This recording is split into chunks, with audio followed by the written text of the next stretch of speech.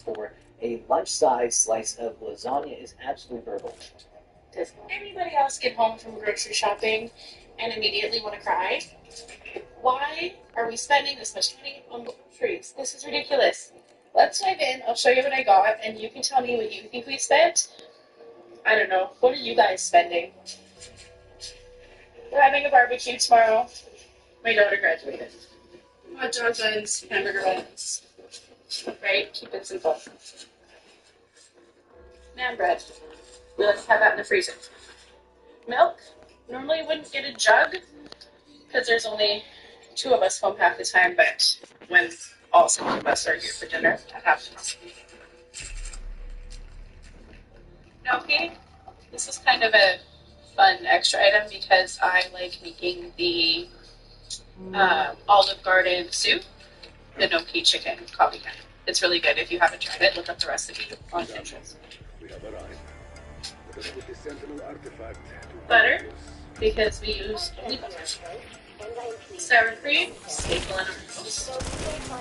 Plain Greek yogurt, staple in our house. We're literally just restocking the fridge today, and I just don't think it should cost this much. Whipping cream, again, we always have it in the fridge. Tomatoes. Cheeses for sandwiches. Chicken salad is what we make on the boat all the time, so canned chicken. If you guys haven't tried canned chicken, this stuff from Costco is so good. Taco seasoning.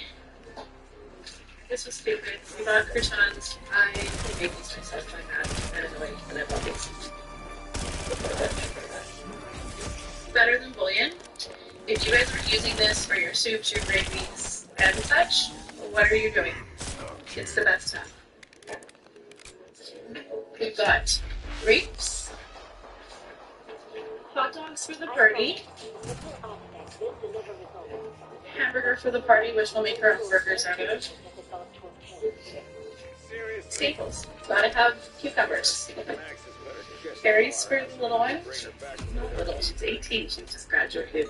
Actually, asparagus for her. Be right back, I just threw something. Strawberries. $8.99. This pack is named full. Plenty of room. Could have got more in there. So, Roma, tomatoes, romaine for big Caesar salad people. We got some peppers, some mushrooms, mayo. And before you say, Christy, I thought you always make your mayo. I do. With voting season coming up, we do make a lot of chicken salad, and I don't always want to make it.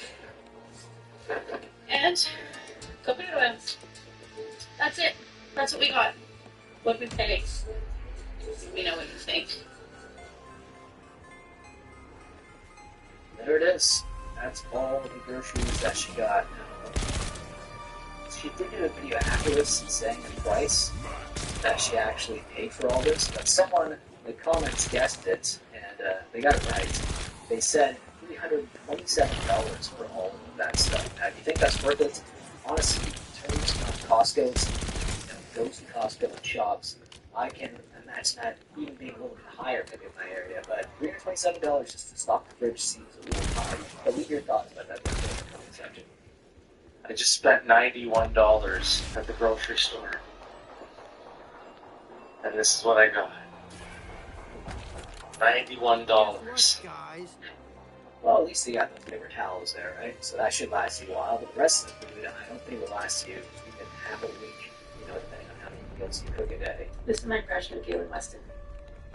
Like Disney shoppers, we noticed that you guys have been working some of our features like jacked prices, bringing your own bags, bagging your own groceries, and even self-checkout. Those are so fun, aren't they? Beep, beep, beep, beep, beep, beep, beep. Don't you guys love those things? And that's why we're going to choose the get ready for this exciting new thing where you're going to stock the shelf. We're going to make it so simple for you. Everything's going to be in the back. You just bring it back to the shelf.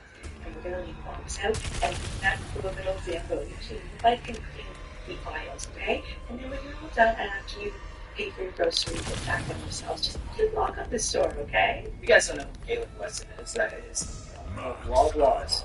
Loblaws makes quite a lot of money here in Canada. They pretty much have a monopoly of grocery stores in Canada, so not a lot of competition, and that's why they get massive price increases as well, and also lay off tons of people and just not open up new positions, because with all the implementations that they do, it seems like they're trying to limit the amount of people that they'll need at these stores, like she was kind of referring to there. The self-checkouts, you're going to have to clean after yourself, lock the door when you're done, because eventually no one in the store to help you out. You're going to have to help yourself out, and they are going to rake in profits. Okay, let's play the game. How much did my groceries cost? One thing missing is a flat of generic water. In Canada, they shop at country grocery stores. It's like $4 in the world. How much do you think you should spend on a very tiny amount of groceries? If you guess $76, you're correct. Let me know your thoughts about these grocery hauls in today's video. How crazy are the prices in Canada now? 5 us, and I'll see you in the next video. Take care. What? You need to stop that. You need to stop. Stop that.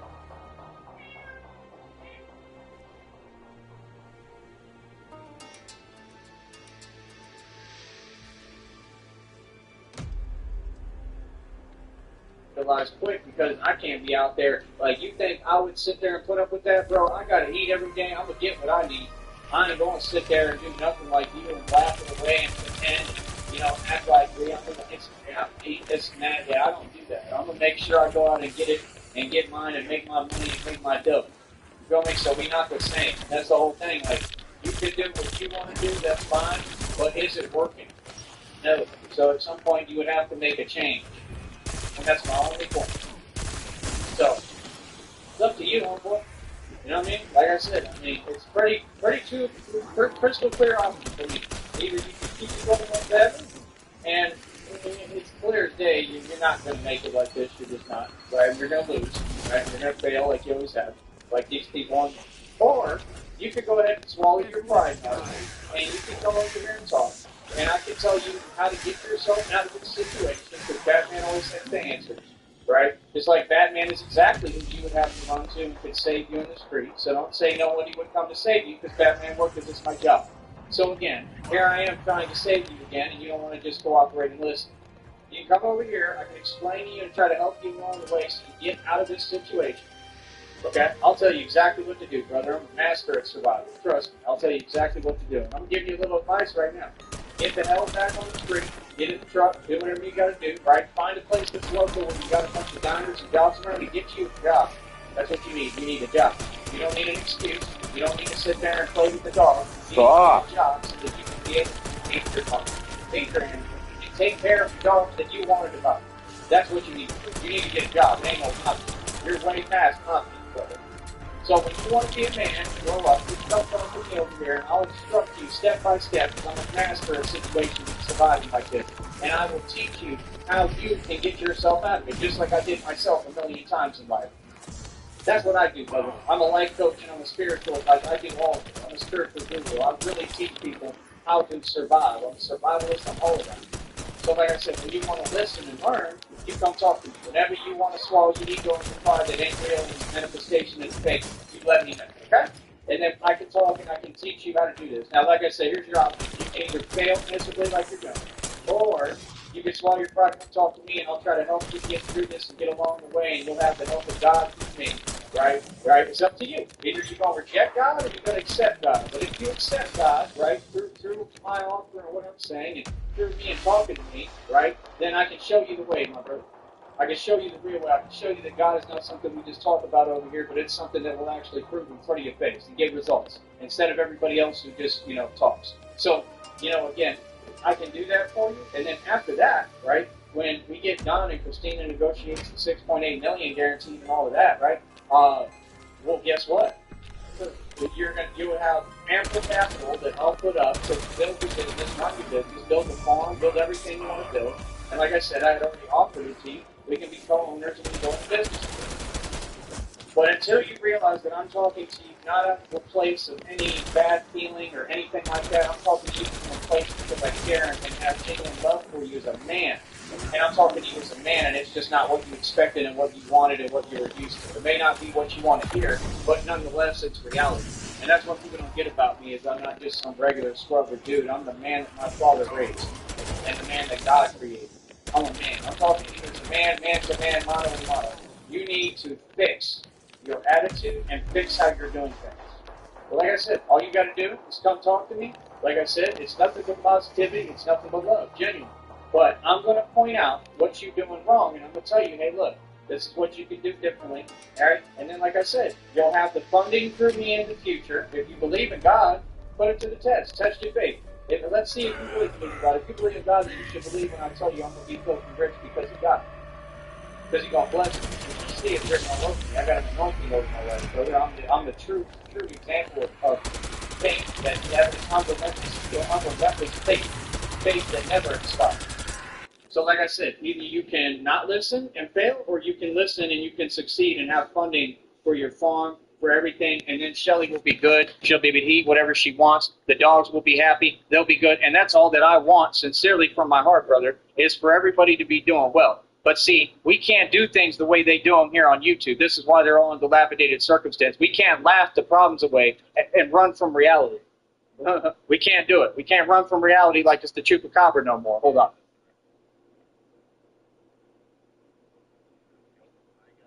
So again, I mean, it is what it is. I'm telling you what it is. I mean, either you listen or not. All right? So it's up to you. I'll be back in a minute. All right? But like I said, I would try to help you with everything. If God gives me the money, when He does, I help fund everything. Make sure you're good. Make sure you're good physically, everything. Make sure you're cool. And that's it, man. So it's up to you, bro. But I suggest you listen to God, bro. All right? I'll be back in a minute.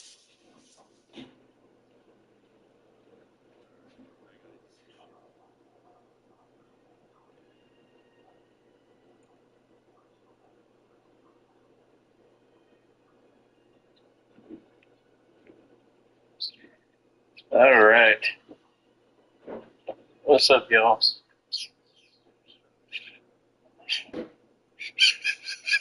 Hope y'all are doing all right.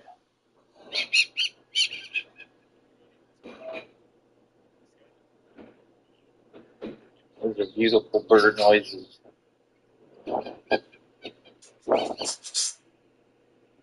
Taking the day off today, man. I'm exhausted.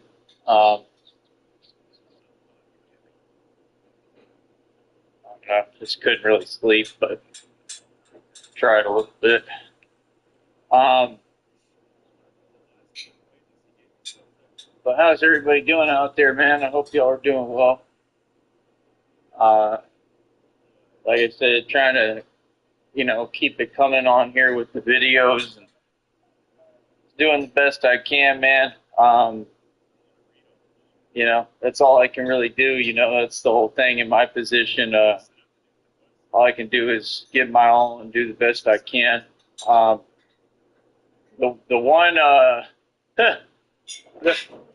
one troll, right? He actually sent almost $20.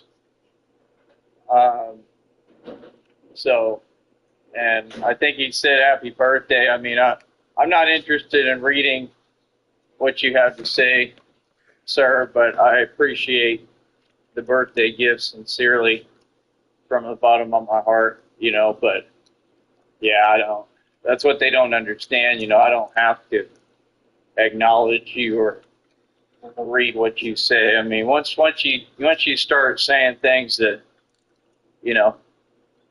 don't exist and don't make any sense, I'm pretty much good and I'm set on that conversation. So I didn't see none of it, but I do appreciate it.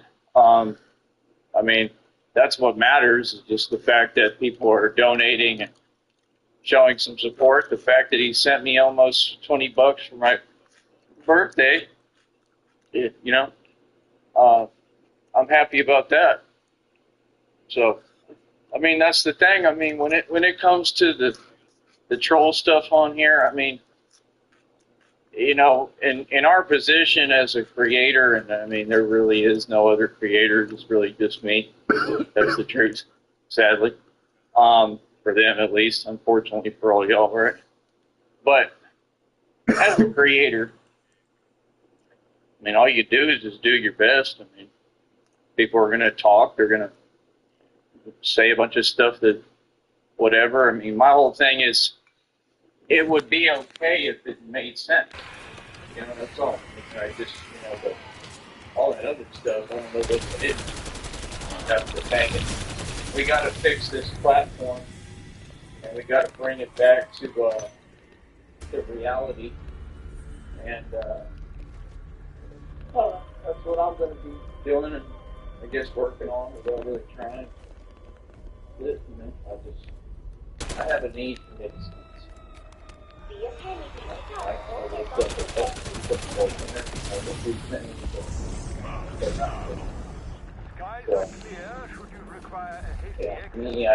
I have to make sense. I gotta know what's going on in reality.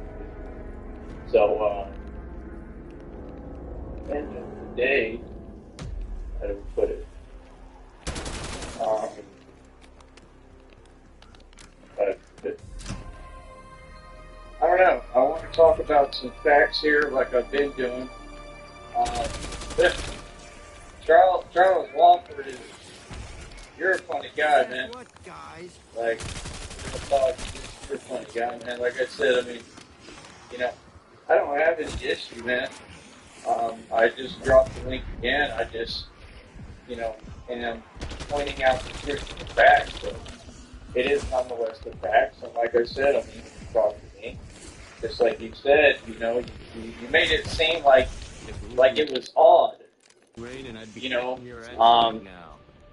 and that's what's just so odd to me. I mean, you know, that they'll sit there and they'll act like all of reality is reversed, like it's opposite day.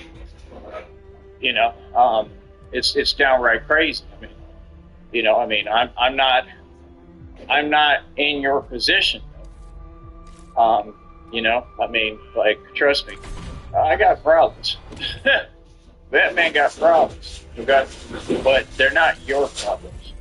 They're not quite to the capacity of yours. You know, a lot of mine comes with just, honestly, insomnia and it just the way that I work and my schedule and everything, and doing too much. You know, part of it's isolation too. I'm having a hard time with and stuff, but it's just all what a chosen one goes through, because I'm the chosen one. I'm the chosen one. Hey, can you hear me now? I'll be rolling by myself, won't come around.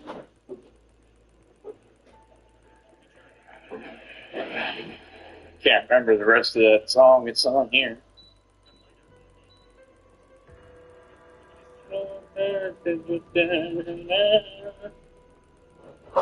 I'm the chosen one. Hey, can you hear me? I'm the chosen one. Hey, can you hear me now? But yeah, I mean, you know, a lot of these folks, they don't want to just pay homage. You know, they don't want to just bow down and kiss the ring. Real talk. They just don't want to admit and acknowledge basic reality. And that's the thing, like, you know, individuals like him, like that, you know, you got to come over here and see what's actually going on, brother. I mean, that's the thing. You haven't paid homage or acknowledged or recognized my success at any point. I mean, back in the day, I mean, you've reminded me just of the reality as to why I would laugh a lot. You know, because you don't make any sense. There's nothing you're saying that exists. I mean, we're over here winning. I took all this time and I put it into building this business. And like I said, I just gave him the link. I mean, you can come click it and come talk, but that's the thing. You want people to coddle your, you know, fake scenarios and fake words and fake situations I'm not here for that. You know, the world is not going to be fake for you. The world is not going to slow down for you. And you hear me talk, it's the real world speaking to you. So he said something about that somebody did what he stays doing because he's clearly a narcissist. He said that somebody did that, you know, that they couldn't hold it together, and they, whatever, they just told him reality, and that's the problem, right? About how he was talking to Shelley. And I don't know if that has to do with me or not, but, I mean, whoever it is, if it wasn't me, I agree with him. I mean, I said the same thing, basically. You know, I mean, I'm just saying, I mean, you can literally see what's going on. I mean, it's pretty crystal clear, brother. You know? And my whole thing is, that's the thing, I mean, you had years, all these years, you're not in my position. You know, I've been targeted, I mean, non-stop. I had to come up against all these witches covens, male and female, all the Freemasonry. Like, this whole time, I've been going hard. The one thing I would never let anybody do is rewrite the story. Common sense. I'm 100% take aversion to that quickly and not let it happen, because that's what they do. They start constructing their own false evidence, and then they just basically, you know, hide behind their computers and phones, and then all of a sudden, you know, all reality doesn't exist, and reality isn't reality for itself, and we're living it every day. You know, so, I mean, like I said, the whole thing is, I mean, like, it ain't like that, brother. I mean, you know, we can talk, we can have a conversation, but see, that's the thing, and that was my whole point initially, is that, you know, a person who's, I mean, you can just tell what your situation is and the type of individual you are. I mean, a person who's very educated, okay, for real, like me, a person who's a genius and has an intellect, like, on another level, like, y'all want to talk about, like, IQ levels. My IQ is on a whole other level than normal human beings. You can't figure that out, I give up. I'm a real certified genius. And it can't be labeled, because when you're a genius, your mind works differently. The world can't measure it, because it's a different form of thinking. That's why I operate on a different vibration. I always have. So imagine how much more life I live, and this is what I always tell them, I live fast. Imagine how much more I've done at the level I operate. Because I operate at the level you could never fathom. So I get way more done. I live way more life, literally. And it transcends time and space. It really is true. That's why people are always focused on what is he doing next, what is he doing. Because in the energy I'm in, I reach God consciousness. I'm in creator mode. You know what I mean? You can call it whatever mode, but I don't like saying that. I never say or claim to be anything except what I am. You know, and you know, I am not God. God is amazing. God is much more powerful than me. And I'm just very thankful, and I have nothing but love for God and respect, truly, and how could I not, you know? God is really good. I give God credit always, no matter what. No matter what happens, nothing has gone my way for a long time. It's starting to feel like it might be changing. That's all because of God. You know, I stayed faithful and I kept my faith. That's a big deal in this whole, you know, tough world that we're in. To be able to do that with as much as I go through on a day-to-day basis, with as much as I've been through. So, like I said, I mean, Charles, I've been working since I was 16 years old, brother. Okay? The thing is, you all you want to talk to me like I'm a caricature like you, like I'm a character. Like, no, I'm a guy who's had it together always.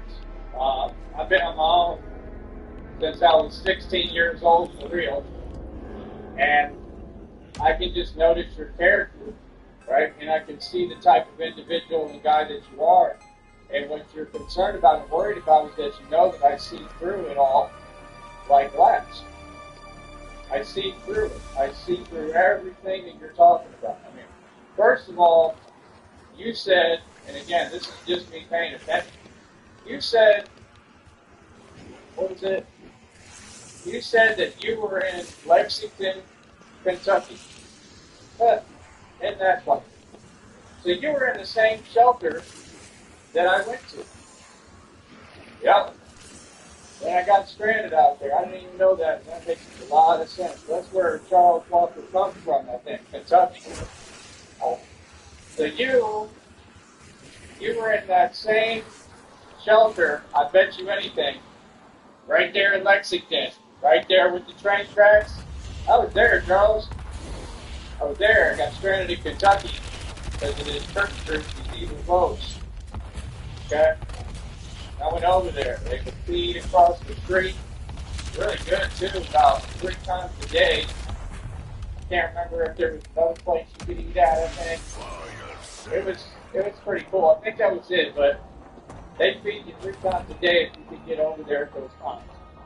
If you weren't busy and actually knew what you were doing, trying to get out, which is what I did right away. I was sitting up a Greyhound ticket for about $300 or $400. And I skedaddled and got myself back to Texas where I belong.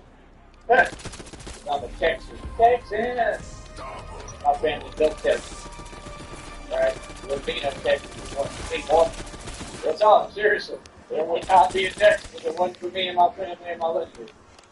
We are who invented it, created it, built it. We built all the frontiers.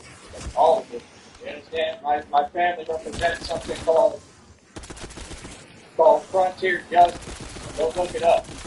So all these little homies in the hood want to talk about, yeah, I can't stand up my own too. I can't stand up with my hands. Blah blah this, blah blah that. Homie, all the other stuff we talk about, my people invented too. My actual family, my lineage. Like, you ain't making no sense. My family invented all that. That's why I stay the hell away from that. I'd rather be an actual old ninja and train myself to be the best ninja in the world. That's what I've done already. Oh, I'm 100% the top martial arts trainer, coach, instructor, top martial artist, not only in this country, in this world, hands down. The camera evidence speaks volumes. It speaks for itself. And I do it all in my sleep, and these folks know. I'm not asking to troll how they feel or to try to deny or reject all of reality because they're upset about it. That's what those folks do. They just, whatever they see that's happening, right, the honk. Not even in the bat suit, I'm getting honks, Charles. Famous as hell. The real Bruce Wayne, right? So,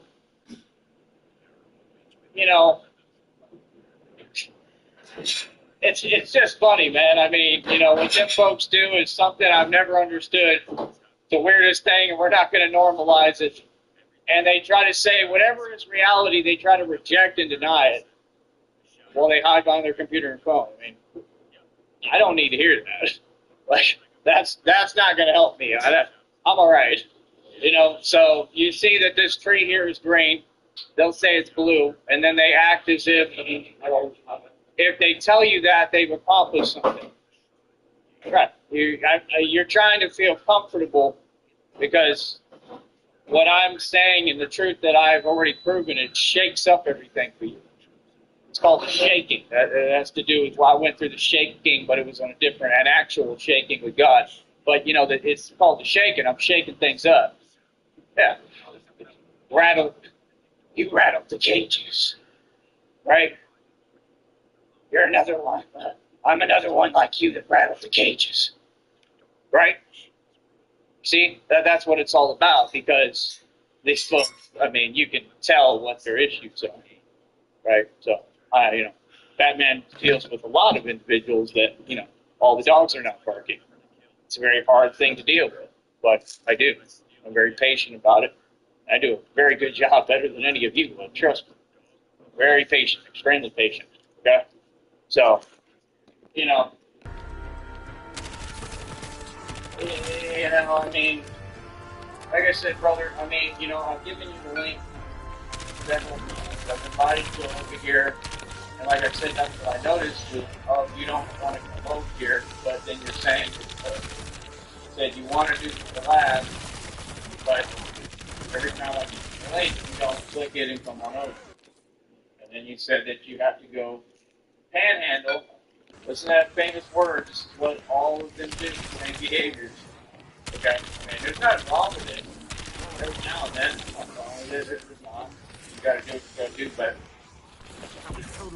when you do it every day and you try to normalize and act like that's a career, I mean, you're going to jail for this stuff.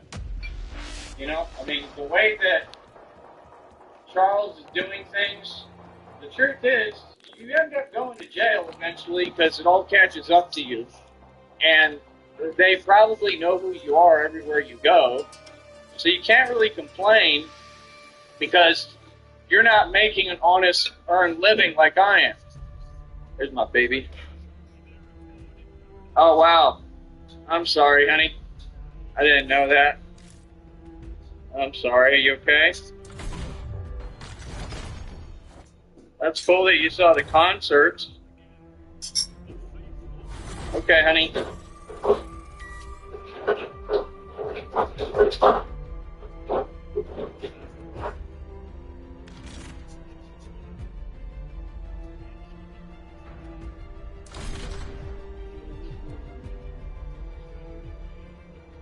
I'm the chosen one, hey, can you hear me? I'm the chosen one, hey, can you hear me now? I'll be rolling by myself, don't come around. Can't remember the other line in it, man, and it's like the best line. It's on here.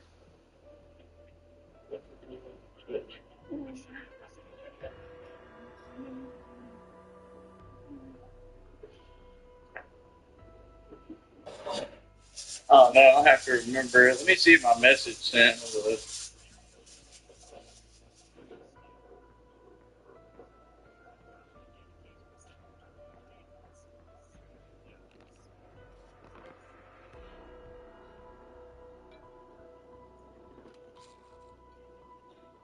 Charles, I can't help you. That's the point, is that this is the guy you're dealing with for a reason. And you are in turn rejecting and throwing away God's blessing because you don't want to just be an adult and grow up and acknowledge reality. Okay? Like, seriously. Like, brother, I was nothing but nice. I gave you valid opportunity to come over here. Right? I continue to try, and, I mean, you don't want to have a conversation. I mean, you know, you can't say that you're a man. You can't say that you stand on business or anything you're saying is real if you can't stand on it and prove what you're saying. I mean, all I'm pointing out is the obvious, man. There's no agenda behind it. It's what needs to be said. If you don't make a change quick, and it's rocky ground to be making changes right now. You had all these years. You didn't go through what I've been going through, brother. Trust me, I've been through hell and back. Okay?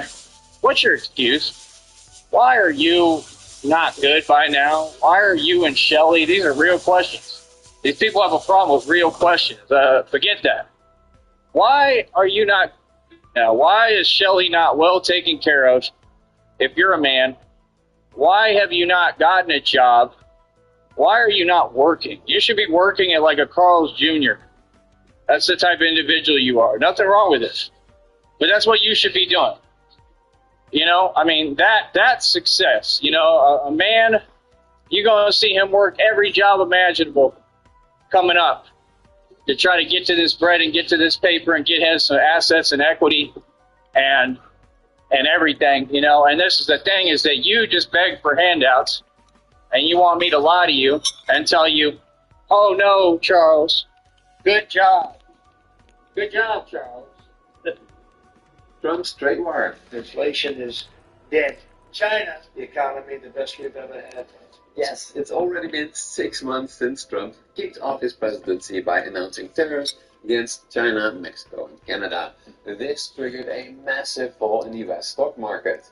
But today, the stock market is higher than ever, despite Trump threatening more and more tariffs. And yes, the US dollar went down by a lot since Trump started talking about tariffs, but big picture, it's really not that much lower than just a year ago. On top of that, tariffs have not caused much inflation in the United States. And yes, the US economy is projected to grow more slowly due to tariffs, but so far the US is likely to keep growing quite a bit faster than other major advanced economies like Germany, the UK, and Japan. So what was all the fuss about? And what actually happened in these last 6 months? Trump announced tariffs, laws, events, if we don't grab something done, while others keep getting delayed. This video will create some order in all of this chaos by, number one, giving you a visual overview of what actually happened. Number two, discuss what the effects on the US economy are so far. Number three, discuss the effects on the US's biggest trading partners, some of whom could actually be benefiting a little bit here and there. And finally, number four, discuss whether or not Trump's plan to re-industrialize the United States and let foreigners pay for it is already working. So let's jump into Trump's trade war 6 months later. This graph by economist Ki46ojSdJty578IFQQ5ILgD is the best graph I could find to summarize what Trump has actually been up to. Tariffs are difficult to keep track of because they target different countries and different products. For example, Trump has put particularly high tariffs on countries like China and on products like steel and cars. But what does this actually mean for the American economy? That is what this graph is all about, and it shows the average US tariff rate based on what type of goods and from whom Americans imported in 2024. For example, just hypothetical, if 10% of all US imports were steel and aluminum, then a 50% steel and aluminum tariff would raise the average US tariff rate by 5%. So, what happened so far? This graph shows 10 important milestones. After announcing impending tariffs against Mexico and Canada on his first day, Trump then hit China with a 10% tariff increase in early February. Second, hit China, Mexico, and Canada with more tariffs early March. Third, he excluded goods that fell under the original US-Mexico agreement, causing the average tariff rate to drop again. Fourth, he raised tariffs on steel and aluminum. Fifth, he introduced a 10% tariff for most countries, 25% more for cars. Then we got to the big stuff. Number 6, this takes 5 years to break the list. Reciprocal tariffs against everyone. 7, Trump then quickly passed most of these tariffs while raising tariffs by a lot against China, meaning that the average tariff rate was pretty high. Number 8, and Trump slapped some more car tariffs on Canada and Mexico. 9, the average tariff rate dropped by a lot after Trump was tariffs against China. And finally, the average rate increased again when Trump announced a 25% steel and aluminum tariff. That's it. So there you have it. That was Trump's entire trade war, at least until early July. He's right now putting a bunch of new tariffs, so that's not really started yet, but maybe updates on Still, I hope it has helped to provide some clarity about how average tariffs have gone up and down. But that's all nice and well, but of course, does not tell us anything about the positive or negative effects of these tariffs. On the negative side, tariffs were widely expected to wreck the US economy. But did they indeed do that? Let's dive in. What did 6 months of tariffs do to the US economy? Right from the start of Trump's trade war, economists have been warning about 3 possible negative effects from tariffs. Number 1, inflation. Number 2, less economic growth. And number 3, a more valuable dollar. Yes, a more valuable dollar can be positive, but but it may make it more difficult to export from the US, which Trump doesn't like. So in this line, the Trump team mostly talks about a higher dollar as a negative side effect of the tariff. Finally, after the Sky High tariff increases at Liberation Day, investors expected US companies would make far fewer profits, meaning financial markets to then lost trillions of dollars. In total, that is 4 negative effects of tariffs. So, which of these have held up and which did not? Let's start with inflation. What happens if you increase tariffs by roughly 15% in a short time? You think the price of imports would go up dramatically and therefore average prices of goods would at least go up by a couple of percentage points.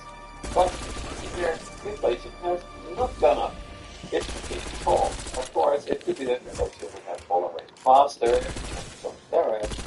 However, more detailed research by the economist on how much highly tariff products are price also shows that the initial effect on inflation has been quite modest. How is that possible?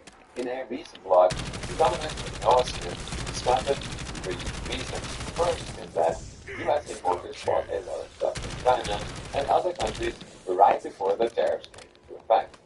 Therefore, importers could keep prices low up to now. The second possible reason is that tariffs are having an effect, but that companies are absorbing the costs. This could be American companies, but there also is some evidence that Trump was partially correct when he said foreigners would pay for the tariff. That is, Professor Marcela Olarega and Sarah Santander from the University of Geneva have estimated that on the median, foreign exporters are paying 53% of US tariffs so far. Finally, it is possible that Trump's chaos has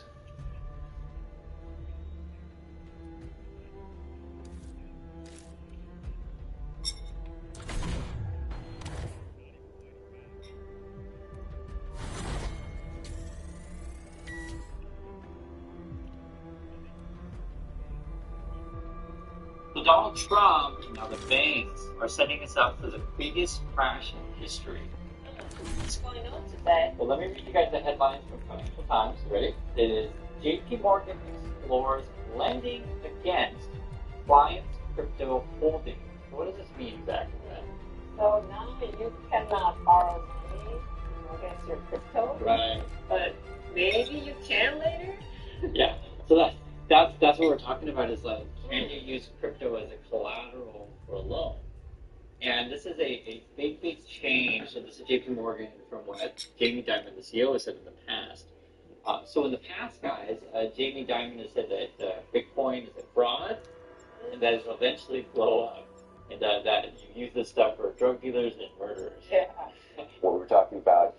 We pretty much always have some crypto conversation with you. I'm just curious because I don't think we've talked to you since. I think all that's been a waste of time, and why you guys should waste any breath on it's totally beyond me. Because you just think the whole thing just is Going to zero. going to zero and fade. Bitcoin itself is a hyped up fraud. It's a pet rocket. Back to that. I mean, Really? Yeah. Even Donald Trump, to give you guys some context here, a couple years ago said that Bitcoin just seems like a scam. I don't like it because it's another currency created in the dollar. Bitcoin, it just seems like a scam. I was surprised. With us it was at 6,000 and much lower. I don't like it because it's another currency competing against the dollar. Essentially, it's a currency competing against the dollar. I want the dollar to be the currency of the world. That's what I've always said. So, yeah. That's only 5 years ago. No, not 5, 4 years ago. Yeah. So why is it such a big change of both of these people apart? I want crypto. I think crypto is important because if we don't do it, China's going to. And so, the important thing that Dr. Manson reporting was that they started to piss off some of their big clients who may have holdings in crypto, right? Yeah, like even Trump company, Trump media, Yeah. holding some too. It's also reported today that on July 21st, 2025, Trump media billed 2 billion Bitcoin forward as cryptocurrency swelled the president's net worth. But that supposed 2 billion may not necessarily be just Bitcoin, as it says, accumulated roughly 2 billion in Bitcoin and related assets holding about 2/3 of its total liquid assets. We actually don't, because you never know exactly this stuff. They should report it. Because Restoration is kind of black. yeah. Like those news. So here's the question, guys. If, for example, some of loans, if I take out a loan against my car, and I can't pay back the loan, They take your car. yeah, okay. If I get a loan, say against my house, and I can't pay back the loan, what happens to my house? Take your house. Okay, here's the interesting one. If I take a loan against my crypto, what happens to my crypto? They take your crypto. Okay, yeah. They can sell it. Well, let's see. Okay. They can make it other product out of it. Well, let's see that's the question, guys. So let's use the example of Trump, because remember, Trump would want this stuff. So if Trump has a business and he makes up a bunch of Mickey Mouse coins, they're literally called Trump coins or Melania coins, Air coins or Fair coins, made, and he gets a loan based on said points, and he can't pay back the loan, so then JP Morgan gets then stuck with all of these Useless coin. basically. You know, if they take your house, they can always sell it, right? Yeah. But maybe they can sell the coin, but to who? And there's going back to the house example, right? Because I want people to understand like the risk of lending out or doing these sort of things. Is even for houses, they're not always guaranteed to give your money back. Sure, because they usually in Korea, they put an auction.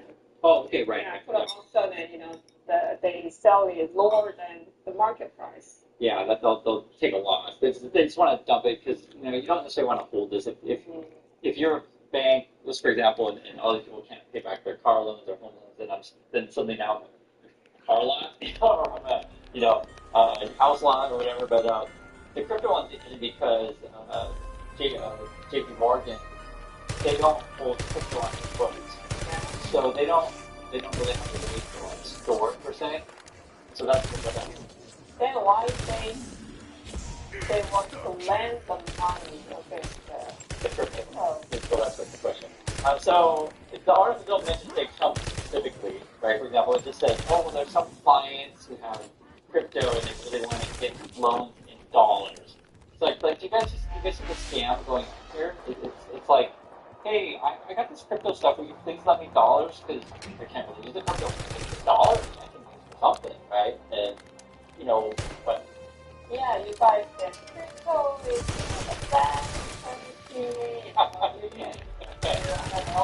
And say, why you want dollars against the crypto? You just keep if your crypto's so awesome, you should just use your crypto for whatever you want to do.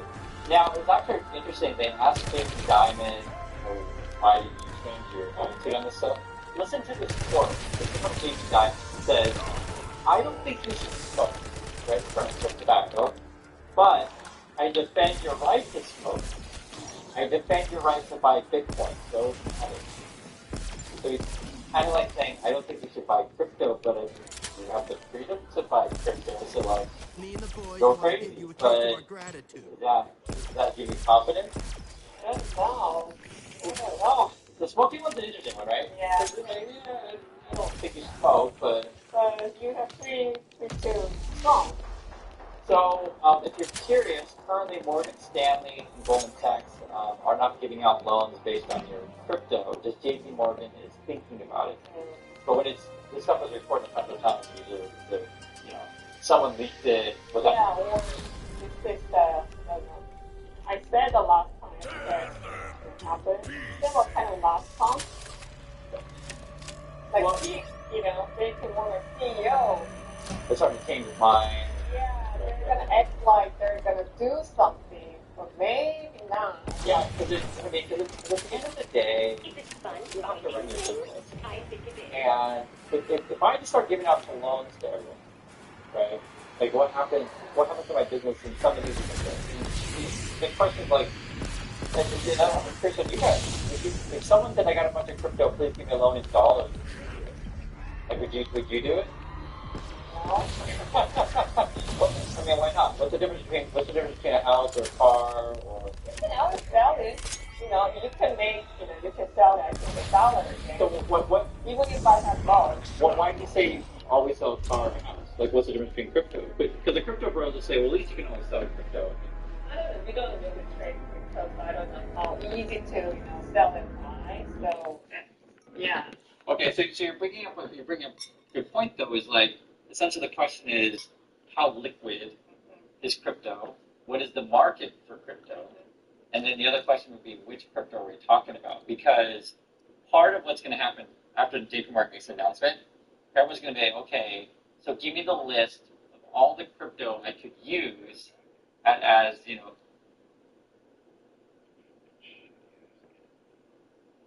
this First Minister's meeting, and let me start by thanking our host, Premier Ford, for the extraordinary hospitality, the extraordinary leadership of Ontario, but also the Council of the Federation. Thank you for giving me this opportunity on behalf of the Government of Canada to bring First Ministers together and to touch on a number of major issues. Premier Hogan, you're the latest manifestation of this, which and I think we all want to begin by acknowledging what Premier Moe, Premier Canoe, Premier Ford, Premier Legault, all of us have been going through with this terrible wildfire season. And our hearts go to those families that are affected literally across this country, all corners of this country by those wildfires. I will say that pleased to see the extraordinary level of cooperation on all levels of government with respect to addressing the challenges that we're seeing. Leadership, obviously, by the provinces, but the federal government across seven different ministries is involved in protections and the first responders and the volunteers in the communities, Indigenous peoples, making the best of a tragic situation. So thank you all, and we will continue to work together. And I think as well, I'll just underscore the conversation we had in Saskatoon as First Ministers about structurally what we can do, recognizing this is an ongoing issue. Les points centrales de notre rencontre aujourd'hui seront today will be trade relations, and those are current relations with the U.S. In addition, the measures that we can take in order to build a strong Canadian economy, as strong as possible. We will have a discussion on the current state of negotiations with the United States.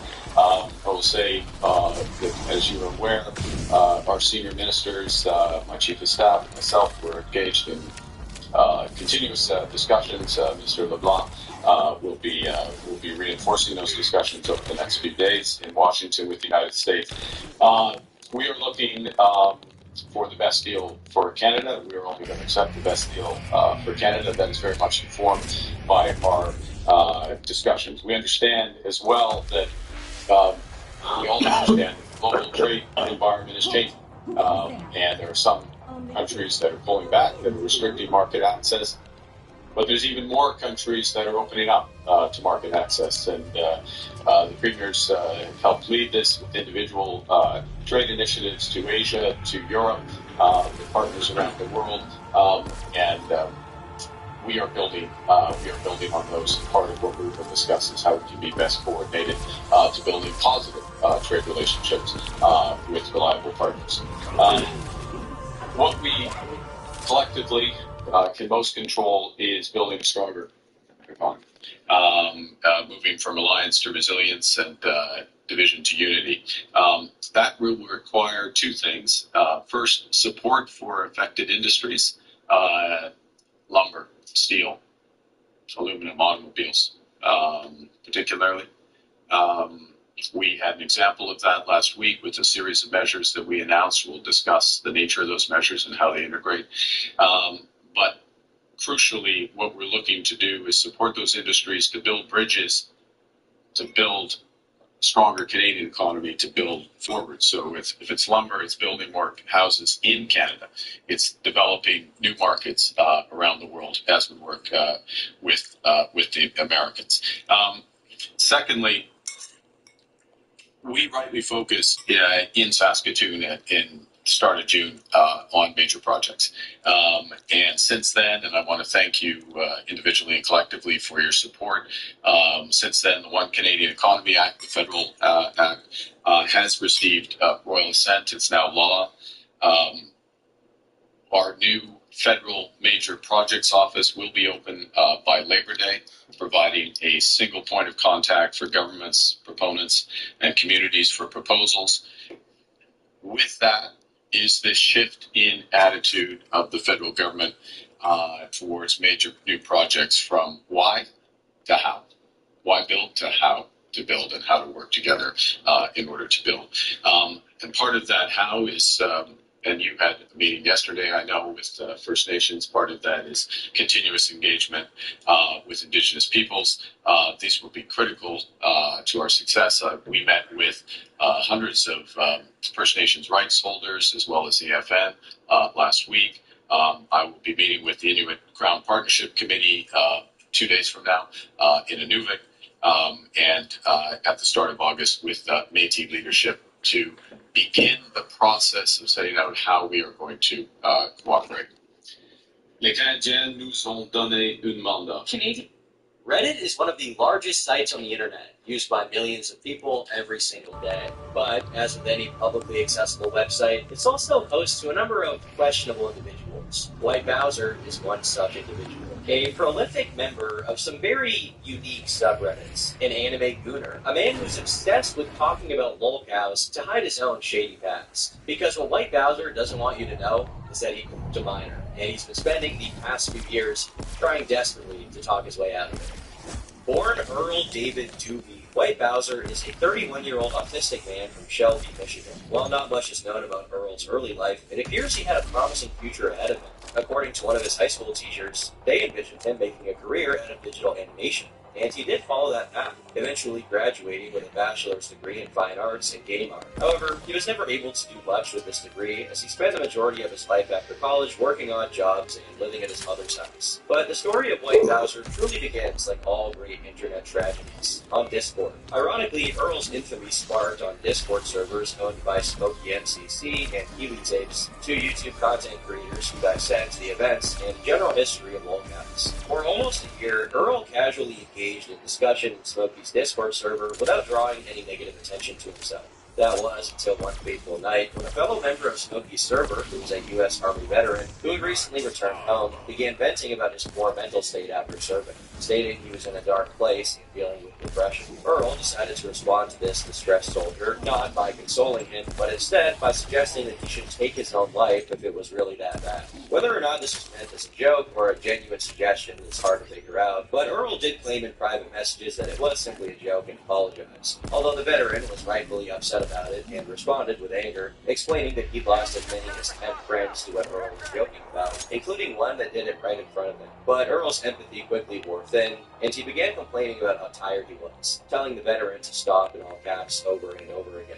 Clearly, his apologetic attitude wasn't a fully genuine expression of regret. More so, it was just Earl trying to make the situation go away as fast as possible, which is something of a pattern with him, as we'll see. This incident painted a target on Earl's back moving forward. Other members of the server began grilling him in voice calls in an attempt to learn more about him and what made him say such a thing. One notable detail that came up was his affinity for two Japanese animations titled Freezing and Towawa on London, which were what is typically referred to as eki anime, essentially meaning they are softcore adult animation. The thing is, the two animes in specific that Earl watched happened to feature ample-breasted high school students and genetically engineered young women, which is to say that they were pretty frowned upon by the moderation on the server, who banned him immediately upon finding out about his strange interest. Despite being digitally absent from the server moving forward, White Bowser still remained in the minds of the other members, and his large digital footprint would only serve to harm his reputation further. It wasn't long before users discovered Earl's Reddit account, which contained a plethora of bizarre activity.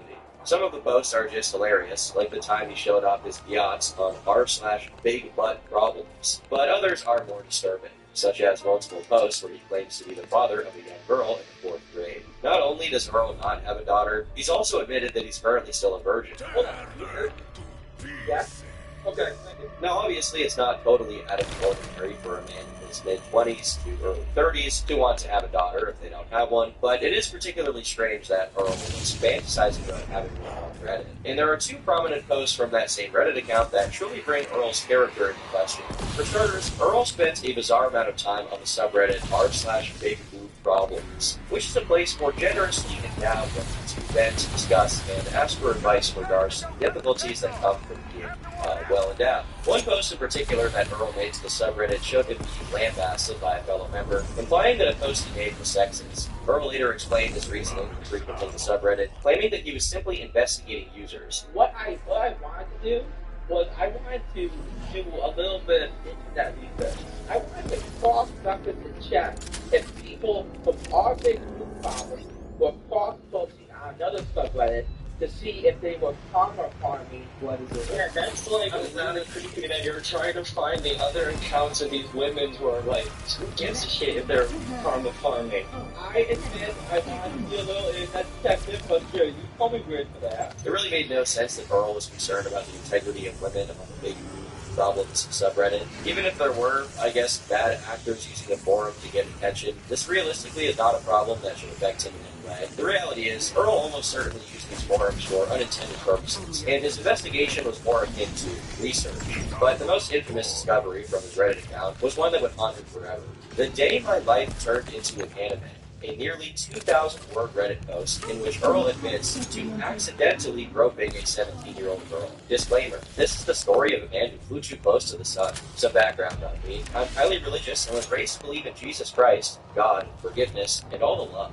Naturally, always going to church on the weekends and praying for all those weaker and poorer than me made me feel like I was secure in my life. And also, I was a man who absolutely adored the idea of making movies. So much so that when the opportunity came that I got a job at a movie theater, I thought I had literally hit the lottery. Earl described this job as the American dream and claims to have been a model employee in his local movie theater. He picked up and even refused to leave when he was supposed to, opting instead to spend time chatting with coworkers or catching a movie off the clock. His job at the movie theater was so easy going that he didn't even feel compelled to use swear words anymore. He described the job as heaven on earth, as he had become the self-described spirit of the workplace. However, one fateful night, White Bowser's paradise shattered in an instant. One night, I was working behind the popcorn counter and was called over by my boss for a nightly team meeting. At the end of the speech, one of my best friends in the movie theater, who I absolutely had a man crush on, even though I was straight, put his hand in the middle of the crowd. Now, he always did this, and everyone was expected to do the same, like a sort of Power Rangers-esque fashion. And everyone would shout, "Go movie theater." However, one girl in the group did not want to do it, and she began walking away before everyone had a chance to put their hands in the middle. Not knowing what was going on in her head or why she was walking away, I instinctively swung my arm around and grabbed her shoulder from the back. What happened next, to this day, I still have no memory of, because it happened too darn fast. She turned around faster than lightning and said, "You better hustle." And yes, I'm not even sure that's what she said because I don't remember. Also, when she turned around at breakneck speed, my hand moved from grabbing the back of her shoulder to the front of her chest. And this all happened within the span of 5 seconds. When she stormed off, I was just standing in shock with all my coworkers behind me, and they were all looking at me, and all I could say was, I should not have done that. That's right, Earl somehow managed to grope this girl in an attempt to do a Power Rangers super chant. This sounds like a bit out of It's Always Sunny in Philadelphia. I was trying to feel your breast. The rest of the shift was described by Earl as awkward, and his boss eventually sent him home for the day. In the meantime, his boss began an internal investigation with his fellow female coworkers to determine if Earl had ever made them feel uncomfortable. Despite his belief that the girls who worked with him in the theater liked him, apparently it was far from the case, as all of them reported feeling mistreated and uncomfortable when he was around. Earl felt betrayed, and implied he blamed the women for not telling him that he made them uncomfortable. As a result, he took an uncharacteristic break from work, locked out, left the theater, and sobbed in his car as he drove home. Earl didn't go back to the theater for the following 3 weeks, and when he did, he noticed the girl from the Power Rangers incident wasn't present anymore.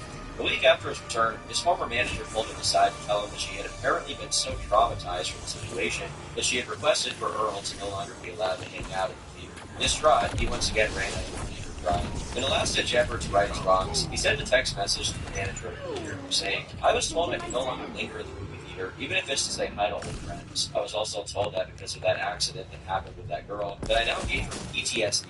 If this is the case, you will no longer see me come to the movie theater as a customer. This will be my final message to all my friends I made. If forgiveness and reconciliation cannot be facilitated between the situation, then I would rather go to a different theater." In his closing statement on the Reddit post, he expressed his desire to apologize to the girl and even offered to get beaten up by her boyfriend as a token of reconciliation. But with his newly discovered accidental incidents and Earl's previous admittance to enjoying underage anime, many in the Discord came to the conclusion that he was a creep.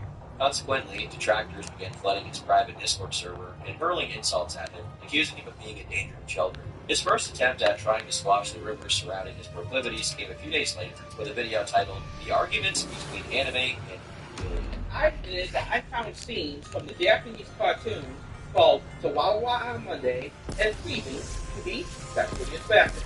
Context: the female cartoon characters in this anime are portrayed and drawn to be hypersexualized on purpose by the manga artist. But on that basis alone, that labels me as a because those females in the cartoon are below the age of 18. In the same video, Earl explains that these new allegations left him in a state of depression, and he had decided to seek counseling. Apparently, both his psychiatrist and therapist told him that he wasn't some kind of creep. He then differentiated between what he called ego-standing and ego-alien. He identifies his ego-standing with Christian, showing no remorse, shame, or guilt for his actions. Ego-alien, on the other hand, he identifies with his true self, who is very distraught at the prospects of being framed as some kind of creep, leading him to get panic attacks. He goes on to state that he will sue anyone who continues to call him a creep, and makes major announcements, which is that he will only be playing Genshin Impact's solo mode past that point. I don't know why he felt the need to announce that last part, but it is pretty funny that he paired those two announcements together. Now, the story could have ended here, because White Bowser's notoriety was relegated to a handful of Smokey's Discord members. I mean, weird people on Discord are hardly rare. If you're trying to become a notorious one, frankly, you have some really tough competition ahead of you. However, one user did see potential, and that user was an individual named MFQ, who told White Bowser that Smokey MCC, infamous horror cow Cyrax, and Cyrax's most well-known troll, Music Biz Marty, were all colluding to create a content bubble. MFQ provided no proof of any of it, and it was a completely fabricated claim. But that didn't stop Earl from using this against Smokey. In a live stream, Earl alleged that Smokey was a PDF bot. His logic being that Smokey's association with Cyrax was enough to earn him that title. All I said was I find anime attractive. That's all I quickly said, I find anime attractive. And yet, you guys are actually into who's political or someone who likes to associate with something for money. A few days after his video, YouTuber Ki46ojSdJty578IFQQ5ILgD decided to restream one of Bowser's Genshin Impact live streams. And when I ran across him streaming Genshin Impact one day, I decided to restream it. And when he found out about this, his chat started asking him to hop on him. And with a lot of help, he agreed, but only because he expected me to pay him at the end. Under the false pretense of receiving a percentage of Kiwi's donations, Bowser joined a call with him, in which he was questioned over a handful of different allegations he had received. Most notably, however, was the revelation of Bowser calling it a bomb threat, something that Kiwi Tapes knew nothing about at the time. We got another 5 from Nomax. Ask Bowser about the bomb threat. Bomb threat you triggered? They're saying you're a domestic terrorist. Why did he have to go over this? Despite how many detractors he already got himself, no one would have guessed that White Bowser would get put in a psych ward over the following comments. Dear Strongbow, ever notice how creepy Homestar Runner has been acting? I think the King of Town should address this. P.S. Don't go to the Sincerely, Big Glass Sweet. This comment is a reference to an online animation series called Homestar Runner. The character Strong Bad is a dedicated segment to reading email submissions from viewers. As to why this commenter chose to make this specific reference, it's likely due to the similar speech patterns of White Bowser and Homestar Runner. For all intents and purposes, this is nothing more than a light jab at Earl, making fun of his Fortnite accent and creepy behavior of the movie. Yeah, I figured I'd just cut up some high school lettuce. But Earl really read between the lines here, and interpreted this as a bomb threat. A little bit of a side note, but anyone in the comments section telling me to do the Charleston, making insane accusations about my haircuts, or anyone hopping on this I'm the type of guy trend, will be interpreted as threats against my life, and I will get the police involved. Moving on, without a second thought, Earl sprung into action and rushed to his former employees before it was too late. And we know all of this happened thanks to a police report. When the police arrived at the scene, they interviewed the manager, Mike, who clarified there was no threat. He did not believe the YouTube comment Earl received was any credible threat worthy of attention. If anything, he apparently believed that the entire fiasco was simply Earl trying to get attention from the previous Power Rangers incident with that girl. The cops then interviewed Earl, at which point they came to the conclusion that he was mentally unwell. Earl also notably lies about the reasoning for coming to the theater, falsely claiming that the police department told him to do it. Caught with his foot in his mouth, he strangely segued into the details of the groping incident unprovoked, specifically claiming that he touched her chest for 10 seconds. All of this resulted in Earl being taken to the hospital and subsequently trespassed from ever returning to the theater. However, this time being institutionalized would do very little in dissuading him from pushing the issue, as we'll soon come to find out. This was only one of the many topics discussed in Ki46oj's first initial discussion with Bowser. And the tone of the overall conversation, which was definitely not friendly on Ki46oj's part, makes it all the more confusing that Earl suggested the idea of teaming up with him to start a podcast together. He wanted a platform where he could share his excuses with a wide audience. And after I re-streamed him, I think he believed I was on his side. Because a day later, I got him on to start a weekly podcast called 110 Autism. The name 110 Autism is a reference to Earl's self-reported 110 IQ, which is a name he supposedly came up with himself. While he was told he would serve as a co-host and survey percentage informations from the streams, it was all a ruse. In reality, the 110 Autism podcast served as an excuse to continue questioning Earl regarding autism. Viewers would be allowed to call in, and also presented with questions that almost always ended with Earl making himself sound even worse somehow. Not even 10 minutes into the first episode, we already get a glimpse into how disconnected from reality he truly is. One caller intended to question him about his presence and subsequent ban on the r/big group problem subreddit, and he makes a reference to a comment Earl made being deleted. However, Earl misheard him and believed he said that the entire subreddit had been deleted, which caused this reaction. On your Reddit account, there was a particularly odd subreddit that we saw you were in at some point, and I'm curious on the nature of this post. Was it was long deleted, but it was a particular subreddit. I can't remember the name to save the life of me. But it was a subreddit for women that share. Wait, that was deleted? That was deleted? It was, yes, whatever it was deleted. It's a Reddit. I don't know what the name is. It's a Reddit for women who. Hold on. Whoa. Hey, I forget typed up real early.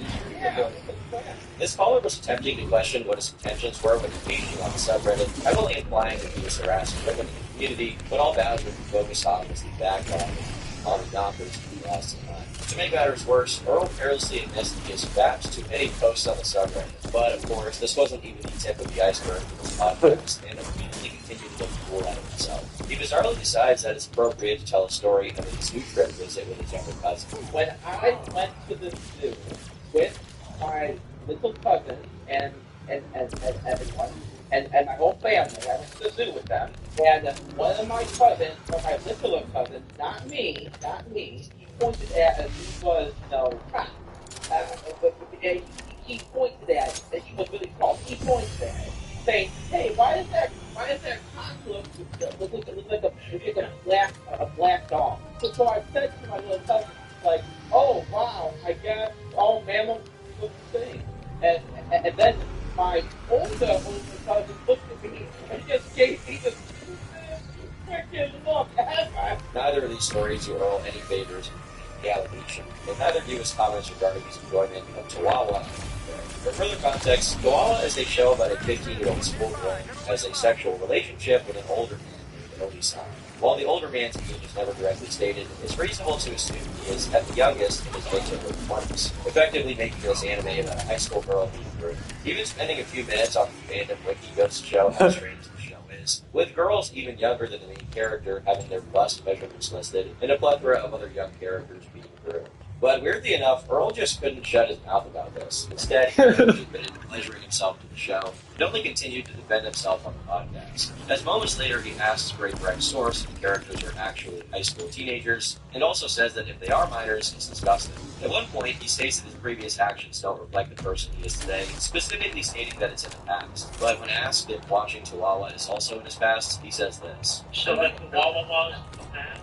You know what? Yeah, you know what? For the sake of this podcast, we're going to say that's in the past, too. I'm going to start with that. Wait, what? Oh, you don't believe God. no, you said just for the sake of this podcast. Oh! Yeah, I used to believe that. Yeah, you're right. On top of not being too convincing to the other members of the panel, it gets even stranger when he promises to cried while watching the show moving forward. Aside from the horrible image I'm sure that face in his head, he clearly doesn't really have any reservations with continuing to watch a show that is completely through, as long as he doesn't personally do that. This is also something he later contradicted himself on, when he stated the main reason he watched the show was because the characters have more threats. Bob, you gotta admit something right now that that's not okay. And that's just because you don't want to actually make it. You are rejecting it. You're not really interested. That's true. Am I saying facts? Well, I have to say I no longer support it, but yeah, it's true. This entire interaction demonstrates how insincere nearly any apology he gives truly is. Despite initially arguing that the characters being minors didn't matter, he changes his disposition to appease the other members of the panel, likely realizing it's the only way to get them off the bat. He even goes as far as to say that the creators of the show manipulated him, simply because he doesn't recall the age being specified. If I may interject, it's rather obvious that they're going to be probably under 18. First of all, they're like first or second year in high school. But I never said that. But you know for a fact that they're not seniors. Like, if they look young. So at least, and you were thinking in your head,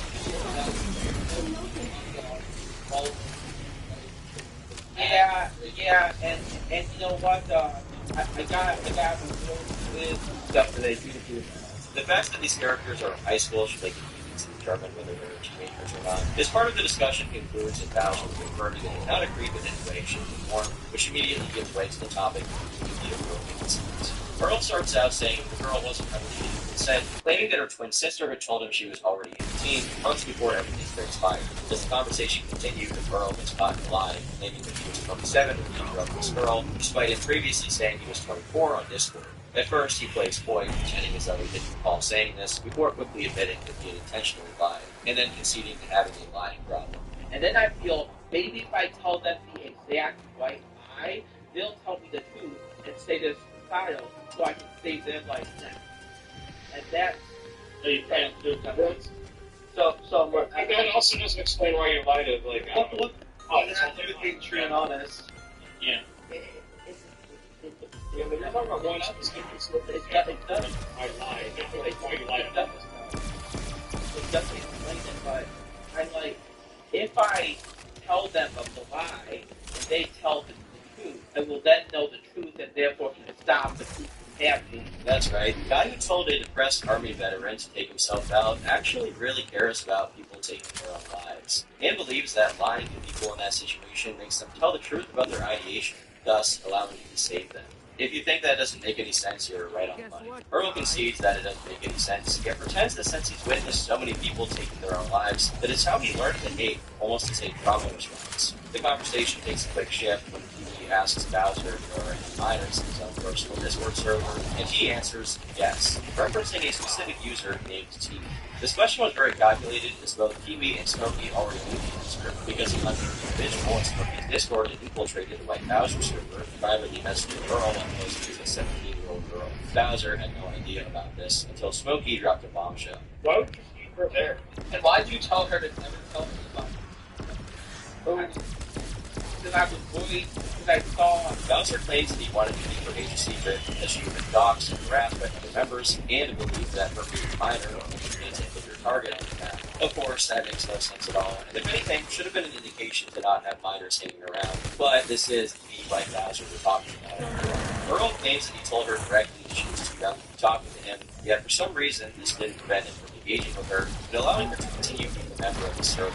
This issue was pressed further when she used to let Cow Wrangler joined the panel. Cow Wrangler has been described by Smokey as Bowser's mortal enemy, as she's extremely provocative, confrontational, and aggressive with Earl when speaking with him. And she definitely does justice to that title. Bowser, have you ever acknowledged the fact that you make people deeply uncomfortable, and that at your workplace, you're probably that guy that a lot of people wouldn't admit it they didn't like, because you're freaky? Have you thought about the fact that you've been run out of several subreddits because of your bizarre behavior towards any woman that comes towards your way? Cow Wrangler lambasted Earl for everything we discussed so far.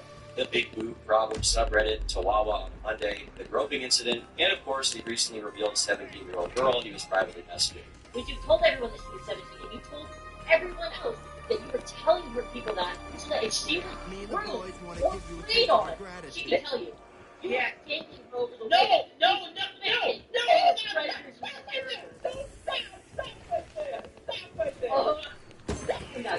crying on it, but I am shut, and I can send the to everyone here. Shut up for a second! Hey, shut up! Earl explains that the reason he did this was just in case someone tried to group her in the server, so that she could let him know and he could ban it.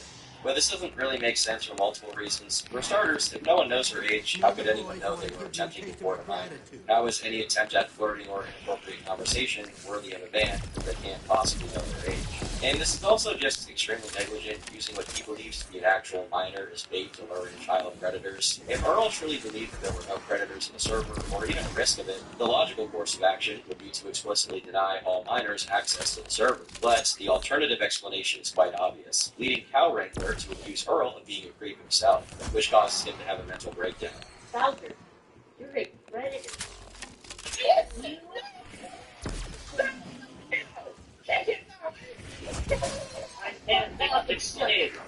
Whoa, easy, fellas. For context, Cow Wrangler is referencing a Reddit post that Earl made in which he reps that he drank a gallon of milk and turned into a young woman with massive boobs. He also makes it clear that he did not have a wet dream of delicious. Because now, it was clear that Bowser was being very overwhelmed at this point, but as other panel members stepped in to try and de-escalate the situation, it wasn't long before another meltdown took place. She looks like a 15-year-old. Her friends like children, so the fact that you sexualize her and you make comments about dreaming about turning into her is so interesting. It's not sleep. No, I don't mean to exacerbate it. What's he gonna be, a villain, or is he not gonna get a villain? Yeah, it's just too good. I see Mr. Bowser's give the joy. Bowser, what's up? Earl also reveals that, in a bit of rage shortly after losing his job at the movie theater, he blew up on his best friend Ricky and called him the N-word. And for context, Ricky is black. I got so mad at him being so apathetic against me losing my job, and when he seemed apathetic to me losing my job, I lost my shit, and I just said, "You're an arrogant Edward." To put it in simple terms, this stream was a complete disaster, and the only reason Bowser stayed was because he believed he was going to get a percentage of the donations, something he never got. After it was over, Smokey dropped a video on Earl, solidifying his status as a lolcow and attracting a much larger public presence in the story. Unsurprisingly, Earl didn't handle the newfound infamy very well, and he uploaded a now-deleted video to his YouTube channel. In it, he described himself as a caged animal and attempts to separate himself from the lolcow title. A caged animal acts afraid, acts scared, panics. A lolcow will just act arrogant. He'll yell, he'll scream. Cyrax, he yells and he screams and he engages with people who accuse him of things. Okay, that's what Cyrax does. That's what Christian does. They engage with people who want to hurt them. I don't want to engage with anyone who wants to hurt. Okay, I'm scared of them. I feel as if that I am engaging. Well, I wouldn't say that Kiwi or Smokey are attempting to hurt him. They definitely aren't in this morning, and yet Earl has continued to engage with them. A week after his video response, Earl appeared on the second episode of the 110 Opposite Podcast, but this time it was in place. In the second episode, they ran a mock trial in which White Bowser was the defendant. Earl seemed to be under the belief that this was a real legal trial, and he was being sued by Smokey for $4.5 million in a defamation suit. This stream also included a cast of characters that were present in the previous episode, including some random guy pretending to be Miss Christian Troll named Chris, who served as Smokey's lawyer. Meanwhile, a random guy named Howard Newman served as Bowser's lawyer, and Kiwi Tapes was the judge. What we're doing is we're basically here to tell Bowser, listen, like all the things you've been doing, it all ends to nothing. It ends if you give me $4.5 million. Of course, the formal setting didn't really distinguish the content much from the first episode. However, there are some notable gems worth talking about. For starters, when Bowser learns that the age of consent in Michigan is 16, he has a very weird reaction. Hold on, Look it up. Is that actually true? It is. There is the link. There is the link. So, Bowser, how do you feel about this revelation? That the age of consent in Michigan is 16? That really surprises me.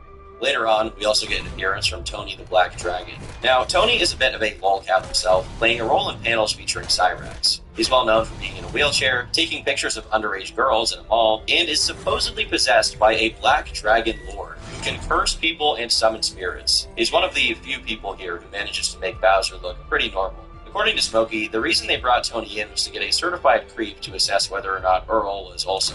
Do you think that the White Bowser's, after all that we've talked about, Tony, after all we've discussed? I don't see The cartoons that he watches, and if he gets his jolly up on those cartoons, then yes. But Tony wasn't the only witness to testify in court, as Earl's nemesis, Cow Wrangler, also made an appearance. Earl immediately seemed uncomfortable, saying he wasn't interested in hearing anything they had to say. But unfortunately for him, he didn't have a choice. Well, you don't like being called out. You like being the big tough male. And quite frankly, Bowser, I know you're made for you to have a cute little trad cat wife and a bunch of kids who pops out every day. You're never going to get that. You're unlikable. You're unwanted. You're not sexy. You get no money. The only job you're keeping is a broker job because you've lied about your credentials, and I'm really sad about that personally. Eventually, Earl insults Tony's intelligence, compelling him to turn off the lights in his room, speak in an ancient language, and to bestow a curse upon his soul. I'm so scared. Busha is son. Come on, Ishalas. Earl's son is Haman. Oh my God. Mamuna's son. Mama is Alaman. Well, Bowser, it's nice knowing you. By the end of the podcast, the only people left were Kiwi Tapes and Earl. And in the final moments, Kiwi pulled the mask off, revealing that Bowser wouldn't be paid a cent for his appearances. Bowser, I just want you to know, I do not like you. You are everything that these people call you. And the fact that that you came to me and wanted to start a podcast with me, knowing the kind of shit that I cover, is fucking hilarious. And if you think that you're ever going to talk to me again, or you're going to get anything out of me, well, you're going to be waiting for quite a few chihuahuas on a Monday. We'll put it like that. I'm never talking to you again. This podcast is never getting another episode. What about payment? Yeah, what about?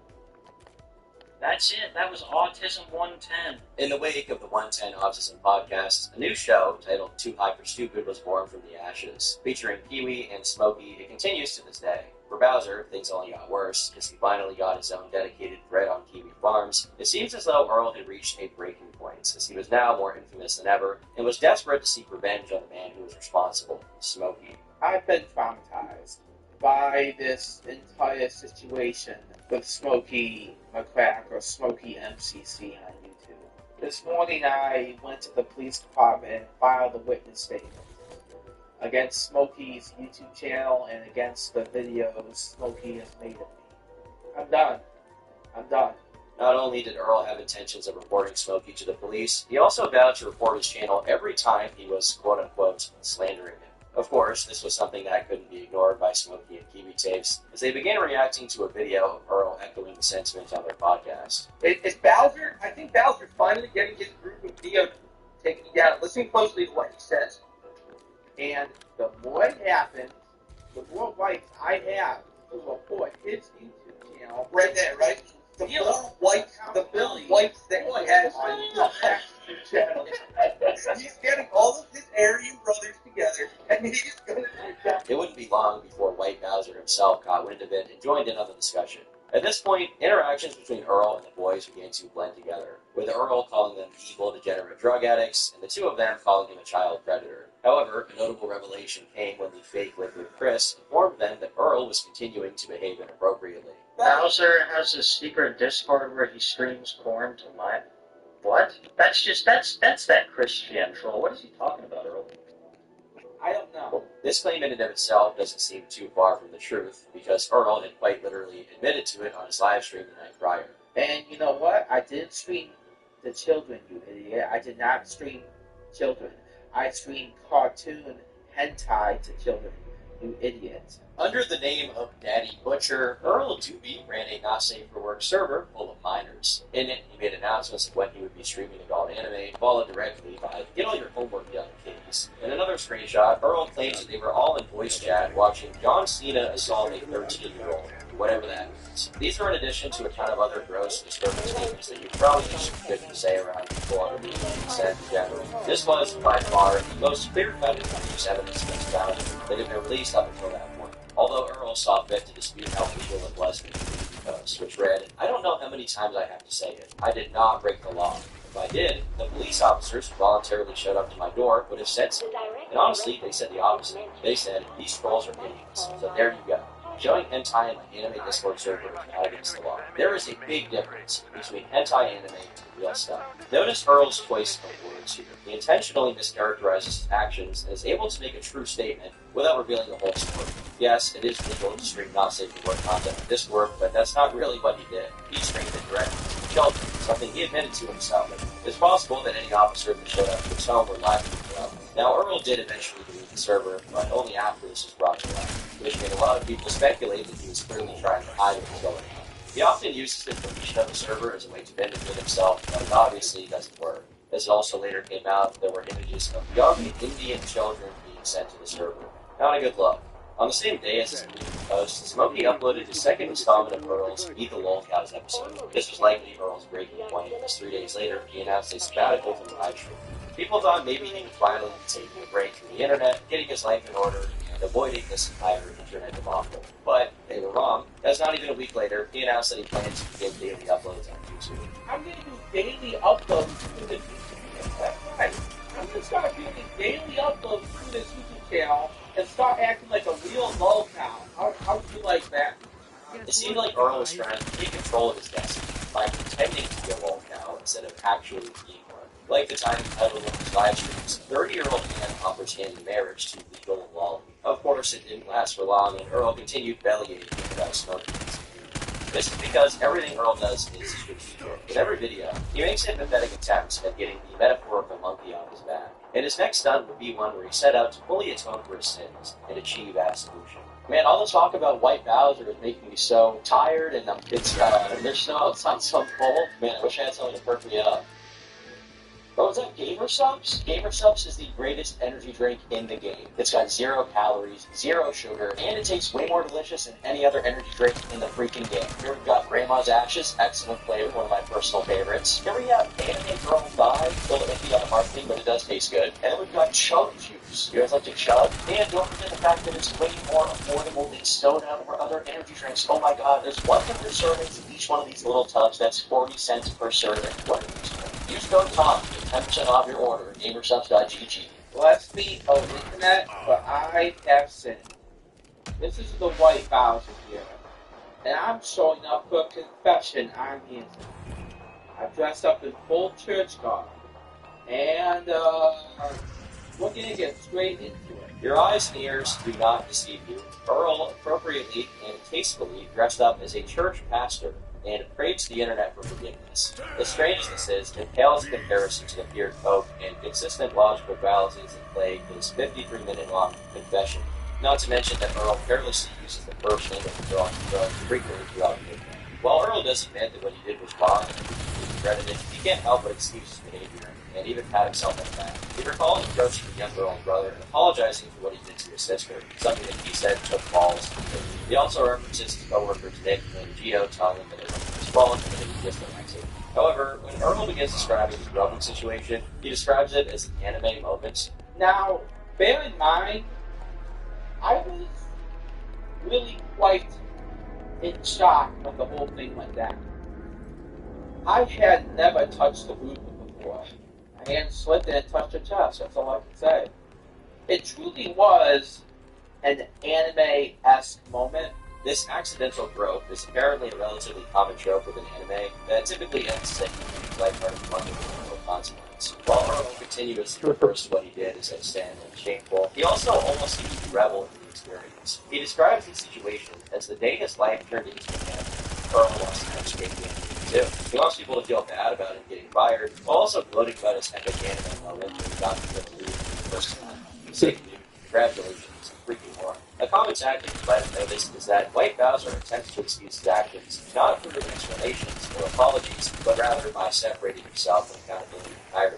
This includes claiming to barely remember the situation, like he did in the Reddit post, or by claiming he didn't even realize he had grown here. Despite seeking reconciliation for his sins, Bowser secretly can't help himself, as he gets sidetracked and mentions how the girl's twin sister had larger breasts.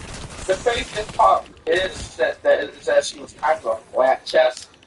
She was like no bigger than top. It was actually her twin sister who got the good genes. But we're gonna stop talking like a fool. He says that what he did was wrong, that it was a sin, and that he deeply regrets his actions. Then he demonstrates through consistent non sequitur side cases that he actually doesn't really feel bad for it. It's obvious Earl doesn't wish to rectify the damage. Rather, he just wants people to stop calling him.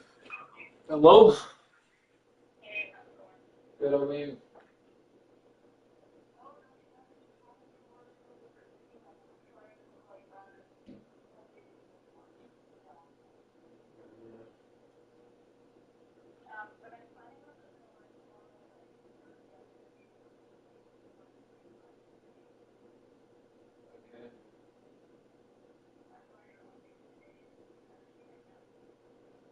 Yeah. So, that bitch posted her cancer thing.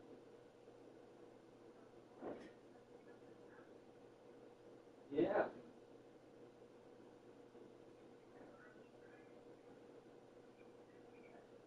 No, she's trying to look like a good person.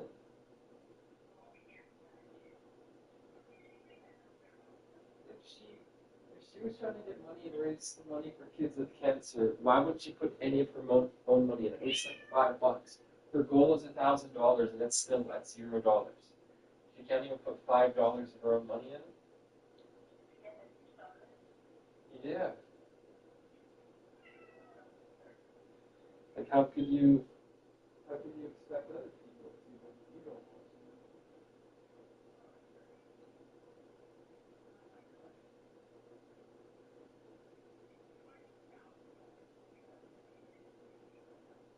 Well, it's a bike ride for kids with cancer, so she's going to do a 150-kilometer bike ride. It's not even all that one thing. It's funny. Jeremy used to do 20 to 30-kilometer bike rides every day, just to do it. And she's going to do 150 kilometers in total. So like me and Jeremy would do that every week. When we lived in Crestwood when I was 8 years old, we did that like every week. And we didn't fucking afford to do it for kids with cancer.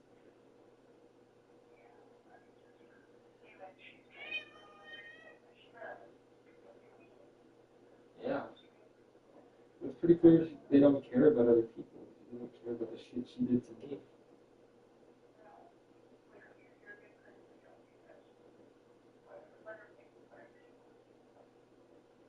Yeah. But that bitch needs to suffer.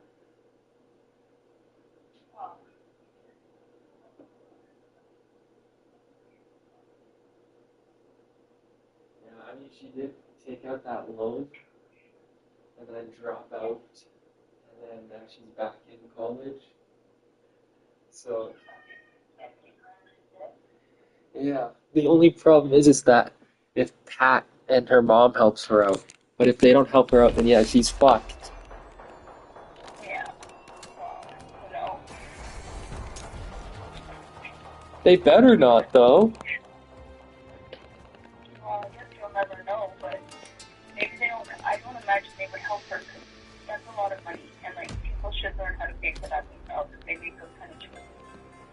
Well, yeah, her mom was always pretty neglectful, but maybe her mom is fine with helping her financially. I don't know. Well, because maybe when it's not her money, Yeah. Pat is supposed to make $500,000 a year. He probably pays a lot in taxes, but still, that's $70,000 is only like a couple months of work for him. yeah.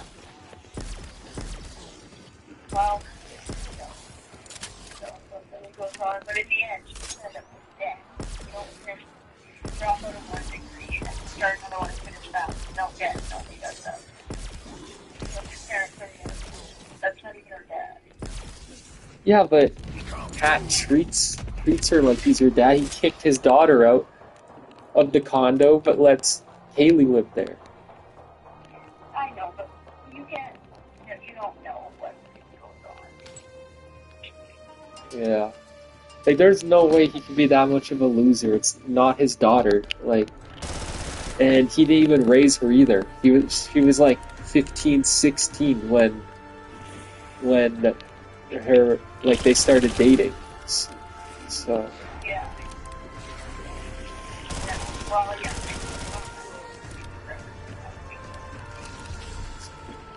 So did he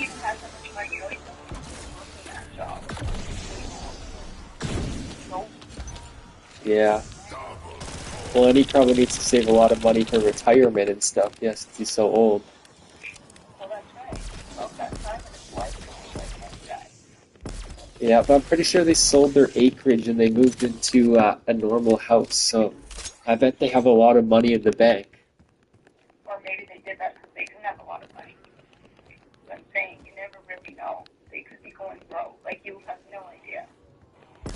That would be amazing if they were. Well, that's it. You're so rich. Why do you sell your acreage? Well, then why do you marry someone like Michelle? Well, that's it. Did you get food, please? Because I'm going to get Christina's right away. So I was on the phone with them Tuesday to report my fraud to that other place. I've been on the phone with them for 45 minutes. So I'm driving and I'm all set to go. Yeah, I got the food, but I wonder if I could get another coffee, just like $3, because I want to go to McDonald's to get a coffee. I went to the Infuse Burger, but yeah, McDonald's coffee is pretty cheap.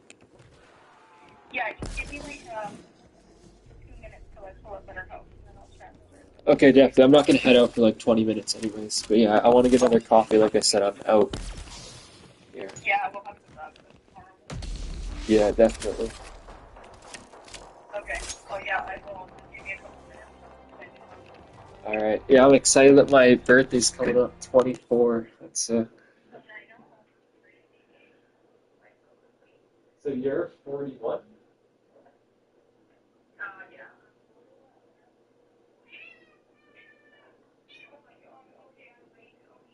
Okay, bye.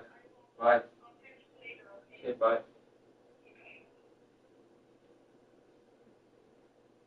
A predator. That likely explains why Earl went as far as to write the girl a letter of confession, which he claims could have been used in court to sue him. I apologize for it. I approached her big brother and he even said life's too short for hate. The one person who really never forgave me though was her twin sister. She stayed quiet. But had the right to be angry. I hurt her twin sister. And she had every right to hate me. It's hard to believe that Earl actually thinks the girl had forgiven him, when in reality she clearly rejected his apology and told him to get over it as nicely as possible. Of course, it's far more beneficial for Earl to say he was forgiven, because it fosters his online detractors as relentless bullies beating a dead horse. He then goes on to address the bomb threat situation, in which he once again separates himself from whatever accountability he can, blaming it all on a supposed manic episode. While there's no denying that states of mania may cause you to behave erratically or dangerously, it's hard to imagine the levels of psychosis required to believe that the comment in question was a literal bomb threat. The specific theater he works at is never mentioned, nor are there any direct threats of violence made towards the venue.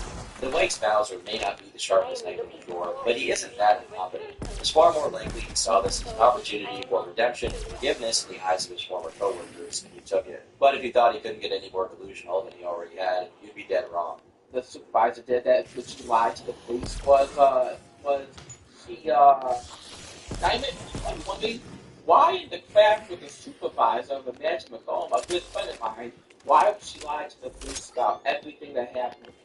The first lie supposedly told was that Earl had been fired, which he disputes, stating instead that he chose to quit. Overall, this point is irrelevant, as Earl was requested by the manager to stop interacting with co-workers and was never offered his job back. But the second lie is so ridiculous he couldn't possibly make it up. The manager had apparently mentioned the confessional apology letter, labeling it as a letter of harassment. Earl claims this was done not to disparage him, but rather to protect him.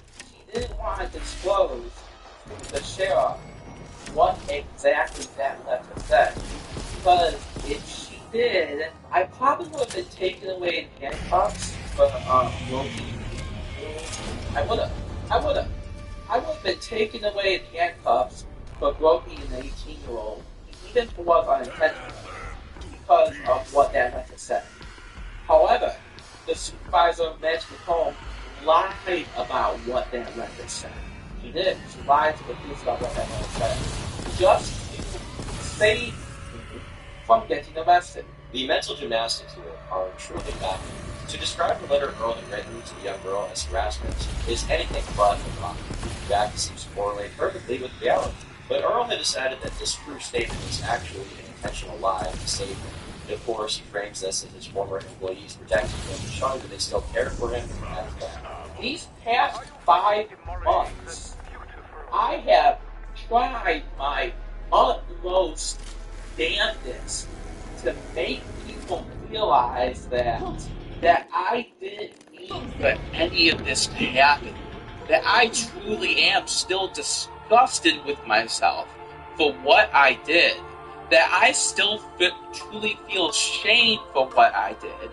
And yet, even when I present all of you with the facts of the matter, it doesn't matter to you internet trolls. It's hard to view this framing as anything but manipulative. Earl wants you to believe that everyone in the situation had his back and he's been forgiven. Meanwhile, the evil and disgusting trolls relentlessly prosecute him for a simple mistake. The only thing that could possibly make this video more pathetic is Earl dedicating time to talk about how this young girl's twin sister was supposedly interested in him romantically. Something that's surely a delusion of grandeur and not real whatsoever. I don't care anymore because you have every right to hate me.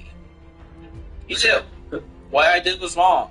If forgiveness doesn't matter to you, trolls, if apologies don't matter, if lying to the police doesn't matter, then I really don't know what else to say. Earl Doobie, the man well known for gooning to underage anime girls, was quite literally put in a state of shock after touching a breast, supposedly wanting nothing to do with this girl, who in his words wanted to take his virginity. 52 minutes and 59 seconds. That is how long this apology video is, and anyone with one brain cell can see the problem here. This video doesn't even need to be a minute long. Just admit what you did, apologize, and move on. Or if you wish to correct the record, you're more than free to do so. But you don't get to label a video full of excuses and self-victimization as a humble expression of regret and forgiveness. It's really no surprise why this video was not favorably received, and it would do very little to quell any negative discourse surrounding Earl. However, it did sow the seeds for another potential reunion between Earl and Kiwi and Smokey. Something I didn't mention is that Earl's confessional video was released on his 30th birthday, and the trolls felt bad that he was likely spending it alone,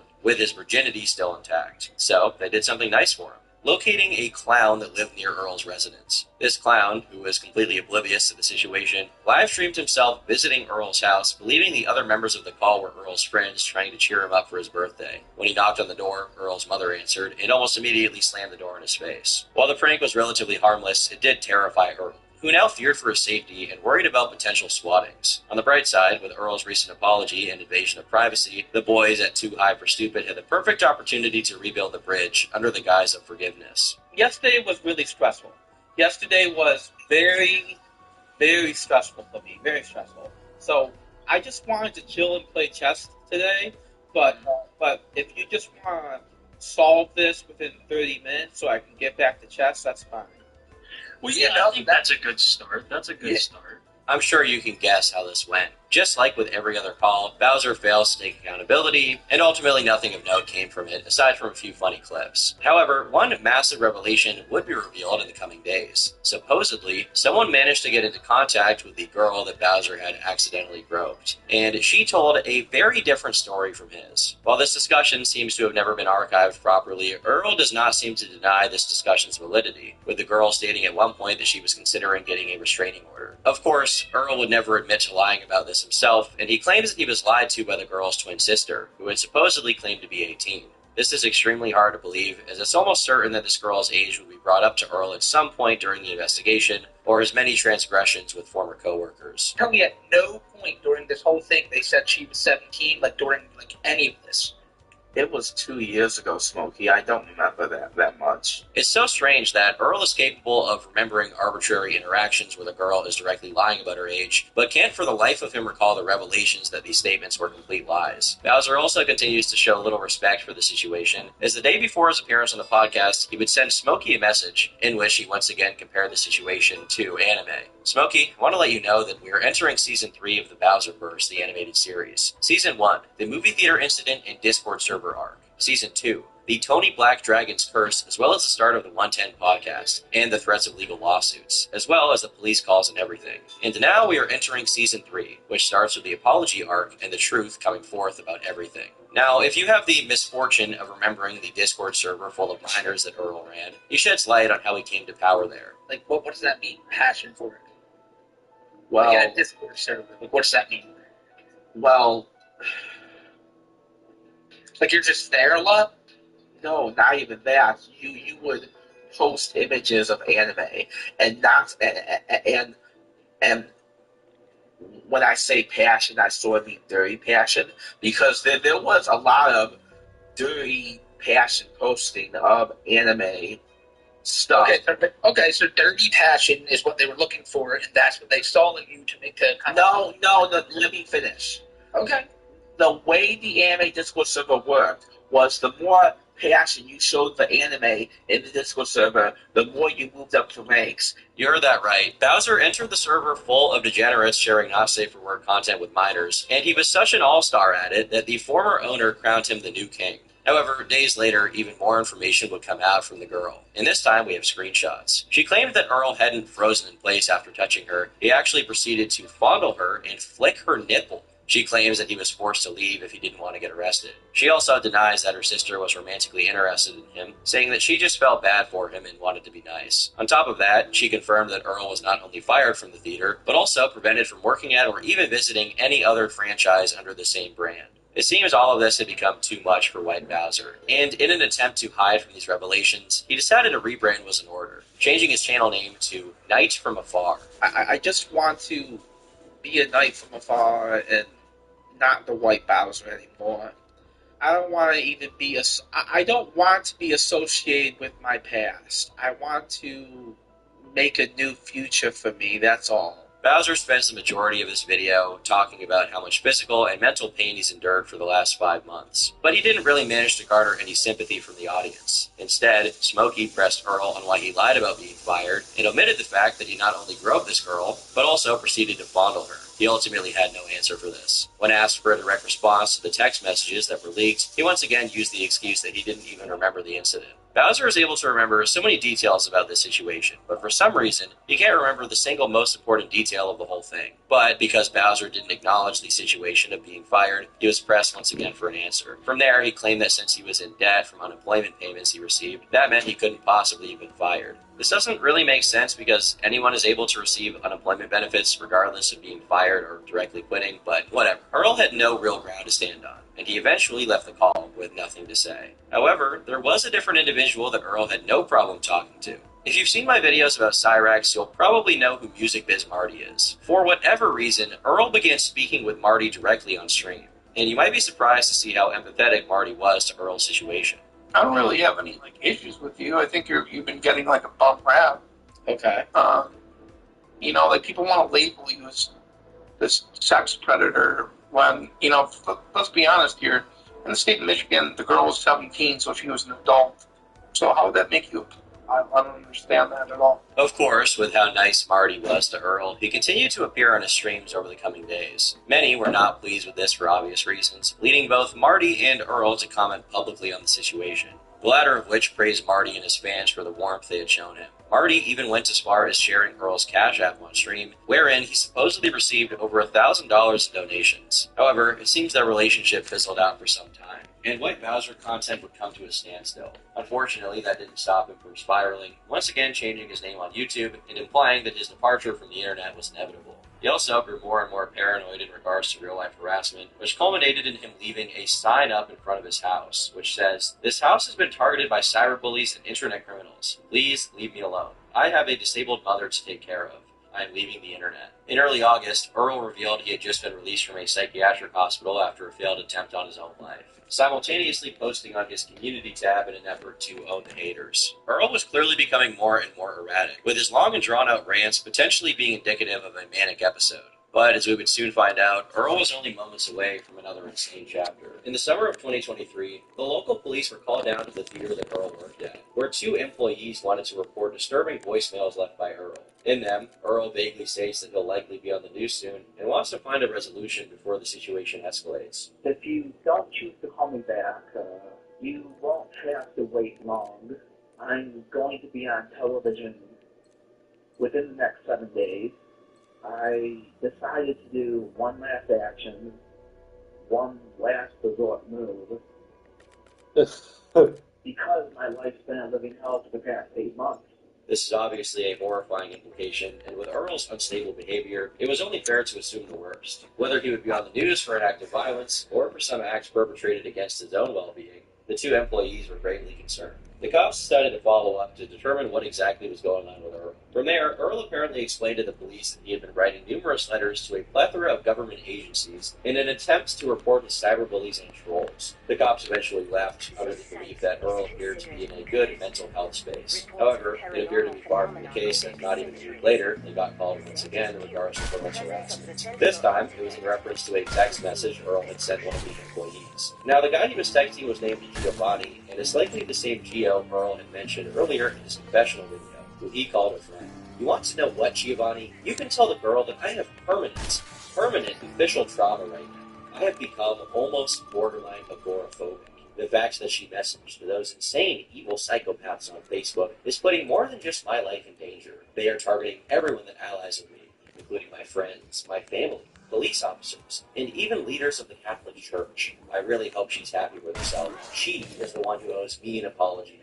It is mind-numbingly frustrating that Earl blames the girl for this situation when every bit of criticism that he's faced has been a direct result of his actions and inability to just shut up. You see, Earl believes that apologizing makes the situation go away. Once you've apologized or admitted to doing something wrong, that means it's just not bad anymore, right? Of course, that's not to say that people can't learn from their mistakes or that apologies are always invalid. Rather, the issue is that Earl has never made any attempt to honestly frame the situation or genuinely apologize, nor has he demonstrated a clear commitment to being a better person. While you might expect this to result in another public interrogation on Too High for Stupid, that was seemingly out of the cards. If these unhinged voicemails and text messages don't make it clear enough, Bowser at this point was slipping beyond the pale. And while those around him in real life were forced to deal with his insanity, the public story for the most part would die for the time being. If Earl wasn't willing to publicly humiliate himself anymore, then online detractors would do their best to extract the sweet nectar from the source. The first documented response that Earl gave was directed at a supposed woman who was attempting to court him. Earl responds angrily, informing her that he isn't interested, and hilariously claims that he is practicing sexual abstinence, as if he hadn't been doing that his entire life. But trolls were not the only ones sending out emails, as it appears Earl began harassing the girl he had groped once again with long, manic diatribes. To summarize his incoherent gibberish, it's basically what you'd expect. The trolls are lying, they're ruining his life, and of course, everyone else is to blame but him. It is worth noting that there hasn't been any direct confirmation that these emails are actually legitimate, but it doesn't require a stretch of the imagination to believe they are.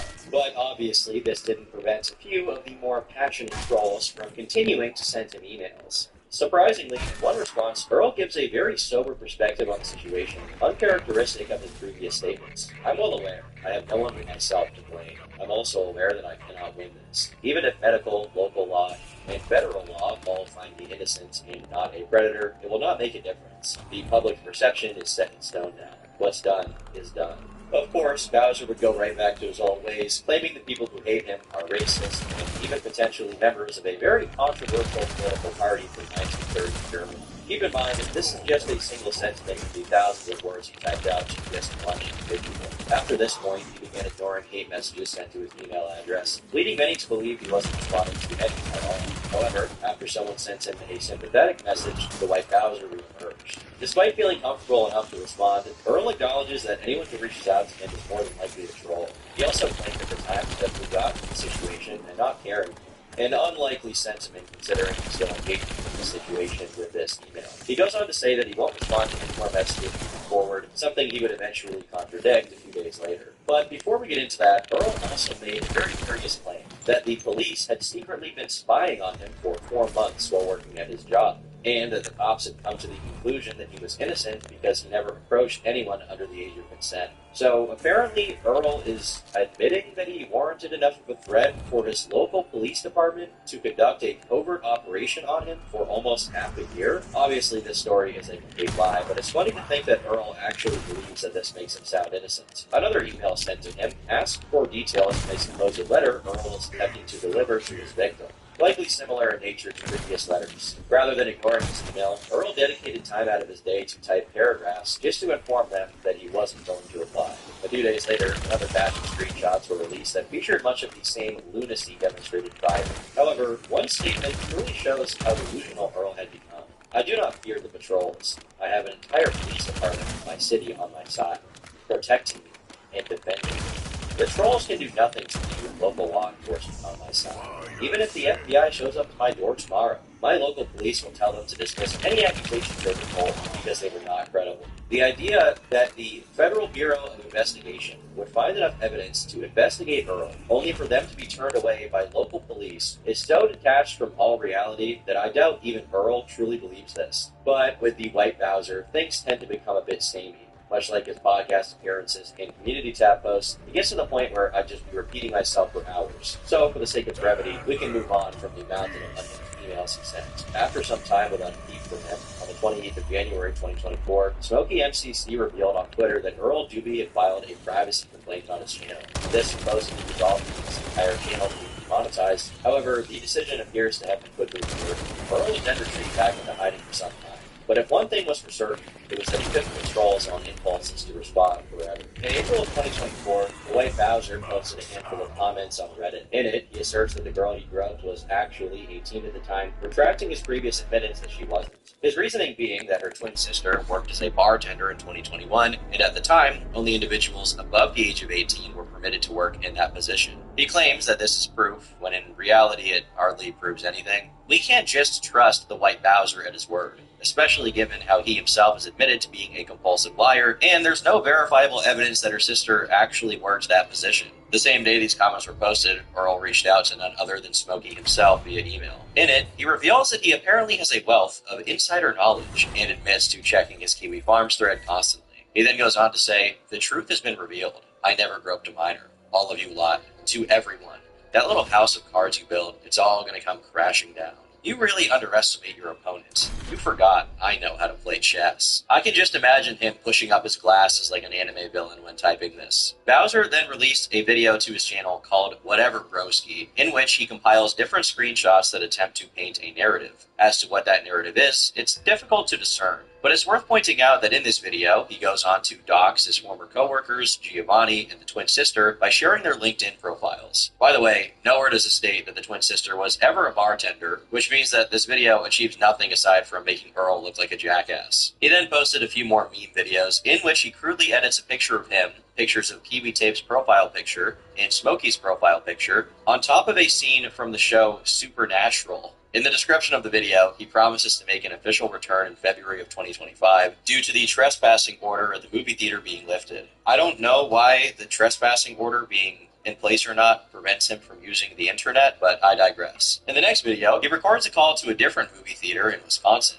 Under the false pretense of looking for a job for his younger cousin, he asks how old you need to be to work there. He did this solely to prove you need to be 16 to work there, which is completely irrelevant to any criticisms made against him, because the girl that he groped was 17. He also did this 2 more times, by the way. Extremely deranged behavior. In a later video, he explains that this is important because the twin sister's LinkedIn page states she started working there in April of 2019, and the event took place in June of 2021, which would be over 2 years later, meaning that they both had to have been at least 18 by that point. To Earl's credit, this could be a decent point. However, it's entirely possible that he's incorrect about the date of the incident, or perhaps the store policies were different at that time. Even then, he still admits he groped her, and her being legal or barely legal instead of underage doesn't really vindicate him in any sense of the word. Earl also calls out a prominent Kiwi Farms user in the thread, calling him a transphobic slur, a closeted homosexual, the N-word, and says that he's bad at math. Which is, wow, brutal insults over here. Shortly after the video, it seems Earl removed all of the videos on the Whatever Broski channel, but he wasn't just trying to scrub his own videos off the internet. He was also actively engaging in attempts to censor his critics. He was frequently sending privacy complaints to Smokey's YouTube channel, again.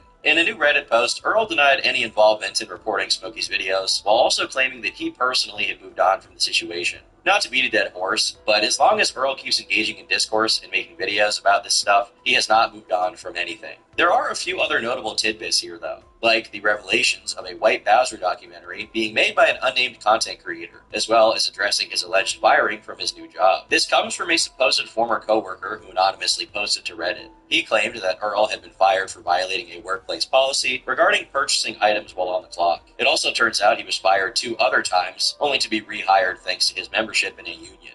He also pointed out that the grocery store he worked at just so happened to be right across the street from that same movie theater he was fired from. More important, however, he claimed that Earl made multiple women at the workplace uncomfortable. In one alleged incident, after sitting at a seat reserved for someone else, a female coworker kindly asked him to move. He became enraged and began to shout at her while stomping his feet on the floor. Supposedly, some trolls had started a rumor that the reason he was fired was due to groping a second woman, but this was more than likely a tongue-in-cheek joke about his previous behavior. Regardless, Earl was having none of it, and confirmed that he was actually fired for shopping on the clock. Without Earl realizing, he had directly confirmed that the ex-employee was a reliable source, as they both gave the same reason for his firing, meaning that it was also likely that his multiple other firings and violent outbursts at women were also true. Once again, Earl went dark, and we wouldn't hear from him again, until Smokey revealed a new email he had received. Earl Doobie calls Smokey a weak-minded bully, argued that the girl he groped wasn't a minor, claiming he would be releasing the apology letter he had written to the girl publicly, and once again rejected the notion that he had tried to flag down Smokey's channel. This was followed by a second email, which is pretty much just him incoherently rambling about the same talking points. Despite his supposed indifference and total lack of care about the situation, it seems Earl still couldn't control himself, and as a result, he created a new burner account on YouTube to comment on Smokey's videos. Anime Lover 2003 was created only 1 hour prior, and posted 7 different comments, all in defense of Earl. The comments also suspiciously used the same framing Earl had, chalking up the whole situation as someone with autism being bullied for liking anime. But the emails didn't stop there, because Smokey announced that Earl Doobie had apparently secured his own personal information, and was now threatening him with it. Smokey clearly didn't take it all that seriously, repeating similar sentiments Bowser had made in the past. And judging by the email, it seems the only real information that Earl had on Smokey was the city he was living in. Realizing that Smokey was undisturbed by his threats, Earl continued to prod at him through email, sending him a message that is simply too hilarious to not read out loud. Hey, baby boy, you keep on saying I groped someone when I've already proven I did not. Does baby boy need another sip from the bourbon Is baby boy scared he will never know what his grandchildren will look like because he will be dead by then from liver cancer and lung cancer? Such a shame. You are so insecure about your life, baby boy. Honestly, I think that's it. Earl won, guys. He has triumphed over the degenerate drug addict Smokey McCrack and owned him in the marketplace of ideas. Truly an epic Reddit's win. Even more epic is yet another allegation directed at Earl. A new user claiming to be a former classmate alleged that he habitually harassed her and a handful of other girls. They also provided proof that they went to school with him, showing a yearbook with Earl Doobie inside. After this, there was once again a period of relative silence from Earl. On the 25th of May, 2024, Smokey released Part 1 of the Predatory History of White Bowser, which covered the timeline of Earl from his origins to the second episode of 110 Autism. Some speculated that Earl had used a sock puppet account to defend himself in the comments, which is hard to verify but not difficult to believe given the prior one. However, 1 month later, for the first time in a long while, Earl uploaded a new video of himself to YouTube in front of the camera once again. With his waifu body pillow in hand, Earl clearly had gained a decent amount of weight, something that he addresses right from the jump. I'm actually 245. Used to be 225. Yeah, it sucks. It's called depression.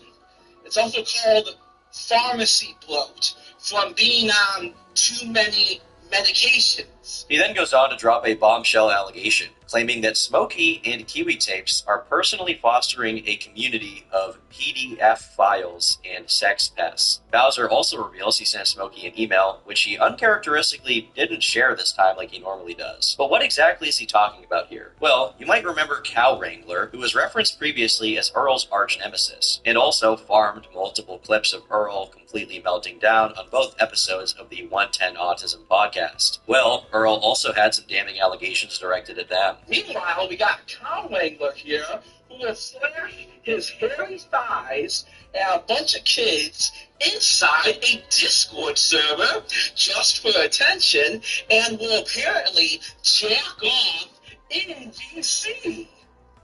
Yeah, there is proof and evidence of that on Stronce's Kick channel, the Harvest Report, and on Stronce's YouTube channel, in his community posts. The person he references, named Strauss, now Londo, is a former Kiwi Tapes Discord moderator who had become disgruntled over the handling of the White Bowser situation, as well as supposedly paying for a call with another lol cow named Jupiter. He began uploading videos exposing Cow Wrangler, as well as another character from 110 Autism, Zippity, of being sex pests. The latter was alleged to have sent images of himself from middle school wearing a skirt, as well as unsolicited nudes to strangers. What's more is they were also accused of cozying up to none other than fellow lolcow Cyrax. It's actually quite ironic that one of the major events in the White Bowser lore were the allegations of Smokey working with Cyrax to create a drama farm, only for a prominent member of Smokey's community to be alleged to be friendly with him behind the scenes. There were also a handful of other orbiters who had supposedly purchased diaper fur art, which is just great. These revelations resulted in both Cow Wrangler and Zippity deleting their social media profiles, which only made Bowser feel like he had finally earned himself a win. He also revealed that Zippity had been feeding him information to stay a step ahead of his detractors, although it appears this image was photoshopped and the true leaker has yet to be revealed. However, Strauss believes that Earl had not properly framed all of the details. He claimed that Wrangler and another orbiter weren't PDF files, but rather swept for them and covered up their behavior. He also disputes a claim made about Kiwi Tapes lying about having a child and using it as a grift, saying that he can confirm he does have a kid.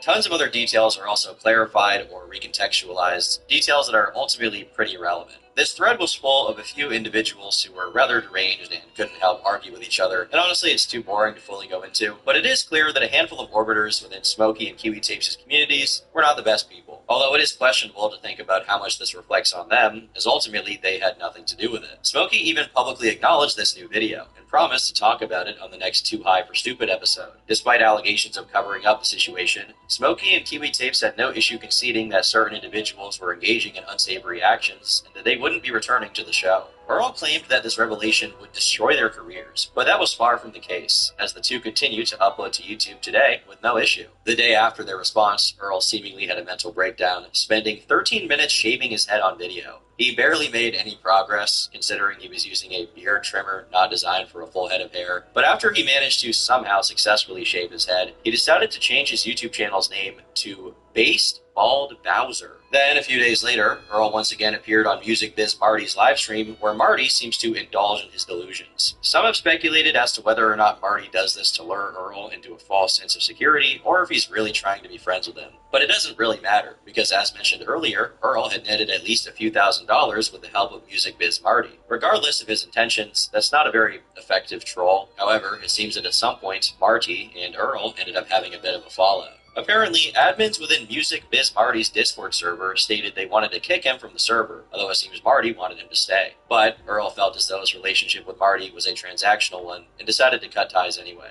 It tells me that Marty doesn't really seem to see me as a genuine, like if Marty's admins in his Discord are saying they want to kick me from the Discord, and if Marty himself is not exploiting me on his live streams, then that tells me that there's a level of being facetious. But in a twist, it seems Earl wasn't entirely finished with Marty, as he quickly tried to reconnect with him, this time offering a match of true intellects, a chess match wager. If Bowser won, he would gain control of Marty's Discord server. And if Marty won, he would leak who the mole was, feeding him information from trolls. Unfortunately for Earl, it seems Marty never afforded him this opportunity, and he has since then faded away from the internet under the moniker of the White Bowser. The most recent activity documented from Earl is a YouTube account called Gregory House Gaming. There's really nothing interesting on this channel, aside from the occasional video and community post rant, typical of any other account he's owned in the past. Although one notable thing is Bowser's taken up a new art form, poetry. You have to wake up early. Your tax dollars support me. Life's good when you're in need. Dumb wages can't compete. I'm never getting a job. You're a slave and I'm not. Stay mad and keep working. I'm at home doing nothing.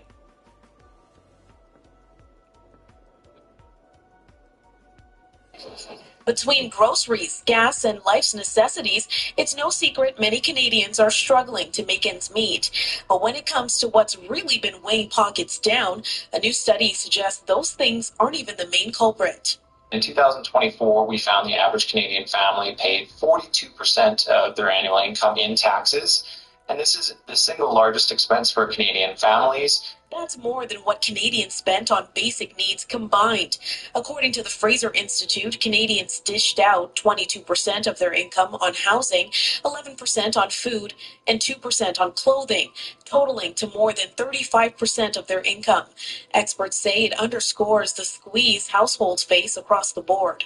When we're talking about cost of living and affordability concerns, we also need to include taxes in that conversation, because nearly 80% of the average family's income is going to not only taxes, but also to those basic necessities.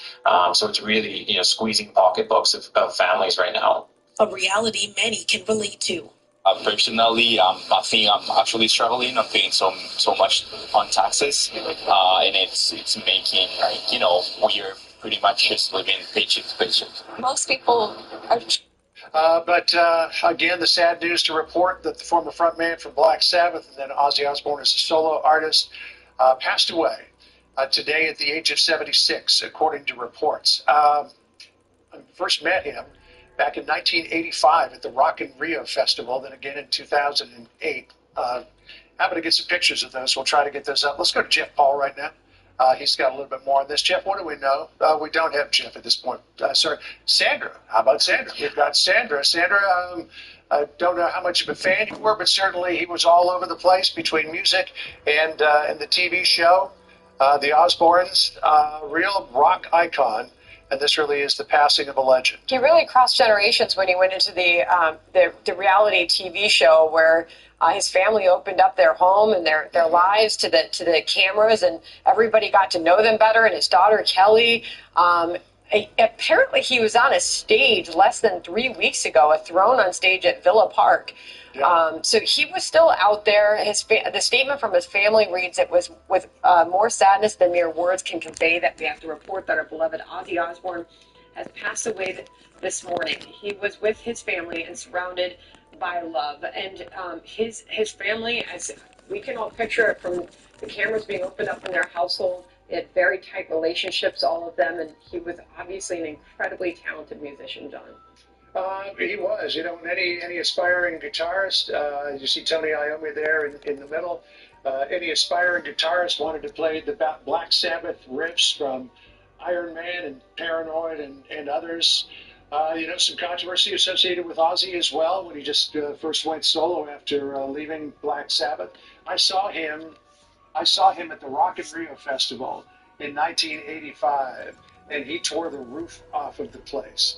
It really was quite amazing. Jeff Paul is live in Los Angeles for us now. He's got a little more on this for us, Jeff. Well, yeah, John, nicknamed the Prince of Darkness, John Michael Ozzy Osbourne has passed away just weeks after he reunited with his band Black Sabbath about 2 weeks ago. According to Sky News and a few other sources, the heavy metal star says that he died surrounded by love. He had long battled Parkinson's disease. His family released a statement saying, "It is with more sadness than mere words can convey that we have to report that our beloved Ozzy Osbourne has passed away this morning. It was with his family and surrounded by love. We ask everyone to respect our family privacy at this time." Sharon, Jack, Kelly, Amy, and Louie. He is considered a pioneer in the heavy metal music genre, obviously forming Black Sabbath, which included the hits like Iron Man, Paranoid, War Pigs, and Crazy Train. He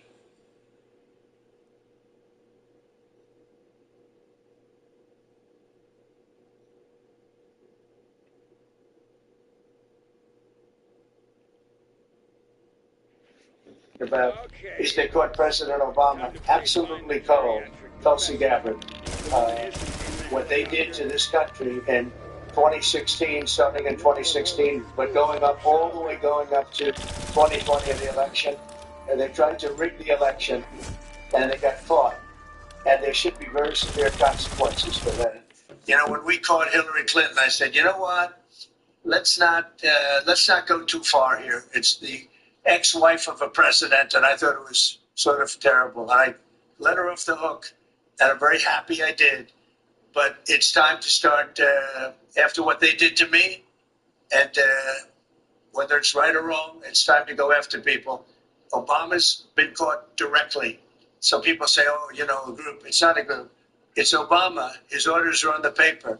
The papers are signed. The papers came right out of their office. They sent everything to be highly classified. Well, the highly classified's been released, and what they did in 2016 and in 2020 is very criminal. It's criminal at the highest level.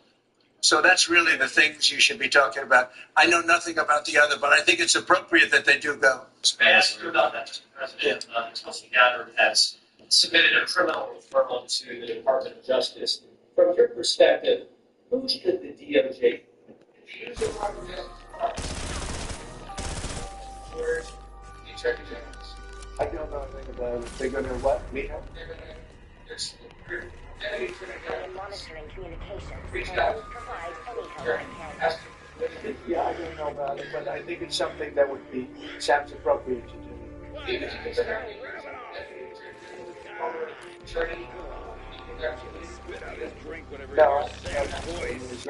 he's a very talented person. He's very smart.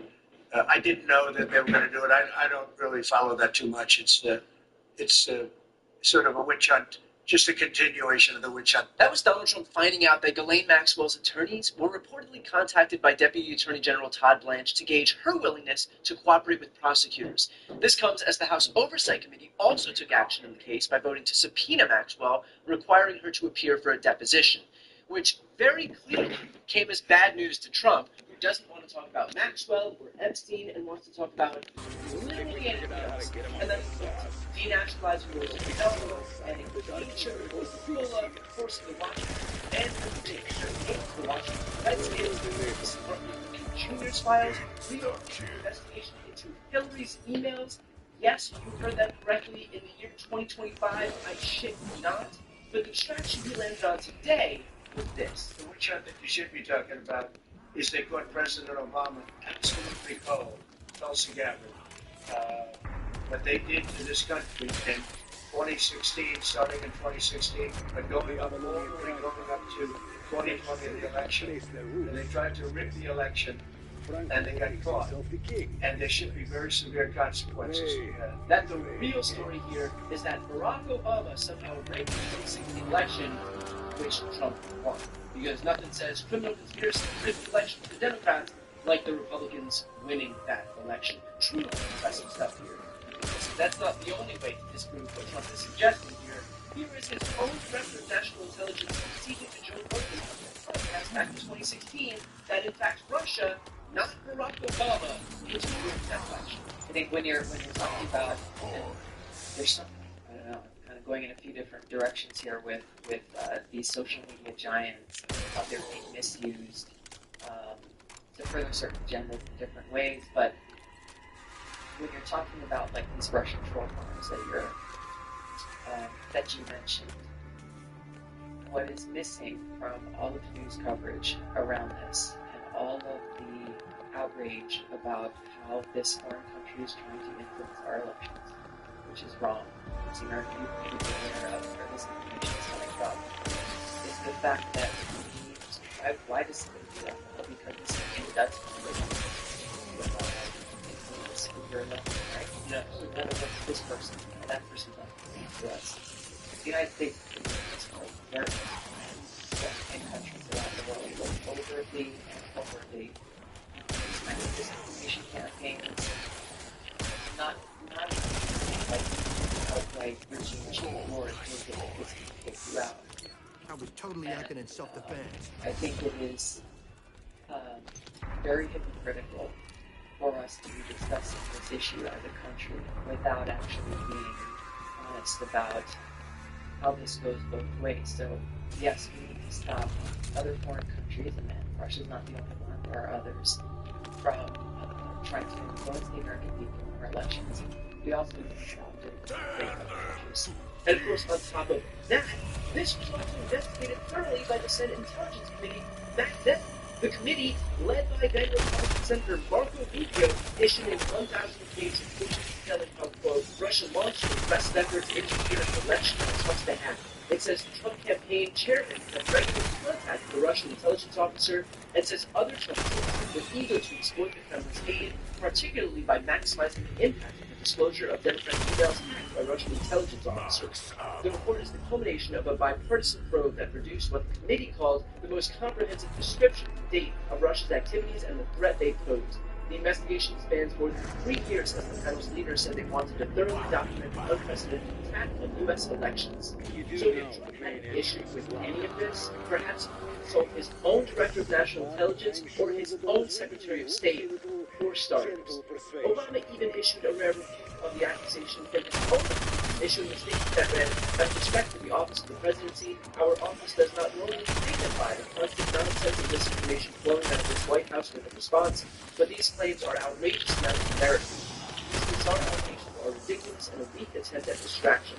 Nothing in the document issued last week undercuts the widely accepted conclusion that Russia worked to influence the 2016 presidential election, but did not successfully manipulate any votes. These findings were affirmed by the bipartisan Senate Intelligence Committee led by then Chairman Marco Rubio. In other words, it's wrong, and Trump knows full well that it's bullshit, along with Gabbard, Rubio, and everybody else in this White House, but they also know that Trump is better than all of this. So they'll play along with Trump's make-believe prosecution because they are just that desperate for a distraction. At this point, I could pull out Trump setting the White House on fire if it meant he could distract Americans from even one single news cycle.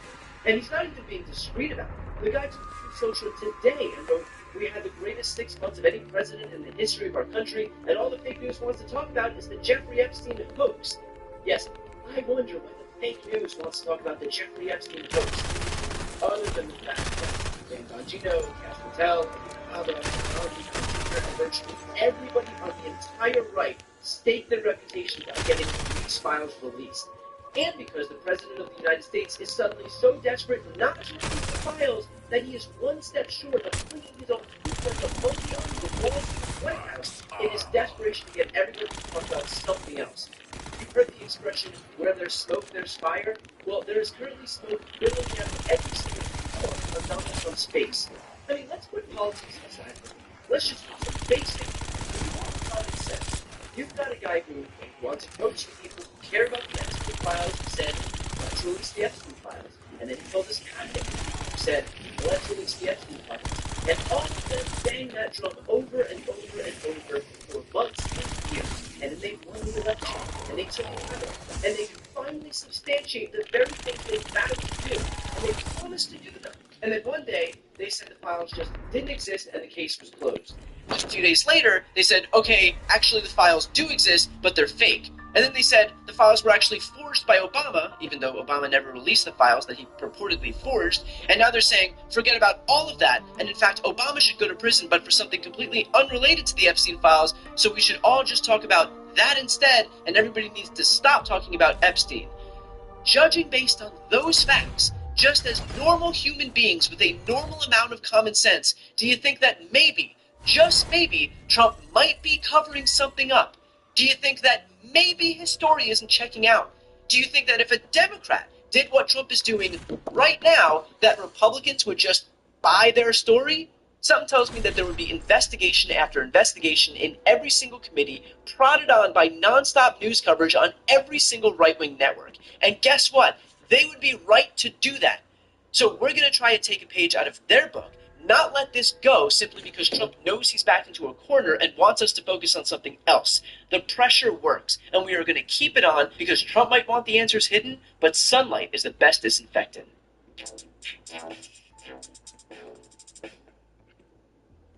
Before you go, if you enjoyed this content and you want to see more and support independent media, please subscribe to this channel. The subscribe button will be right here on the screen. But second, the reality is that we are now in a political environment where this administration can lean on any of the social media platforms to suppress certain voices if they don't like critical coverage. That means my longevity here is in the hands of a few tech billionaires who are already making it clear that they are willing to cater to this administration.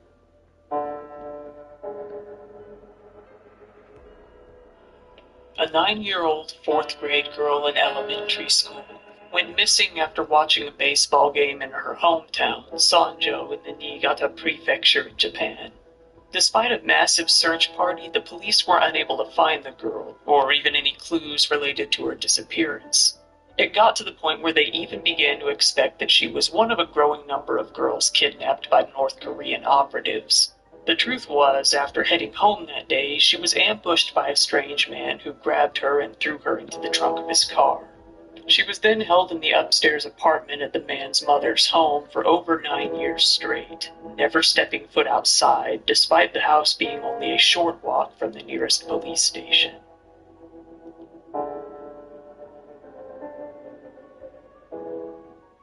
After watching my videos, I'm sure you've come to see that safety is extremely important. Maybe you're even feeling a bit paranoid. Well, I can offer you some security, or internet security, thanks to the sponsor of this video, Surfshark VPN tracked potential breaches of security. You'll even get alerts in real time to help you protect your identity. Now you've even got Surfshark's Clean Web feature, which blocks ads, trackers, malware, and phishing attempts, making your trip through the internet just that much safer. So why not get started today? Right now, Surfshark is offering 83% off of your subscription and an extra 3 months for free with the special code DIRETRIP, all one word. They offer a 30-day money-back guarantee as well, so there's no reason not to give it a shot. So go ahead and check the description below to get your link and get started on Surfshark VPN. Let me start off by saying this case is very dark, more so than usual.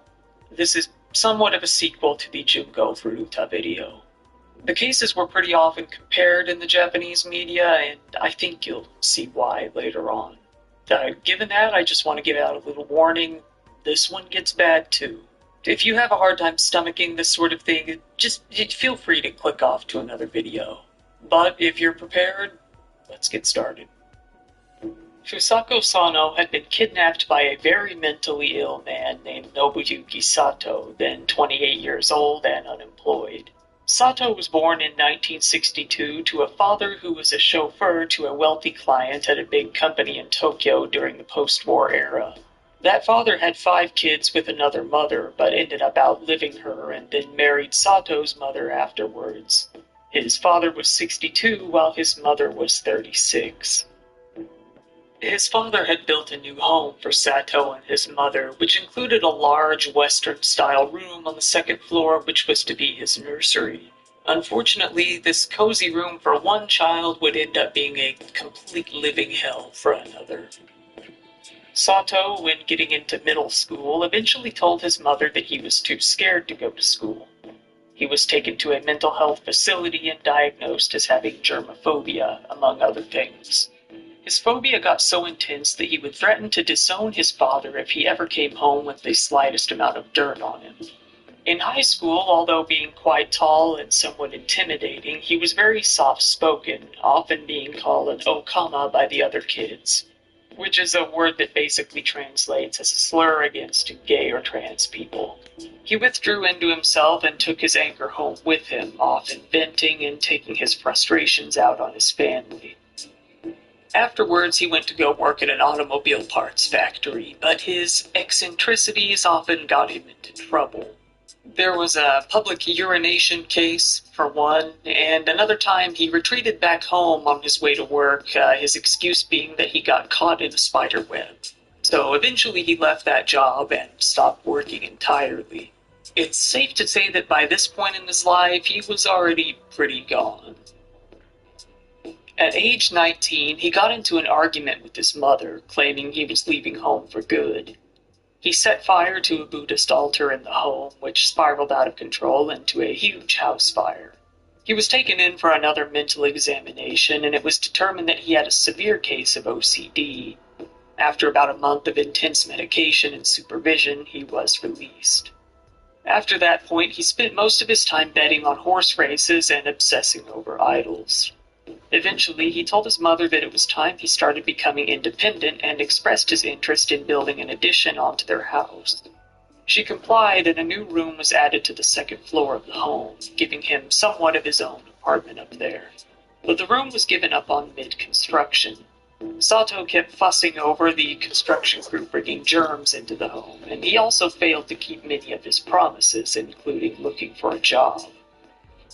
It was at this point that Sato went from being a regular piece of shit to a criminal piece of shit. In June of 1989, he ended up waiting outside of an elementary school gate and shadowing 4 young girls as they walked out of the school, all around 9 years old. He ended up tailing one until she came close to a vacant lot, when he then dragged her into said lot and attempted to have his way with her. However, another girl ended up witnessing him taking her off into the lot and ran off to tell some older students. An office worker from the school then showed up and captured Sato. The police were called and he was arrested on charges of an attempted indecent act. 2 months after this, his father would pass away, likely in complete shame over what his son had become. In that September, he was sentenced to a 1-year suspended sentence as a result.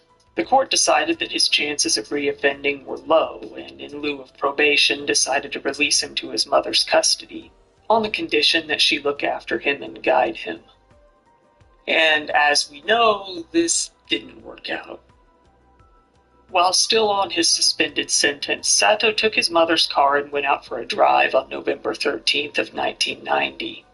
He drove around for a couple of hours until he ended up spotting a young girl that piqued his interest, Fusako Sano, at around 5 p.m.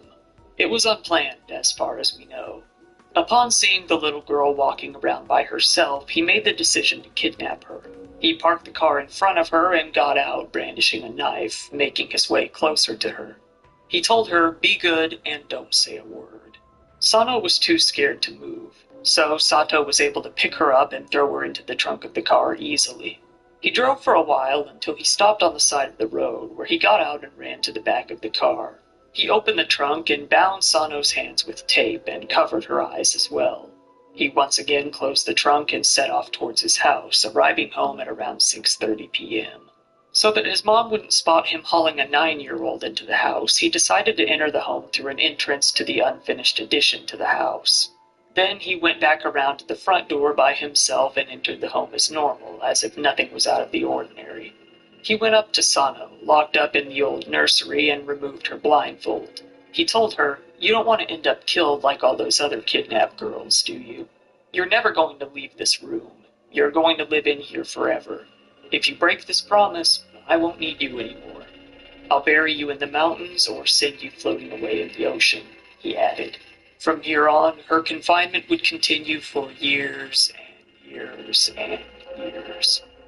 When Sano didn't come home that night, her mother went to a police substation and begged them to search for her.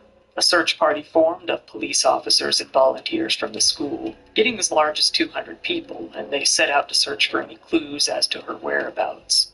They searched everywhere, from vacant homes to shipping containers, even using helicopters to search for the girl. Over 20,000 missing posters were drafted up and passed around, but no clues were ever found. Sato continued to threaten Sano repeatedly during her confinement. He would often swing his knife around her, injuring her dozens of times in the process. In the beginning, he would bind her up so tightly that she couldn't move whenever he went to bed for the night. Her legs were bound tightly together for over a year straight. To make it even more difficult for her to escape, Sato kept the layout of the home a secret to her. Whenever he would leave the room, he would either blindfold her or tie her up and throw her under a blanket on the bed. After about a year or two, Sato got more violent in his torture of Sano. He started using a stun gun to deal out his sick punishments, threatening to stab her if she let out her voice while being shocked. She often had to bite down on a blanket to refrain from screaming as she got stunned. He would also attempt pro wrestling moves on her as well, again punishing her if she let her voice slip. It's believed that he hit her lightly during the duration of her captivity over 700 times, and that he hit her with considerable strength around 300 times. She would get hit in the eyes so hard that she would lose her sight from time to time. Eventually, she started using the stun gun on herself, hoping to be able to get used to the sensation so that it wouldn't bother her anymore. She developed a dissociative disorder as a defense mechanism, meaning she began feeling that another person was the one being hit, not her, allowing her to kind of distance herself from the pain inside her mind.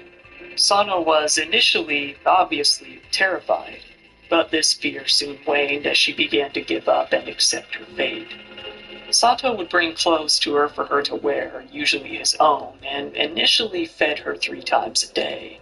It was either food that he brought by himself or food that was cooked by his mother, who was still living on the first floor. For some reason, Sato began fearing that Sano might be developing diabetes because of a bruise on her leg, likely caused by him. He decided that she was getting too much sugar and began limiting her meals to once a day. She went from weighing 46 kilograms to 38 kilograms and began feeling very faint most of the time, usually spending most of her time lying down. Eventually, her legs withered to the point of being unable to walk around on her own anymore. She needed to build strength in her legs, but Sato wouldn't allow this, as that might end up with her exposing herself to his mother. There was no toilet on the second floor of the home, and Sato, obsessing over cleanliness in an odd way, didn't use the toilet, instead using plastic bags, which he would then seal and put out into the hallway. He was embarrassed of this, so he forbid Sano to see the hallway, blindfolding her if it were ever necessary to go out there.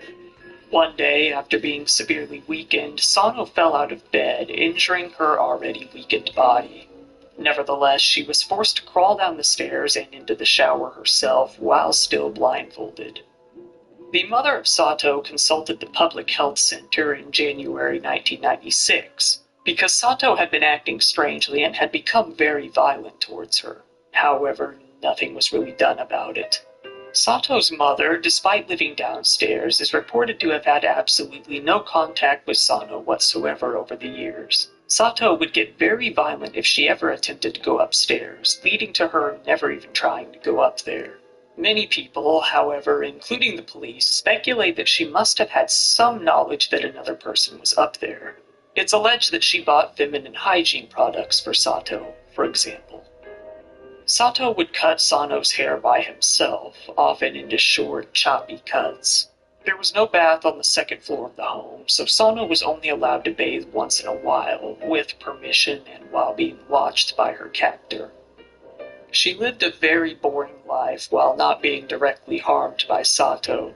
She spent the bulk of her time listening to the radio and reading newspapers.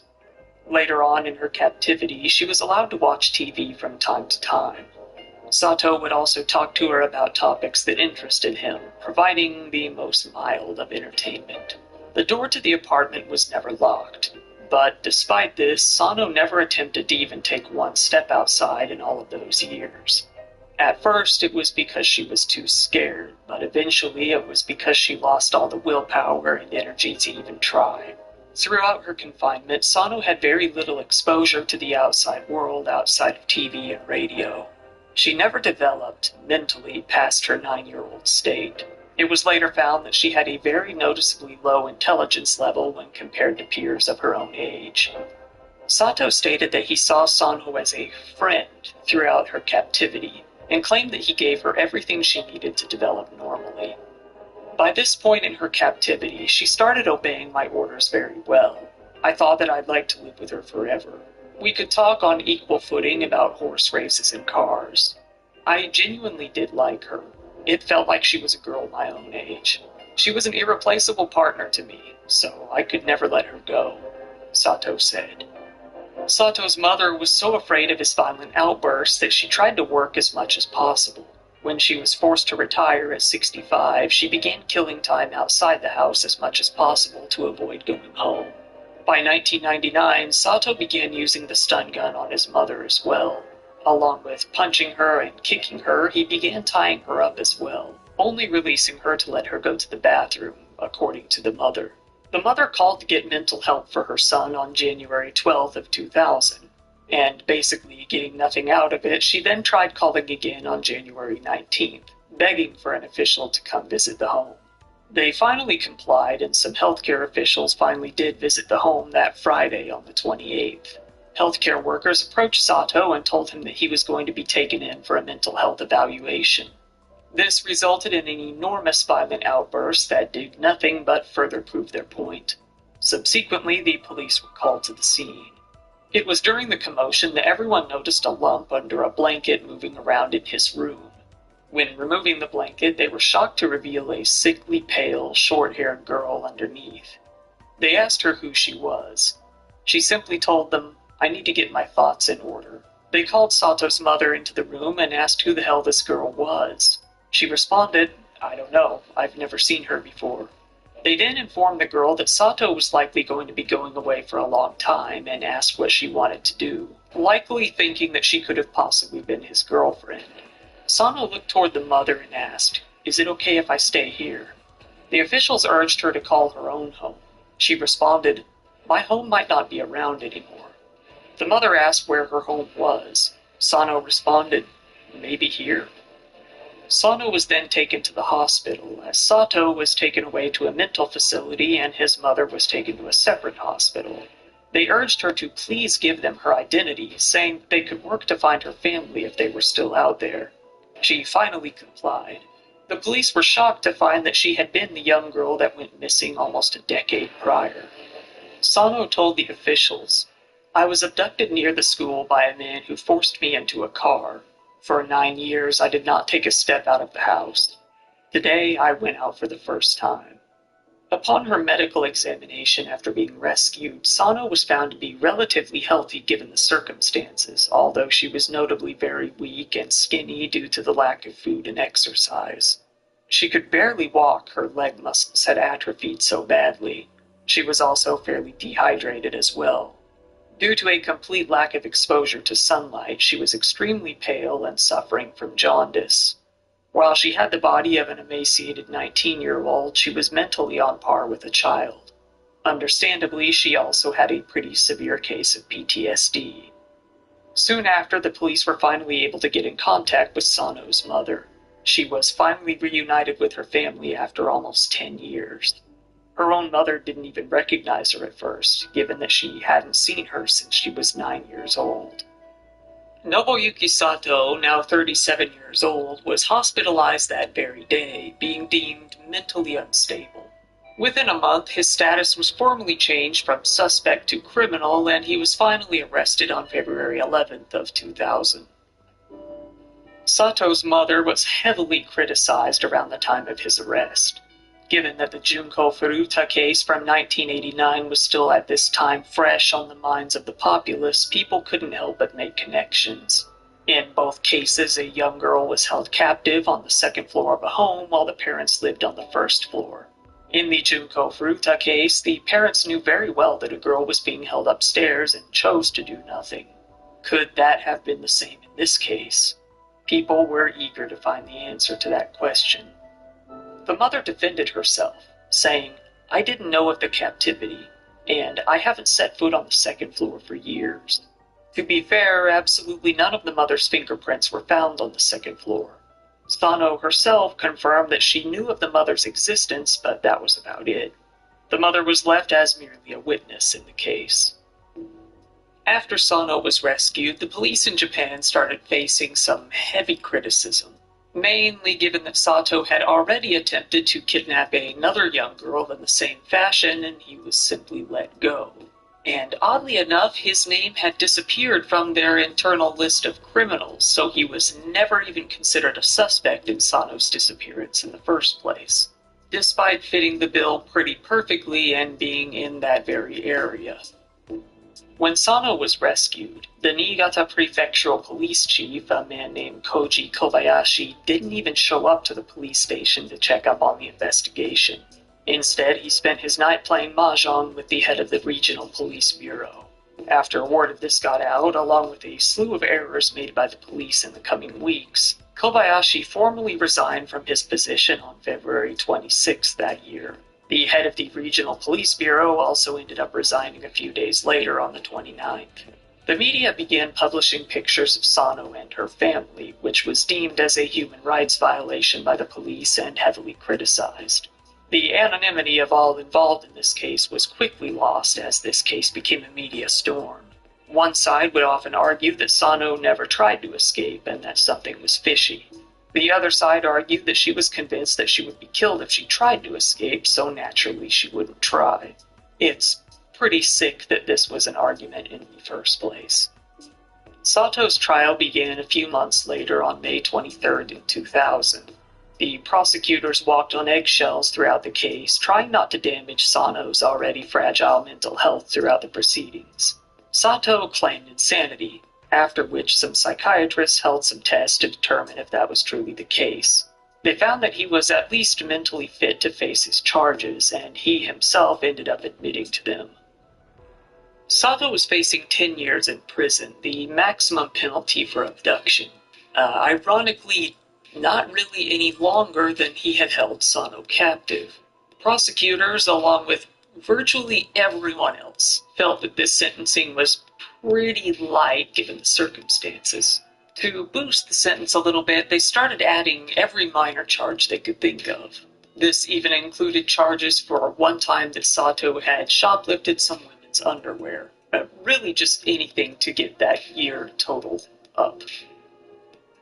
Sato, now 40, was finally found guilty. He was sentenced to 14 years in prison due to a combination of charges including abduction, confinement, and theft. His defense soon appealed on January 24th in 2002, and the trial ended up moving up to the Tokyo High Court. Unfortunately, on December 10th, the High Court actually decided to reduce Sato's sentence down to 11 years. They said that the ruling by the district court was technically done wrong. It ruled that his charges should be dealt with individually, not lumped together. So he would serve the maximum to January 24th in 2002, and the trial ended up moving up to the Tokyo High Court. Unfortunately, on December 10th, the High Court actually decided to reduce Sato's sentence down to 11 years. They said that the ruling by the district court was technically done wrong. It ruled that his charges should be dealt with individually, not lumped together. So he would serve the maximum 10 years for the abduction charge and 1 additional year for the theft charges. Sato was then sent off to Chiba prison, which is, not surprisingly, in the Chiba prefecture. Sano's father ended up breaking his silence and releasing a statement after the High Court ruling, saying that no matter what they decided upon, there was only anger and regret left for their family. Nothing was going to change that their family was deprived of happiness and a regular home life. There was no way to regain that 9 years, 2 months, and 15 days of my daughter's life during which she could not feel any joy, happiness, pain, or sadness as one normally would, he said.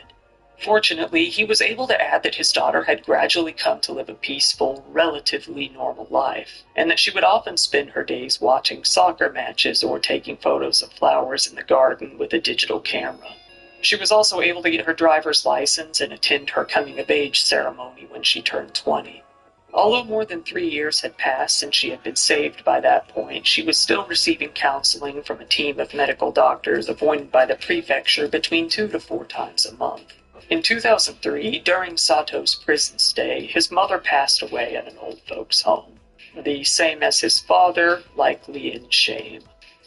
In the coming years after she was released, Sano dealt with more hardship as her father drowned in a pond right in front of her eyes as the two went swimming for fun. Naturally, she was devastated, but at least for a time, the two were able to reunite.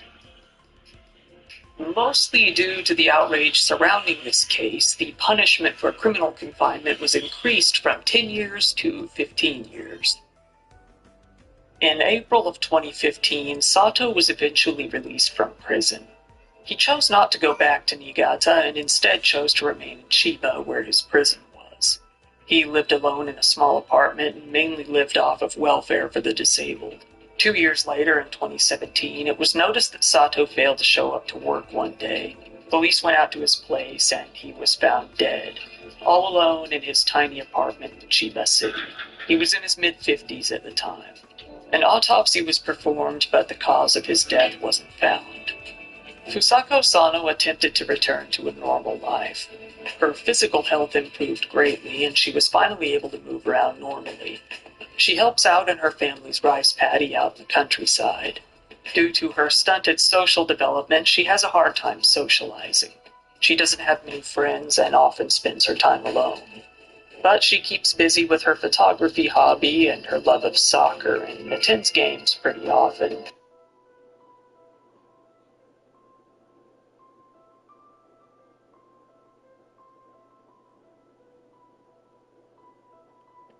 We begin tonight with focus once again on the U.S. president's previous referrals to Canadians as nasty. Amid the trade war, the U.S. ambassador to this country provoking strong reaction here after suggesting at a conference in the States the reasons Donald Trump views Canadians as mean and nasty to deal with is because many residents are boycotting U.S. travel and American booze is still off the shelves, what some would call pushback. CTV's Katie Griffin has been following this story and joins us live. Katie. Patricia, BC Premier David Eby, whose office received the audio of these comments, says the remarks show these efforts to stand up to Trump are having an impact. Many in Ottawa say Trump's rhetoric just strengthens their resolve to buy Canadian and boycott travel down south. We have Genevieve here out of Montreal. At Maker House, the push to buy Canadian is as strong as ever. We're up still double last year this past week. So even after Canada Day, the push to buy Canadian is sustaining. The current upswing is more people finding the value in keeping their money in their community. That's what drew this couple in. They're visiting from Cambridge, Ontario. We usually like to switch to the States if they were switched to discussion. But now it's finding that purchase for Canada is a lot better. We just really like supporting Canada right now. And so we've been avoiding the States for the moment. Trade tensions heightened after U.S. Ambassador Pete Hoekstra said this at a conference in Washington State. Canadians stay home. That's their business. I don't like it, but that's what they want to do. It's fine. We want to ban American alcohol. That's fine. There are reasons why the president is being referred to Canada as being needed to actually do. Okay, for some of those steps. We think Trump is Trump, and we listen to him, and then we just let what he says go through one.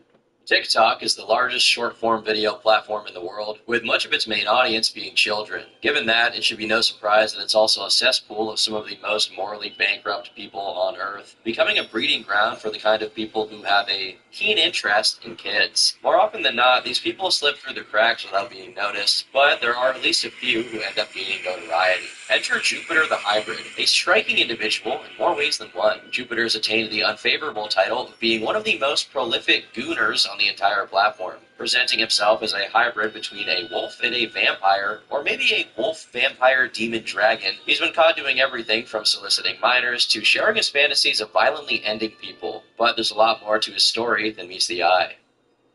Nowadays, Jupiter is most well known for his brief yet memorable presence on TikTok. But what most people are not aware of is that the story of his online presence actually starts all the way back in 2017, with the creation of his YouTube channel called Jupiter Paranormal. He wouldn't post anything to this channel until much later, and unfortunately the first upload has been lost to history. The first ever video actually available on the channel was released in February of 2022, setting the tone for just the kind of person that Jupiter is. This video was actually just the first of 5 videos that he would release on February 5th, where he goes over different paranormal events that he claimed happened to him. In the first one, he points the camera at the corner of his room, where he ceaselessly tries to convince the viewer that there's a dark figure standing there menacingly. Y'all see that, right? The camera has a hard time focusing. There's something in the darkness over there, or some sort of, like when I do it this angle right about here, the camera itself has a hard time zooming in. Like, what the fuck is that? The other 4 were just about the same degree of strange, and while they could be argued to be disturbing, it's not quite in the way he was probably thinking. In the second video he posted, he thinks he's been touched by a ghost while watching ghost videos, and spends the entire video freaking out about it. In the third, he asks viewers to spot any paranormal activity, saying he feels a constant presence in the room, and even going as far as to beg the ghost to leave. There is a spirit in my home that has to be released. I kindly ask you to do not want you in my home. The fourth video, supposedly a sequel to the last one, has our brave hero freaking out because the skin on his forearm started to itch, which in his mind proves that a paranormal presence is there. Amusing as these are in their own way, they're not to be entirely discounted as the ramblings of a madman, as they do contain one valuable piece of information, and that's about the death of his mom. The fifth video in this anthology would in fact be entirely dedicated to her, as he records a rocking chair, insisting that when he calls out to her, the rocking chair starts to move. Watch carefully, Mama. If you are here with me in this house, move the rocking chair, please. Move the rocking chair. Y'all saw that, right?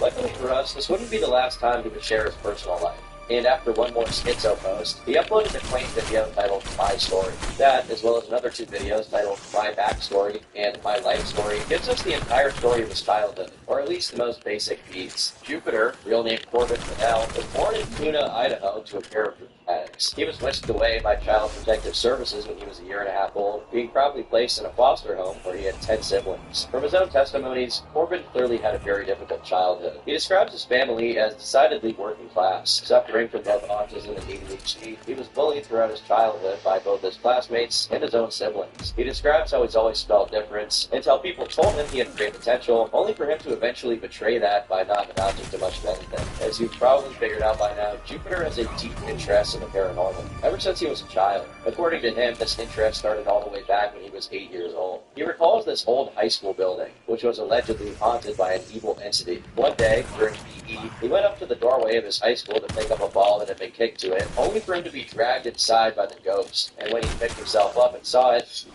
he passed out, waking up hours later in the school's infirmary. It's hard to say how much of this is actually true, and in fact, by the time we get further into this video, one will have to wonder if his fascination with the paranormal is a response to much deeper issues. To be clear, I don't believe in the paranormal, and I believe this story is completely fake, but it's hard to tell if he even believes it's true. He is claimed to have been abused by his brother, who went as far as to turn him into a puppet. I'm not entirely sure what that means, but this allegedly continued until one of his sisters found out, at which point that brother was sent away, only to come back and re-offend, at which point he was sent away permanently.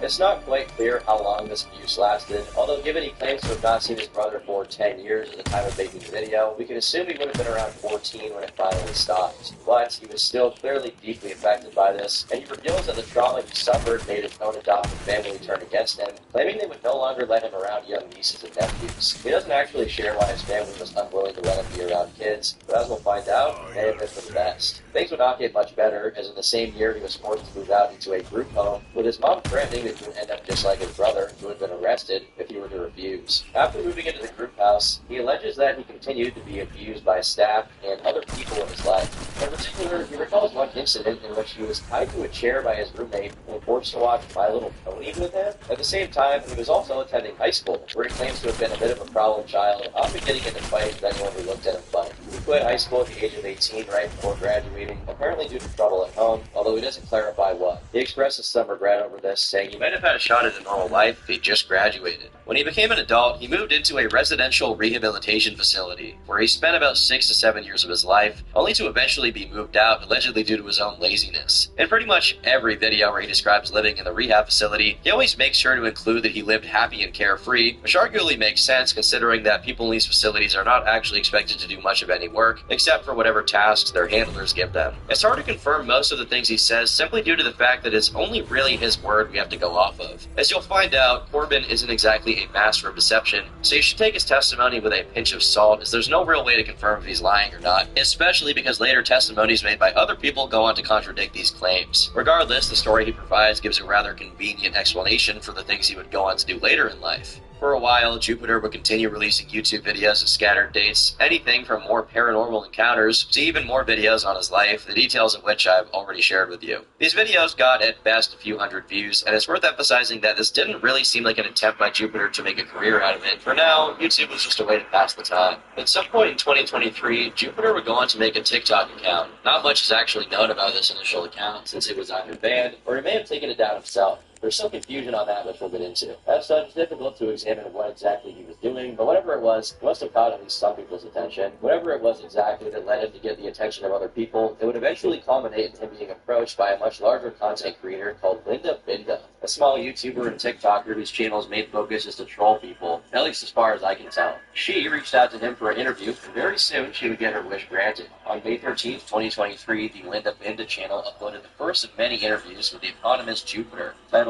Linda Binda Falls in Love with a Vampire Werewolf Lord. It's hard to effectively communicate just how strange the whole interview is. You have this Linda character constantly trying to flirt with Corbin, only for him to obviously bumble through all of Linda's advances while making some truly baffling statements. Something you'll find throughout this video is that when he believes he's in the company of a girl, he seems very eager to divulge his deepest, darkest secrets, or at least say things that anyone else would be too ashamed to say in pretty much any company. From talking about what he sees as a deeply controlling mother, to saying he's actually glad that she in spite of earlier statements, to sharing that he ran a hacker group back in high school. He also goes on to say he's actually not even a human. He's secretly a vampire wolf hybrid. He has all kinds of supernatural powers. One somewhat interesting moment was when Corbin admitted to having a preference for sticking on chesticles, which then led to him talking about how his sister, Cheyenne, trained him to be a combat specialist. Linda, purposefully misinterpreting what he said, asked if Corbin was doing the aforementioned chesticle sticking to his sister. So you said that you and your sisters. No, that was all. I don't do that to my family. I'm not into that. I'm not that sweet home Alabama bullshit. You know, I'm not that kind of guy. Right after he says no, it sounds like he's about to say that was a long time ago, but he cuts himself off before finishing that sentence, before transitioning into emphatically denying having ever done something even close to that. Well, this isn't much to go off of by itself, but it is interesting to note that in the same interview, Corbin says that his little sister had convinced his ex-girlfriend to press charges against him. More importantly, though, it's something a lot of other viewers caught on to, which would lead to some further accusations down the line. This one chick who I dated back in high school, Paige Hoagland. No, she did have her precious charges on me. It's not really clear if these charges ever went anywhere, and as far as we've been able to gather, they never did, as he doesn't seem to be present on the registry. Pretty much all of these things would set off red flags in the heads of most people, and indeed, the things he said were so ridiculous that a lot of people in the comments outright couldn't believe Jupiter was a real character, and thought Corbin was simply playing a bit. Indeed, his behavior is not too dissimilar from your run-of-the-mill troll, so I don't blame anyone for thinking that. About a month later, Linda would release another interview. This time, the red flags turned into some of the most horrendous admissions a person could reasonably make. The interview starts off pretty simple, as the first topic of discussion is whether or not he'd been recently arrested, which he wholeheartedly denies. He also rants about some guy named Chris, who he claims has been trying to mar his name and to get him into trouble with the police. Then, a bit less than 2 minutes into the interview, Linda tells Jupiter that someone in their chat had asked him if he's a pedophile. Someone's commented and said that they think that you're a pedophile. Oh, piss off, haters. By the way, I only did minus as it was only for show. I wasn't actually doing it. It was only for show. Oh. Some people took that too far, you know? Oh, no. You see, the child, it was just a goof. It was just for laughs, you know? This is a clear example of Jupiter's tendency to divulge his deepest, darkest secrets to a girl he likes. It should go without saying that you don't just make an admission like this and expect to get away with it. But for Hey, what's up? Not much.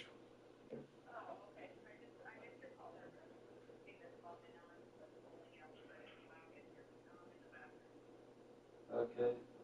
It's crazy. It's crazy how they just let the water pile up on the roof. No, the roof of that liquor store. Yeah.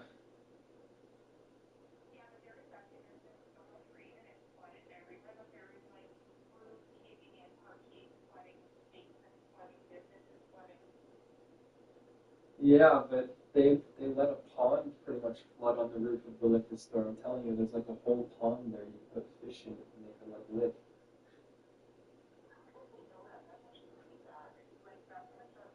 I know, that's what I said on YouTube, but people were like, oh no, those places are designed to have that much water. I'm like, well, if they're designed to have that much water, then if they have the foresight to design it for that much water, they should have the foresight to put a drain. And they're like, oh, well, it does have a drain. And like, I see it has a drain, but it's not fucking draining.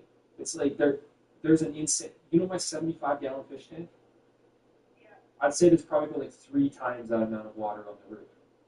And then they have the AC unit on the roof. They have like all those fans and stuff. So like there's probably like thousands of pounds of water and shit on that roof. Like yeah, I'm surprised that shit doesn't collapse, but it's definitely gonna leak.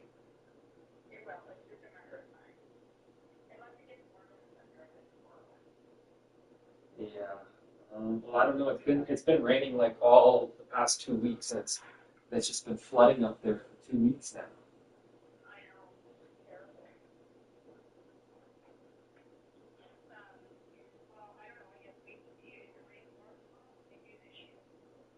Yeah. Okay.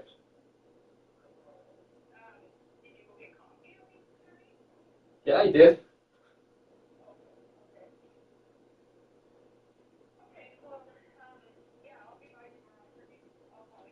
All right, sounds good. Okay, sounds good. Okay, bye.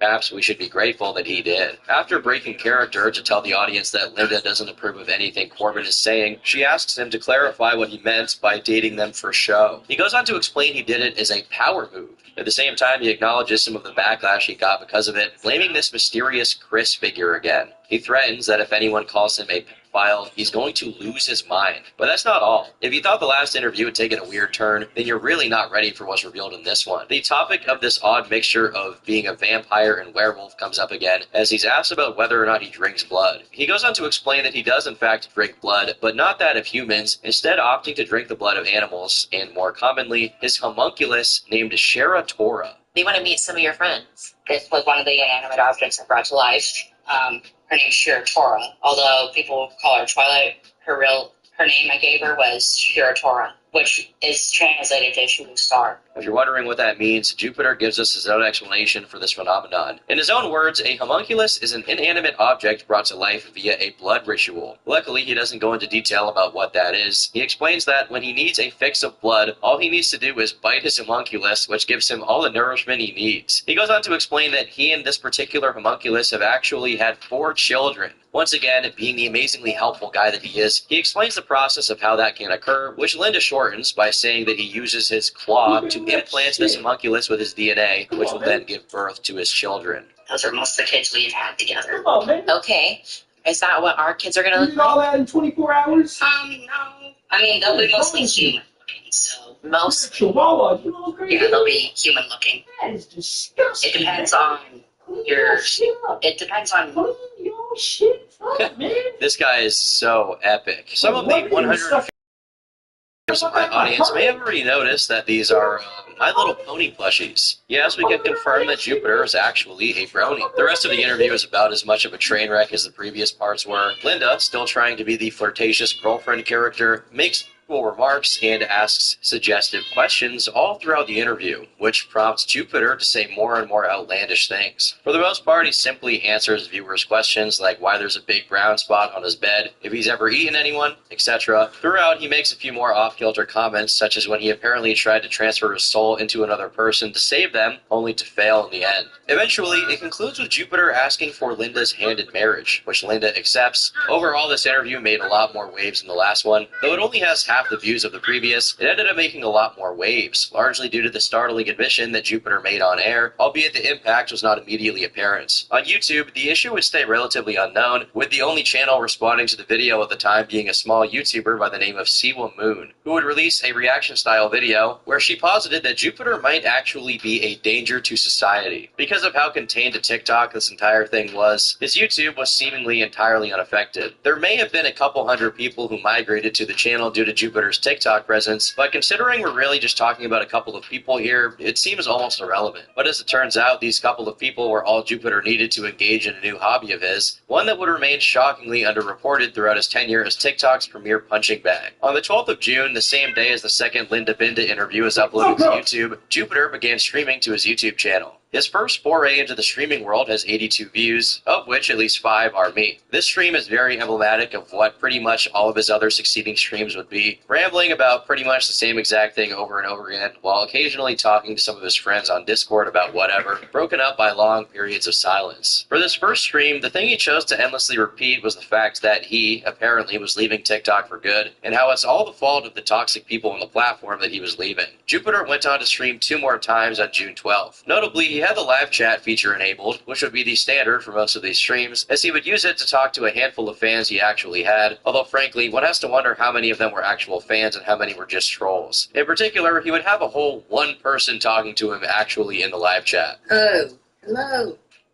I quit. I'm not going back to TikTok. I'm sorry, buddy. I got called a no too many times, and I'm sick of people trying to hurt me. So... The last stream of the day, however, is fire. In it, he claims to have deleted his TikTok live on air, and while that may have had some relevance at that point in time, the real reason why this stream is interesting is the one person who would be talking to Jupiter throughout the stream. Meet Vivian Blair. Well, you probably wouldn't think much of this random YouTube account. This one person will go on to become a surprisingly key figure in the saga. For now, though, she presents herself as a genuine fan of Jupiter, for reasons that are frankly beyond me and presumably most people. Throughout the stream, she seems focused on trying to get Jupiter's Snapchat, which she eventually gives her. Regardless, while Jupiter may have deleted one TikTok account, this didn't really stop the backlash on the platform, as he continued to garner negative attention, whether he was on the platform or not. Whether due to the backlash or just because he wanted to come back to TikTok, at some point he made a new account, and he would upload his first video to it on the 16th of June, which he would announce on a YouTube live stream. Strangely, he claims that some other TikTok account was banned as opposed to deleting it, suggesting he may have had yet another account. It's also of note that Jupiter claims here that his YouTube channel is actively being monitored by the police, which is how he justifies not talking about any of the allegations made against him. Maybe he would get arrested or be talking about them. Because it's theirs. The stream would also feature two new characters to add to the roster, Andy and an unknown Aaron. There isn't much to say about the latter, although the former does appear to be a rather interesting character herself.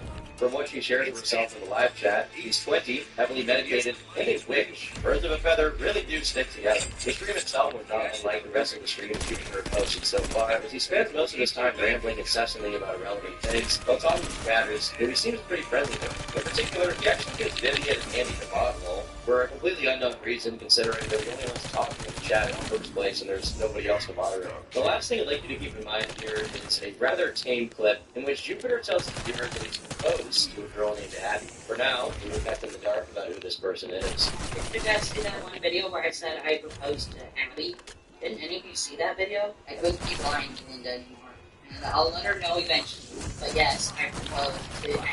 Let's refocus on this new TikTok of his, and the video he uploaded on it. The first video, as well as a multitude of videos following it, is interesting in that pretty much all of them are meant to simply defend his character. He's always had some choice words for those he calls haters, eagerly deflecting criticism, or simply ignoring it altogether and complaining he's being harassed. In the first video in particular, he says he'll try to beat the harassment by simply making entertaining videos. This video was uploaded only 3 days later, and from all of these special effects and the wall of text, we can assume that this was his idea of finding entertaining ways to deflect criticism. I'll let you up to your own conclusions about how successful it was. By the way, I feel it's a good time to remind you that he's 25 years old. Jupiter released a few more of these videos, with each of them being more ridiculous than the last. In one video, he seems to be responding to one person called Beta Survivor. Whether this was someone from his DMs is unclear, although it almost definitely wasn't from his comment section, since he seems to have turned those off entirely. In this clip, he makes a threat of violence against this man in order to deter him from pursuing his family.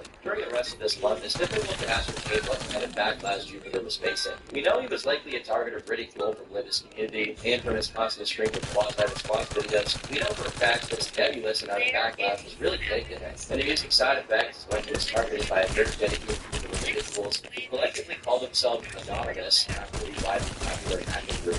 While it's hard to really judge the extent of his actions, whatever they were doing was clearly getting other people to stand. Their comments can be found under some of his videos and streams, like this one. You look like you go to Dave & Buster's to celebrate your case winning against allegations of minors. In the stream on the 17th, Jupiter was going to talk about this group, and he didn't have a lot of nice things to say about them, to put it mildly. Really? Anonymous, all of me here? I told you to leave me alone. I meant tips. Are you guys just happy with tormenting me? Aren't you tormenting me enough? Get the fuck off my YouTube right now. I am sick of this. I'm sick of all of you. How about you each? There are a few people throughout who he seems to be responding to, but it's likely most of them were blocked, which is why we can't see their messages. However, 2 users were in a chat with him, spending the whole stream agitating him, accusing him of doing unscrupulous things with minors. In particular, they mentioned someone named Paige, who I found nothing about, but given the way Jupiter responds to her being brought up, accusing her of being a private investigator, we can make some assumptions about who she may be. Notably, the hecklers also bring up Abby, to which Jupiter responds with extreme hostility. Don't threaten Abby. She's done nothing to you. Leave her out of this. You need to piss off. Get off my YouTube. Do not drag Abby into this shit. She's innocent. She's done nothing to you. She's my one and only. Abby is. She's my one and only girlfriend. So please, stop bringing her into this. Anonymous. In his rant, he ends up revealing a photo of Abby, and he continues to talk about her for a while, telling the 2 people in chat not to bring her up. He also insists she's 21 years old and not a minor, in order to prove that he's not a PDF file. This harassment campaign will continue for the entirety of the month, as most of the videos and streams since then contain comments left by these people. They would also keep popping up during streams. As you can see, he was clearly facing backlash, and he would often come to complain about it online. But besides the often comments and heckler in chat, it was mostly contained to TikTok. It would be devastating to anyone genuinely trying to make a career out of TikTok. But given that Jupiter clearly never had a shot at that anyway, you may argue it made very little difference. Throughout June, with Linda Binda even continuing to entertain his existence with the clear intention of further trolling the poor, foolish creature, asking her audience to send in questions for the next interview, which would be released on the 24th of the same month. At this point, you may think you know what to expect from Jupiter, but if your thought process is that you should know to expect the unexpected, you're right. Once again, this video starts off harmless enough, with Linda relaying the questions that have been asked by her viewers. The questions are obviously asked in jest, but Jupiter answers them in earnest. From questions like how realistic Twilight is, to what mythical creature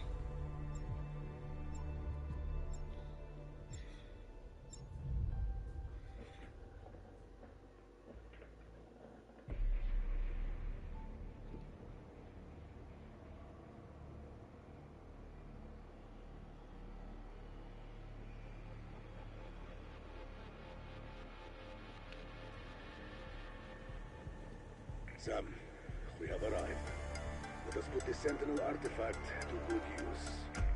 I trust your approach, and I'm pleased you came along, Sergei. Though you may find certain roles remain somewhat ineffective.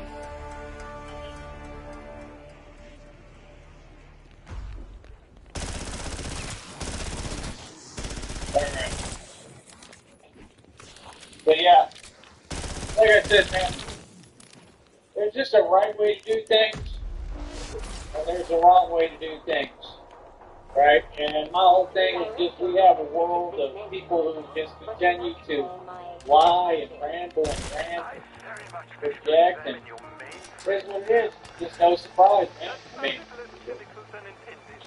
what do you expect? What do you expect, man? You can't act like this. Can't be like this. You really just can't. And like I said, it's doing absolutely nothing from the agenda. That's what people never understand. Like folks that want to go the wrong way, I just try to steer you the right direction. If you're going to keep doing things the wrong way and having the wrong attitude and approach, do my best, man. That's your deal. Because that's on you, and that's only going to affect you and reflect on you. You know what I mean? It might affect others a little bit, but it's mainly going to affect you because it's your decision and it's your thing. You know what I mean? Like I said, I'm just saying, these people will sit there and they'll try to deny reality and deny my success, but the truth is I'm in the position that all y'all want to be in. Like I said, this is the real CEO, and the largest independent CEO of all my companies, corporations. They're all ideas. That's right, because I'm a cowboy and I'm actually smart. And like I said, I'm extremely successful. Always have been, always will be. Hold on. How old is that?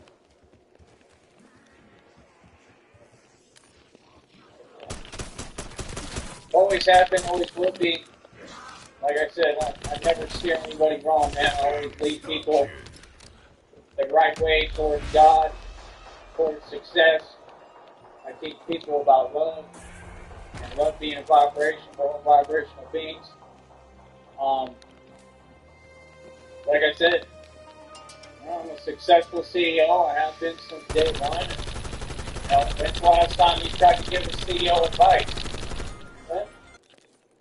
I mean, you could try. I mean, a lot of these CEOs and fake chairman executives of these corporations, they need a lot of advice. They need some serious counseling. They need a lecture from your boy. Real talk, because they do not know how to run a company. Probably Purina was a great example with HP. Facts. But see me, I run my own companies, right? I keep my company's ideas, and just like Frank Lucas said, what did he say? He said basically that he had, he defeated the competition. You know what I mean? He had a better price, higher quality, right? And that's what matters at the end of the day. It's another one.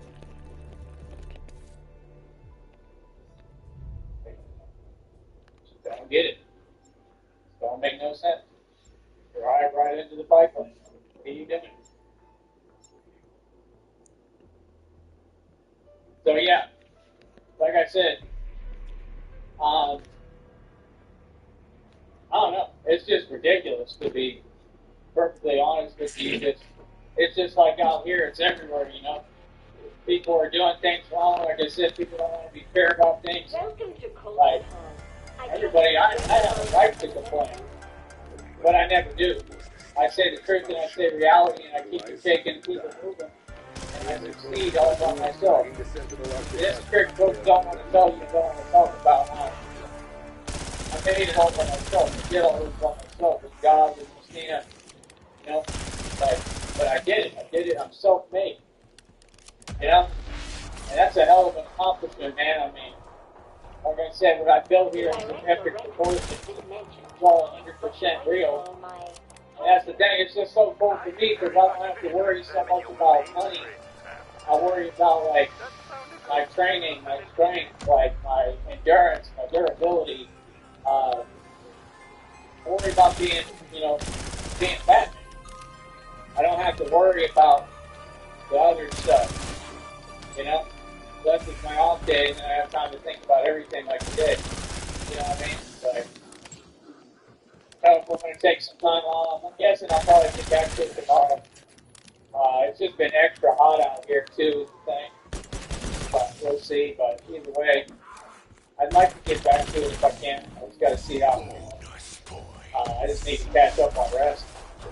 But I mean, like I said, 2+ years, working on my 3rd year being Batman, the real thing, do the real thing, and the real thing. It's a big deal, man. And like I said, I'm building my own media company from the ground up out of all of this, and it's already operating, everything's running. And like I said, I mean, I help people, I help others to succeed, I try to steer people in the right direction. You know, you can lead the horse to water, but you can't make the horse drink the water. You can't make the horse drink. That's the problem. You know, I try to lead people the right way. I try to tell them the right things to do.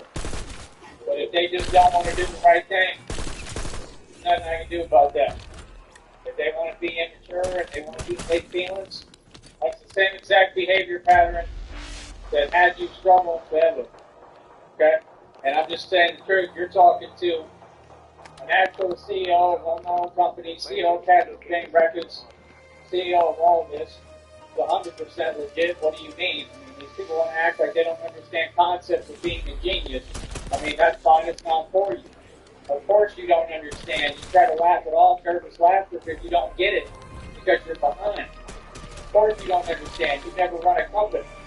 You've never built a company. You don't know what it's like to struggle on the streets. Like, you don't know what it's like to go through what I've been through. You could never take my dues. None of you. You could never walk a minute, millisecond in my shoes on both. That's all. Like Mike Tyson said, you ain't got the heart to beat me. None of you. You ain't got the heart to walk a millisecond in my shoes. You understand? I'm moving G'd up for real. I'm a gangster. Let's get real. I live the real thing. You know? That'll be funny to me. I just saw this one dude, he's like a grown man, he's kind of husky, and he sits down, and y'all be trying to look like you tough and something with your little peering beady eyes, like, you know, tough, man. I just be laughing in front of your face, like, tried a bunch of weights, like, man on the phone complaining about, oh, company, starting from scratch, and build your own company. Quit complaining. If you was tough, you wouldn't be working for other people. Let's get real. See, now all of a sudden everybody wants to study my blueprint. There is no blueprint. Blueprint is God. I am the blueprint. Batman. My hustle is protected in me. I done told you folks. Did I not tell you all these years? I said, you keep a hustle and rotation. I said, open money is for what? I said, you never hold money. So you keep a rotation hustle, you build different projects. See, when you're an entrepreneur, you can build a whole business in 5 seconds flat. That's what I just did in front of your face. And it's mad successful. See, when it was hard and it was impossible, of course everybody's going to take the opportunities and be whatever they can. Like Tupac said. Tupac said people came from every direction and had something negative to say. That's how it is. Remember what Steve's put up on that beam? Talking about what he wanted, but he just didn't know how to do. It's the truth, sadly. You know what I mean? Had he listened to me, had he broke bread with me, had he worked with me, he would have had a record deal for $1,000. He would have had money put in his pocket constantly, and we could have both been successful. And then maybe I just wouldn't have been up and down so much, but it's okay. Things happen for a reason, you know? But my whole point is, he said, if you're going to be successful, prepare to basically be shunned from society, to be rejected, to be isolated, to be alienated, for nobody to agree with you, for people to, you know, call you crazy, whatever. I mean, all this society does is dismiss what makes sense. That's why I pointed out, and I stay making sense. So this is what you have to do. We live in a crazy, delusional world. The world means nothing. I'm building God's temple. I'm building God's kingdom. See what I'm saying? This is what folks don't get. You can either follow me or you can lose. You can follow me or you can, you know, you can go where the rest of the hell of these, all these other folks are going. It's pretty clear. You know what I mean? You either follow me, right? Because I'm going to the gateways of heaven. I can guarantee and promise you that God already told me I'm going to be spending an eternity with him. He told me word for word. He said, you got to be patient. He said, you're going to be spending all of eternity with me. So, patience is a virtue. Which is pretty funny. God has a sense of humor. He really does. God is excellent, man. You know, the thing with God that I like, because that's the thing I would never, I would stand up to anyone. I wouldn't care who it was. You know what I mean? Anyone. If they were trying to take advantage.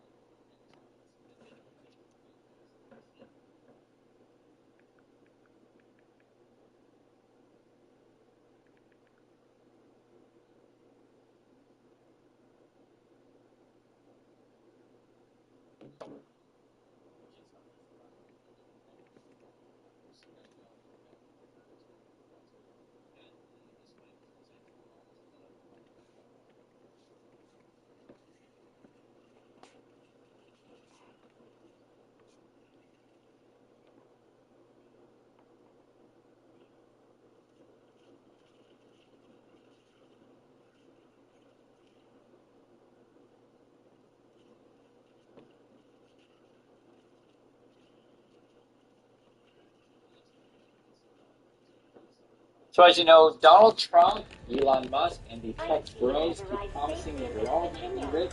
All good today. If you mean the so-called Sentinel artifact, yes. What mythical creature is his worst enemy? Interestingly, amid these questions, one of the viewers asks if his eyes change color. When my eyes glow a subtle blue, that's usually when my eyes are that's when I'm feeling kind of out of it and down. My eyes will glow a whitish red color if I'm pissed off. And when I'm just feeling happy, my eyes stay the color they are. Here, he says that his eyes change to light blue when he's sad and pale red when he's angry. However, this is actually a contradiction of a previous statement he had made back in the first interview, where he clearly states his eyes change to ghostly pale blue when he gets angry. My eyes, though, when I'm really pissed off, though, my eyes will glow a ghostly pale blue when I'm pissed off. Like, when I'm really angry. Now, this contradiction could mean multiple things. Either he's simply been lying about all of this and can't keep his story straight, which is the real one, or he's struggling to remember his own delusional ramblings. Some people did use this to make the claim he's just an elaborate troll, although as you'll find out, that is not the case. As often happens with this absolute unit of a man, the video only becomes more and more unhinged. When Linda relays the question of what is Jupiter's deepest, darkest secret, he says one of the most alarming things out of everything he said so far. He professes to have a deep desire to game and every single person who's ever wronged him in any way at all, be it the people who spoke ill of him in public, people who have insulted him, or anything and everything in between. He continues that he's thought a lot about it, and he's even worked out the best way to hide the bodies, admitting it would be quite easy due to how remote the area he lives in actually is. What's your deepest darkest dreams? My darkest fantasy is to watch all those flying feet by my hand. That's my darkest. Once again, the question is asked about Jupiter's P-word tendencies, and he clarifies that he doesn't talk to children anymore. He claims to have been set up, saying he was tired and high off nicotine when he did something with kids. Not quite clear what he did, as the actual story from his old TikTok is murky at best, since no one bothered to archive it all. An interesting story comes up when Jupiter mentions being engaged to Abby. Not much is really revealed about her beyond what we've discussed, and Linda herself only used it as a vehicle to dive even deeper into her roleplay of a woman deeply in love with Jupiter. Another interesting question asked of him is about whether his ex-roommate and his brother are convicted predators, to which he responds that only his brother was convicted. It's not clear if this is the same brother we brought up in the intro of the video, but it's a fair guess. He does go on to imply that he believes the charges should have been dropped. On the same note of the brother he mentioned here, we actually do have a record of him. His name is Shane, and he's serving a sentence for exploitation in the state of Washington until 2027. This is believed to be the same man who assaulted Jupiter. And as an extra aside, he's actually only one of the 2 Corbett siblings arrested for exploitation, with the second one being Duke, someone who must have been close enough to Jupiter to feature in one of his own videos. Sadly, or perhaps graciously, this is about it for the interview in terms of anything interesting. This YouTube video accrued the same amount of views as last time, and the clips of the video on TikTok gathered over 5 million views combined. At this point, we can say with some certainty that the man has become infamous. As we already mentioned, his original TikTok account has been banned, and while we don't know exactly when, he would release a video on his second channel on the 25th of June where he said his main account has just been deleted, implying it was due to rule violations of some sort, albeit he doesn't specify what kind. This was followed by another TikTok on the same day, which was nothing but a collection of pentagrams with the main message being that he was alive and kicking. Whether the channel was taken down because of the latest interview with Linda or for some other reason is not clear, but what we can say with a lot of certainty is that this channel deletion will become a precursor to a whole slew of trouble. Clips from his earlier streams began to circulate around TikTok on channels such as Jupiter's_videos, in which Jupiter does his best to dig an even deeper hole for himself. Here, you'll find everything from a video of him barking at his viewers, only to snap back to reality and pretend he'd just been possessed, to further defending his own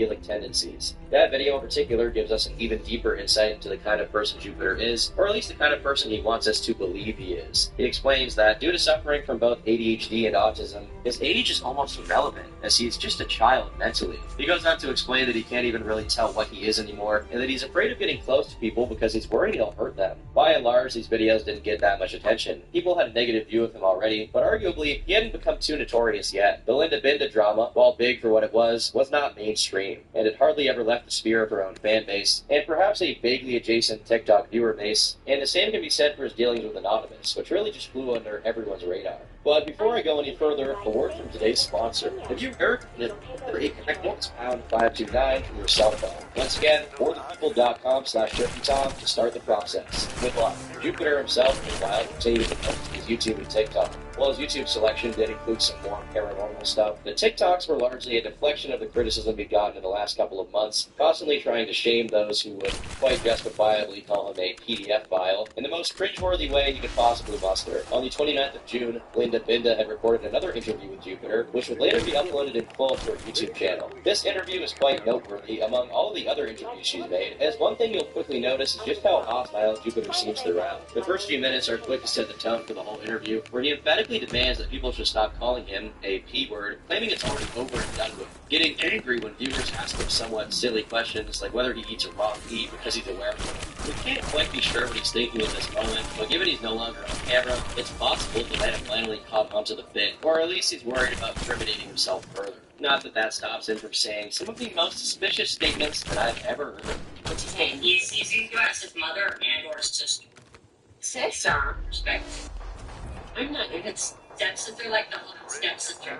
Yeah. He calls you his stepsister. He's like, I don't really see her as my mom, more like a stepsister. One of the more interesting parts of the interview, besides Jupiter teaching Linda how to create a homunculus and then going on to communicate with Linda's bee plushie, was a moment towards the tail end of the whole interview. Linda starts talking about how she would challenge her uncle to play a game of sack pop, with the punchline being that the uncle had no legs. Jupiter took this opportunity to talk a little bit about how he feels about that uncle. and how despite the things the uncle had done to Linda, he still clearly loved her. In particular, he mentions the one time her uncle supposedly locked her in a cage, and he explained that the reason her uncle had done it is simply because he loved her and couldn't imagine parting from her. He even implies that the uncle, who's supposedly dead at this point, had actually faked his own death as a way of telling Linda he's sorry. You know all the things he said he did that was bad? Like what? I forgot. Where you said he locked you in a cage or whatever? Oh, yeah. Yeah, he did that because he loved you and he didn't want to lose. This channel isn't exactly the sort of place for detailed psychoanalysis, but in my silly YouTuber opinion, there's probably more behind this little statement than meets the eye. Knowing all the dark things we know from his childhood, it makes you wonder what else he suffered at the hands of Shane. But of course, given there's now potential he's actually in on a bit, just doing a bit of trolling, perhaps he knows the whole story was made up in the first place. But if he didn't know it wasn't then, why even stick around longer and keep incriminating himself? As the interview draws to a close, Jupiter takes one more opportunity to threaten those who call him a P-word, and when asked about Discord CP, he insists that he doesn't have things like that anymore. Overall, while the interview garnered about the same amount of attention as the last three, this was arguably the least damaging to his reputation. Of course, at this point, he can hardly be argued to have much of a reputation, to the point where it would be hard to imagine him seeking any more. In the midst of this, Jupiter found himself in a quaint little bit of drama when he stumbled across an account called Corbin Fennell in 1998. It is ostensibly a satire account, with most of the early videos on it being satirical versions of the exact videos Jupiter himself was posting. As you can see, these videos are pretty harmless, especially if you consider the sheer magnitude of accusations that Jupiter was already facing. Yet, of all the people he may have taken umbrage with, he focused his sights on this dainty little meme account. On the 1st of July, only 2 days after Corbin Fennell in 1998 released his first video, our rotund friend would go on to make 5 videos all around this channel, trying to assert his position as the one and only real Jupiter. Throughout the series of rants, he wanted an entire character arc, where he started off just denying any possibility that his meme account was actually him, only to eventually switch gears and offer him a chance to work together, seemingly convinced that he was a Jupiter from another dimension. Where did you come from? Or what timeline you come from? Because if you're from an alternate timeline, like you say, that means that you're me, who's come from a different universe and a different time-space continuum. With these videos, Jupiter enjoyed an unprecedented amount of viewers, getting dramatically more clicks than any of his previous videos. In fact, the first of these videos managed to get 1.9 million views, which, while not as impressive on TikTok compared to YouTube, is still 10 times more than any of his previous posts. Given that, it would actually make sense to assume that he was simply milk-taking for views, which, if that were the case, worked out for him quite beautifully. But he would not get to enjoy this little bump in viewership for very long, as the relative obscurity that had shielded him from the attention of the wider public was about to be broken. It started off with Linda Binda and a content creator going by Lou Grimm, collaborating on a live interview with Jupiter on the 1st of July. This one is a lot different in terms of tone compared to the others, not least of all due to the subject matter. In this stream, Linda and Lou Grimm called Jupiter out for talking to minors, who had since come out to talk about it publicly. This interview is no longer available on Linda's channel, and the only uploads of it we can find don't seem to have the entirety of it there. But from the clips we could gather, he admitted to talking to these girls inappropriately, although he wasn't too eager to actually take accountability for his actions, claiming it was a simple transgression. He remained completely unfazed when Linda pointed out how he had allegedly sent an explicit image to girls as young as 13 years old. This one clip of it we have has been reported by Desperate Housewives, an account belonging to a girl named Sophia, who, as we'll later be able to confirm, is one of the girls involved in this whole mess. On the 2nd of July, she posted a video that had been sent to her by Jupiter himself. Sophia, I know that you're crushing on me. I know that deep down. So, here's my approach. The reason why I want to be your boyfriend is because I need someone who's here to share the moments with my human half. That's why I'm asking this. You have to wrongly. It's already weird enough to send this to any girl, quite frankly, but it pales in comparison to the fact that all of these girls are supposedly minors. Sophia went on to disseminate a lot more videos of this nature, claiming a lot of them were sent to her friends. While a lot of this is hard to verify, the fact that videos exist at all kind of speaks for themselves, at least as far as the cringe level. Now this little guy wants you to know the reason why he wants you to date him. Because if you like what you see, you take it. You like what you want. You know you want, then grab it. You know the price, then buy it. These are the reasons why I want you to date me. These videos would go on to get tens of millions of views, with the most viewed clip on the topic getting over 20 million. It goes without saying that the sheer amount of attention gained was monumental, and that was reflected on Jupiter's personal channel. Coincidentally, or perhaps due to the videos, the last TikToks available on Jupiter's account are from the 2nd of July, and they don't even begin to address any of this new attention, as he instead still tried to milk the imposter situation, threatening to sue this guy to protect his name. Whether he stopped because of these videos coming out is not quite clear. That said, while he wouldn't release anything on his TikTok channel, he did do a stream on his YouTube account, which remains clandestine as ever. Out of all the streams that he's done, this one may just be the creepiest. The whole point of the stream, it seems, is to chat up this one girl live chat, as no one else comes to visit in the entire thing. The chat at first is relatively harmless, albeit it is kind of strange given the context of what we know Jupiter is like. But then, things start getting weird. Are you crushing on me?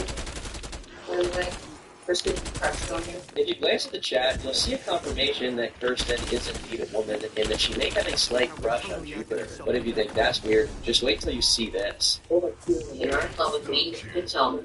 It's okay. Promise I won't judge. To this question, the girl gives a much more emphatic answer, telling Jupiter that she loves him. After a brief bit of rambling, Kirsten begins asking for Jupiter's social media, which he's very eager to provide, giving her his phone number and Snapchat. It's here that we find out two things. One, there was actually another person there at the same time, one who may have been blocked from the chat after the fact, or perhaps someone whose account was deleted. Two, we'll find out that the girl whose chats we do see, Kirsten, is younger. And when Jupiter is questioned as to whether or not he's okay with her age, he says he doesn't have any problem with it. Now, we don't actually know how old this girl was. The message was most likely removed during the stream. But given what we already know about Jupiter, I don't think anyone should be giving him the benefit of the doubt here. From here, the timeline of events becomes quite unclear, which tends to happen when you're dealing with such short time frames. But when in doubt, it never hurts to check his YouTube channel. On the 4th of July, Jupiter would do an extremely short stream. He doesn't actually say much at all here, and we're frankly not sure what the point of the stream even was. However, I couldn't be more glad that this stream happened, because we end up finding out something very, very juicy. Remember Sophia, the girl who uploaded all those creepy TikToks of Jupiter trying to flirt? What you almost definitely didn't know is that Sophia is someone we've actually already introduced you to. If you look at the live chat, you'll see a vaguely familiar name. Vivian Blair, the girl who's moderated his YouTube chat since June. She reveals to the chat, and presumably Jupiter herself, that she's actually Sophia on TikTok. She then apologizes profusely to him, and from Jupiter's acting, it seems he feels quite hurt by her. There's a very one-sided back and forth, with Vivian desperately trying to catch Jupiter's attention for most of it, as well as trying to message him on Snapchat. Now, it's worth pointing out that I have no idea who this person truly is. There's every chance this girl has been trolling Jupiter since the beginning, in which case, fair play. But in the event that this is actually all real, I have to say, it's not like actually maybe one of the more disturbing things in the whole story.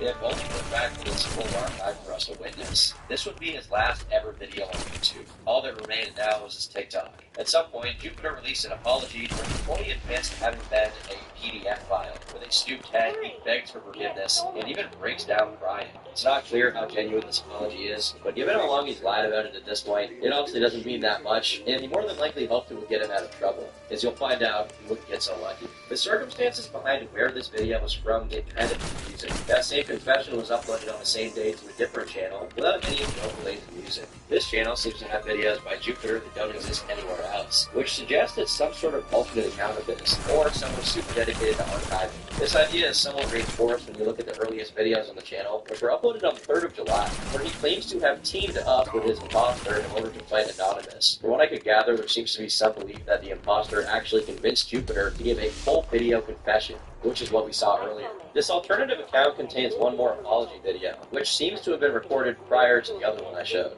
This is much shorter, and he definitely doesn't seem to be taking this very seriously, talking about how he's been cut off from the Jupiter bloodline due to his shameful actions. It is with heavy heart that I am no longer part of the Jupiter bloodline. My father has disowned. I only beg for your forgiveness, and I will seek whatever punishment comes after. The only other videos on this channel were uploaded on the 6th of July, where he engages in his habit of making very silly threats to his haters, including a video where he says he'll drag and shout his enemies off a cliff. For this next part, let's return to Siwa Moon. While a very minor player in the whole saga, Siwa is perhaps one of the only YouTubers who's calling out Jupiter since before Linda went against him publicly. She would go on to make a stream on the 2nd of July, breaking down the most recent controversies regarding him, and using much of her time to psychoanalyze Jupiter based on the responses he gave to being questioned.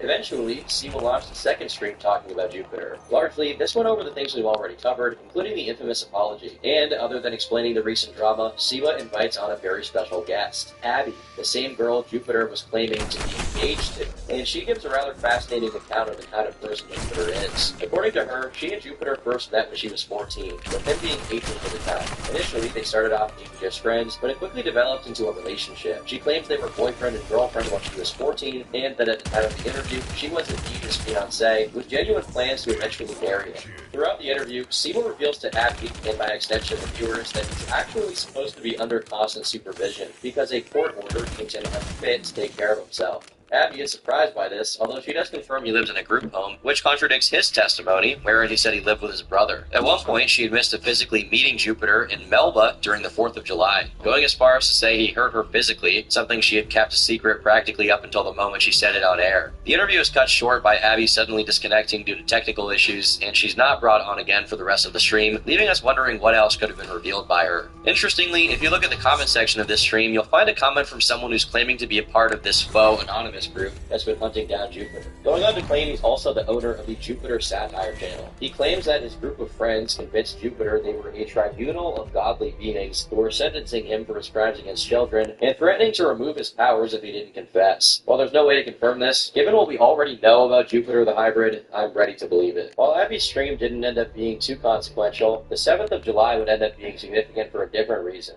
On that day, the Nampa Police Department released a statement on their Facebook page talking about executing a search warrant at his residence involving internet crimes against children. In a later video, Linda Binda would claim that Jupiter had all of his social media and mobile devices seized, being kicked out of the place he lived and forced to live with his father. It's not clear what evidence she's drawing from, as I wasn't able to find an arrest record, but given that he stopped uploading so suddenly, it's definitely within the realm of possibility. Perhaps even worse for him, more clips will begin to come out, even further incriminating him. The same satire account will post a clip from a TikTok livestream in which Jupiter states quite bluntly that his apologies were effectively worthless, and that he had only posted them in hopes of pleasing the masses. He scarcely seems to exhibit any of the shame from his apology videos, which definitely speaks to his motivation. Besides that, Linda Binda would also release a teaser of a documentary she was producing about Jupiter, and with her announcement, she included a clip of Jupiter admitting, on air, that he wouldn't mind receiving naughty content from a 13-year-old. Jupiter, can I still send you pictures of myself even if I'm underage? Because I'm only 13.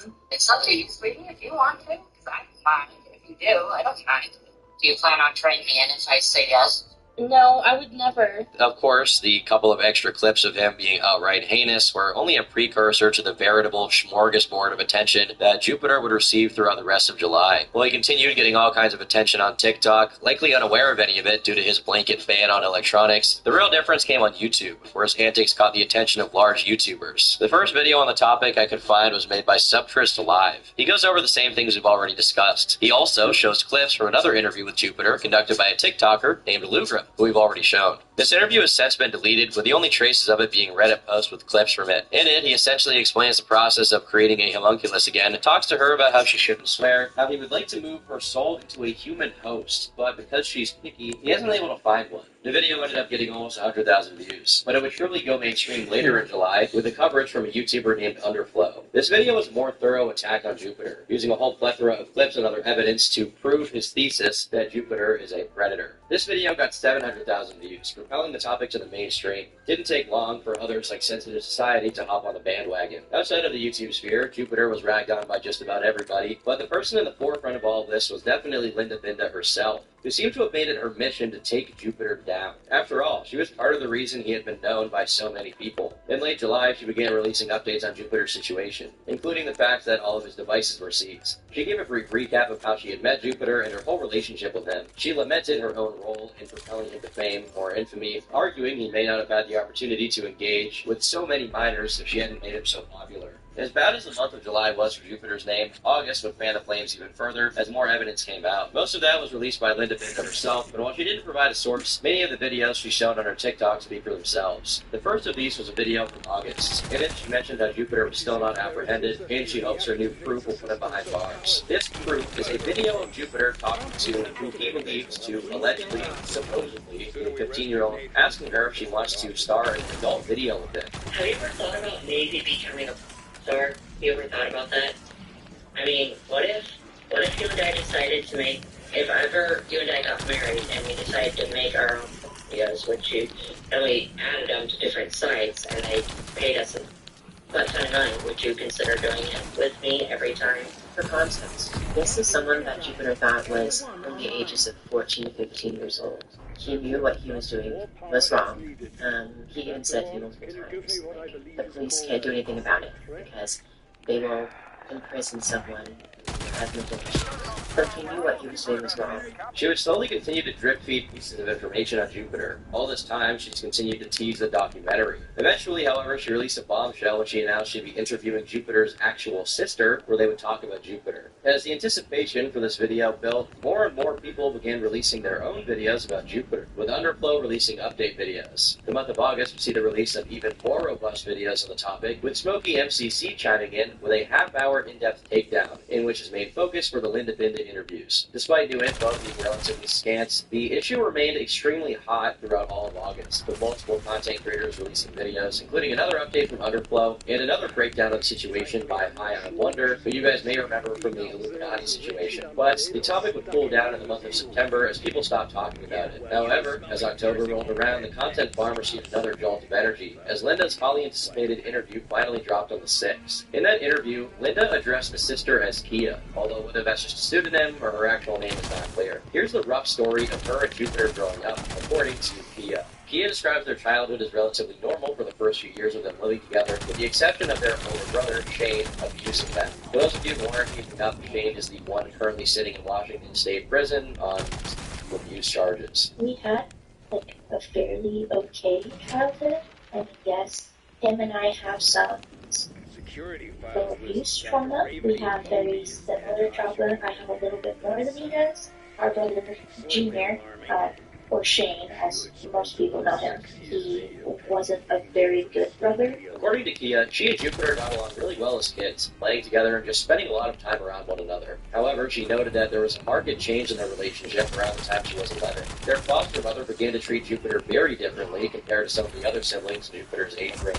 In particular, she described that Jupiter would often be followed by her, and whenever he did something wrong, she would simply blame it on his autism, claiming he isn't liable for the bad decisions he makes. Like, can very well come he does. Nobody's sitting.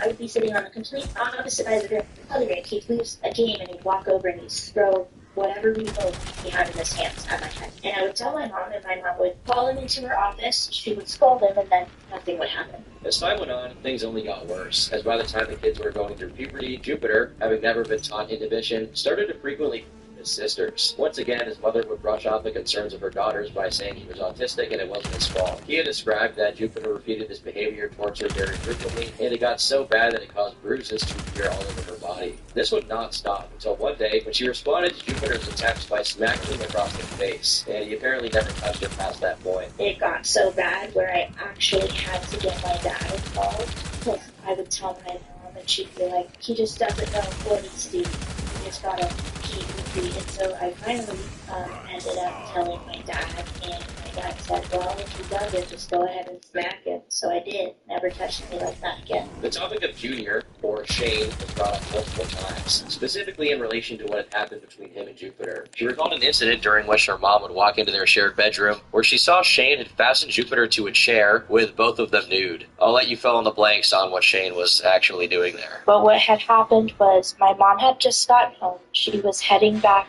down the hallway to the bathroom, and she happened to look over at the boys' door, and on the door was a sign that said, "Don't come in, we are playing naked." Well, she opened the door. Shane had used, I think, their ties to tie him up to the chair and was him inappropriately. Yeah, things are getting pretty dark. So if this kind of thing really bothers you, now would probably be the time to tap out because it's not getting better, unfortunately. On the topic of Jupiter, she recalled an event during which her sister, and Jupiter were all sitting in the backseat of a car when he suddenly grew enraged and started choking Kia with a seatbelt and then turned around to try and choke out her sister. The only thing that dissuaded him was a threat from Kia. On a later occasion, she claimed that he would physically assault her on multiple occasions, going as far as to say on some of these occasions, genuine attempts were made at murder. In particular, she recalls 2 instances. One happened when she was 16 and she was tasked with making sure Jupiter, then 17, would take a proper bath before going to school, a task given to her by their father. Jupiter was notoriously unwilling to bathe, and he would often go a long time without washing himself. So when Kia had attempted to wrangle him into taking a bath, he responded violently, chasing her across the house, hitting her down, and attempting to choke her out. I mean, we may as well just call Jupiter Kimbo Slice at this point because he's really going for those submissions. Kia knows that this is actually the first time she can remember her brother getting genuinely punished, although she in turn also got punished for not managing to convince him to take the bath, allegedly. Prompted by Linda, Kia also breaks down Jupiter's hygiene, and in particular she describes the kind of smell that had become his trademark scent of sorts, which she could always recognize if he had been in the room just by the smell. She describes it as a nauseating mix of sweat, musk, and due to his rather poor hygiene habits, urine,